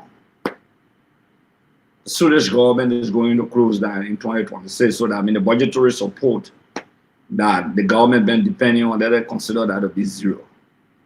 So the SOEs should be able to come in to fill in that gap. Unfortunately, they are not filling in that gap. And those entities that are generating the rare revenue, they are not helping the government in terms of the budget. Let me just say they're not helping the budget. I don't want to say the government, because there's no way anyone can convince me that those guys, they will take the money and they don't report to President Boygai. It's not possible. They take that money, they have to report to him. He will decide how the money is used. So they will cut their own. And at the end of the day, the country is what it is. And the dangerous thing here is that stand on the rest of the colleagues. Like Fangalo will always say, be objective. Our woman just have 5, 6, 7, 8 different companies involved in the rest business, in the port business, in water business, in mining business. What more do you need involved in transportation business? You know, what more do you really need? The country is being the country is being dished up on the basis of political alliance. Everyone grappling to go. Probably they don't believe that they can win election in 2029. So they are enriching themselves. I see like Stanton raised the issue, so some government official can go to their projects at night. I just saw 2 videos today where government officials going to that project at night, right at night. Okay? Doing the projects at night, they're undermining the rescue. And what is disgusting to me is that those people who don't benefit, Those who are left alone to wander. Those who cannot afford to send their children to school, some of them. Those who cannot afford to have meal. You know, they take $10 and $5 to them and they're insulting. You know, this is disastrous for your own future, for the forward march of your country. You're not even eating the crumbs on the table. You're not even getting the crumbs on the table to eat. Okay? And somebody give you $5 or $10 and then you just think that you're satisfied. There's an insult to the country. Whether you like it or not, the Unity Party government is taking care of itself first, than to take care of the state. And to take care of yourself first is to build your party headquarters that taking care of yourself. What is your infrastructure development have been carried out by this government? Show to me that they announced the initial and they have completed in 2 years. Show one major infrastructure that they have announced and they have completed in 2 years that the country can say, yeah, this is the hospital they built. This is the school that they built. Show me one project. Nothing. All the roads they made there, they're still working on it. Like you said, the MCC money, maybe they will announce it 3 or 4 days from now. But I think coming 2029, 2030, it takes time to come. The government gone 2 years. Somebody say, oh, the next 2 years, 2027. That's so campaign move people in. We already succeeded in putting in the campaign move. They're not going to do anything. Okay? They're not going to do anything. They're struggling. The bread and butter issue is a big challenge in the country. The president announced that there will be reduction in salary to take austerity measures and all of those things at the SOE level. The guy who you appointed made a powerful statement to help you out. At the end of the day, they took the job from the man. What kind of country will run this? Thank you, great. Thank you. Thank you. It's an anarchy form of government, gross disrespect for the law, breaking the law. Great, thank you very much. That brings Jeff. Jeff, let's hear you real quick, guys. Let's do 1 minute, please. Yes, just quick. I will do mine under 1 minute. I mean, what we see happening to the state-owned enterprises, Stanton, it will get worse. They will talk and get tired. They will not change. They will not contribute to the budget because the Unity Party and the president, Joseph Boakai, are benefiting from the state-owned enterprises. And you brought up about the letter from Wilmer Pay. Yes, I read that letter, Stanton. That letter was detailing and it said a lot of things. It also casts a lot of aspersion on the vice president. Which letter? You saw the post that came from Wilmer Pay. Oh, send it to me. I didn't read it. I wasn't reading it. I don't have it. I'll forward it to you. I read it. Please. With a long statement, Stanton. And that statement, if you read through it, he casts a whole lot of aspersion on the vice president, Jeremiah Kuhn, that he was also involved with that company and that he also, involved into some of the corruption at the Mines and Energy. And that was some of the things that led to his dismissal. But then you say we'll talk about it tomorrow, but then you have the whole comment and you go through it. But yes, Jeremiah Kuhn was involved with what happened at the Mines and Energy. And so that as we draw closer to the 2029 election, I can assure you that there will be... Can I understand you? You said Jeremiah Kuhn was involved. That's what Wilmer Pay said? I was saying No, I'm just asking you. Yes, yes, he cast an aspersion on the vice president that he was also involved in the issue involving that Turkish company. Okay. And yes. And so as we draw closer to election, Stanton, it will get worse. The Unity Party government will end up to be one of the most corrupt government ever in our history because they are sure that the Unity Party chances of getting re-elected 2029 will be very slim. Most of their people, the government official, will be corrupt. They want to steal to ensure that they contest elected position to protect themselves. The others that are not going to contest are going to go back to America and continue doing the work they are doing. And this is why you see the Unity Party government has started to crumble in less than 2 years. After 2 years, the government cannot lay their hand on anything to say, look, this is what we've done. For example, in our first 2 years, we had the military hospital, Doe community were paid, started and completed. A lot of projects were started and completed. But under the Unity Party government, there's nothing they can point to after 2 years. All we see is massive corruption and stealing, sanctioned by Joseph Boakai. So, Stanton, Liberia is heading for serious trouble. If this government does not stop what they're doing, we are going down the hill. Thank you, Stanton. Tonight was a very good show, and we look forward to having a more in-depth discussion tomorrow. Thank you, and good night. Well, thank you. Thank you for coming on. Thank you. Thank you very much. Fangalo? You know, Stan, I exchanged a couple messages with Dukley tonight, and I said that I would like to meet with him and to have a conversation. Because what we discussed here tonight, I'm still waiting for him to respond on that particular point. But I'm hoping that I can see him on Friday.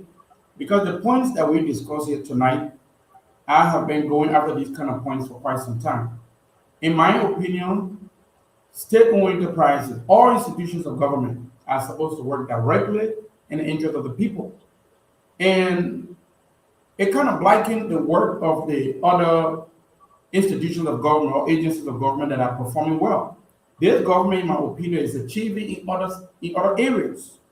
But because there are specific agencies and institutions that are failing to meet the mark, so it just casts a shadow and gave people like General Gray and CMC Jala, the opportunity to just, cast their institution as the best. Jefferson here refused to talk about all of the things that happened under the CMC except 14 Military Hospital. So there are individuals in this government that are giving you guys the attacking tools, and it is not okay. I am calling on this government to do everything it can to maintain the peace, to maintain the unity, the winning coalition. Why the LP not show up? That's not something to overlook. There are important things going on that they need to pay careful attention to. In my mind, CDC was the worst in modern history. We should not work in a way that will give them opportunity to come back. And this CMC thing, I don't know where it's going. I know that they are trying to find opportunity to align with George Weah so that their guy can become his vice president. We already know that.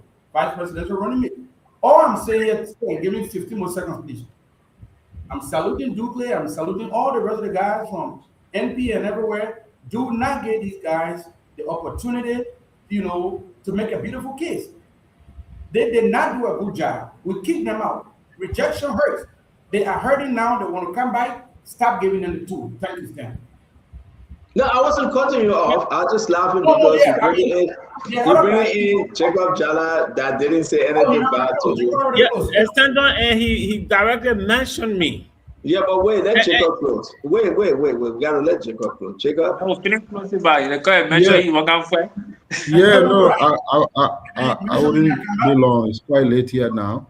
But the fact of the matter is that these state-owned enterprises are poorly run. They are not transparently operated. It's obvious to everyone. This is the name is very clear: state-owned enterprises.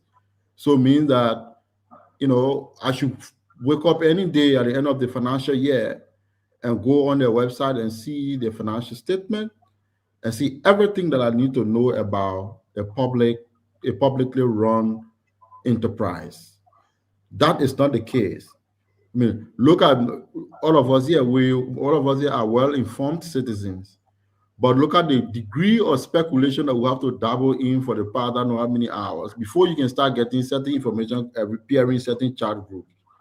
So you just see that it's been covered up, it's been run secretly to avoid public scrutiny or to avoid public transparency, which is so wrong, and we also even see like the LRA, the Labor Revenue Authority. We see the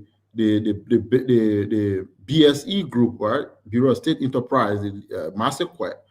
Everyone just crying all in the public about the lack of transparency in these institutions. And I think the office of the president himself needs to take direct seize of the matter and try to launch a full-scale investigation into the status of all of these entities and know what the standing are and definitely determine their level of contribution. And if they are not transparently run, he needs to require transparency, and then the public have an understanding or the opportunity to look directly in this organization and see how they operated. So that's all I can say for now. I think we have more time tomorrow to explore some of the other entities and share more perspective. Thank you. No, thank you very much. We do appreciate you joining us today. Thanks a lot. So, ladies and gentlemen, that's all, folks. We want to say thank you for joining us. Tomorrow we're going to have a great show. We pray that God keep you. God bless you. And see you tomorrow by God's grace. Jacob, thank you. Fubi, as always, thank you, my friend. I told my brother Jefferson, it's your son's birthday, but you didn't mention it. And I told you wanted to speak about your son on his birthday. So let me put it up for you. And you can go ahead. Thank you, Stanton. So today, actually, which one's your son? Your son is an Indian guy? The black guy there. Yeah, so the man is graduating in December, early, January as a full pilot, and it was impressive to see him, reach that level. And today he celebrates his birthday. And I want to say, Standard, I'm a proud father of this guy, and I'm excited to watch him graduate as a pilot. To have a Liberian, graduating as a pilot is something we all should celebrate. So, yes, I want to wish him a very happy birthday. His full name is Joseph Jefferson Chesson, J. Jefferson Chesson. And that's a junior, though? Yes. Okay. Yeah. But he looked like his mom, though. He doesn't look like you. Stato. We wish him happy birthday and we wish him Godspeed. Thank you, I will wait after you have flown with him for so many years, then I will get in the plane. But right now, we know that it's like you give your 17-year-old car to drive. But in America, they ask them to do like 10,000 hours of flying. So he will be seasoned, the guy that's going. Yeah. And all those places. And Jet Scream is the best one. Yeah. We wish him well. We wish him well. And thank you very much. Happy birthday to him. Thank you, Stanton. Yes, sir. Nelson Colette, how you doing today, my friend? Yes, sir. I'm doing well. I'm okay. After doing all the plenty talking, I guess some big chicken, salmon fish, lettuce, and a plain white rice with broccoli, steamed broccoli. And that's what I'm going to eat, Nelson. I'm sorry, it's after 12. You get 3 minutes to 1 o'clock. Don't eat again, Nelson. Just go to bed. But maybe I'm going to eat. You hear what I'm going to eat, right? Yeah, a piece of salmon fish, big chicken with the sauce on top of it, right? They put it on they put it oven up for 4 hours. I mean, how you call it, 400 degrees. And, look at you. Why are you taking deep breath for Nelson? Yeah, so this out here in Liberia, no comment. But you took deep breath, Nelson. So that's it. And to tell you the truth, I think that the juice just all dripping off, the fish with the pepper sauce on the top. So you take a small plain rice, you put it on the side. You take your lettuce, and you steam broccoli. You put it right there. But start going back now. Start. Yeah. So.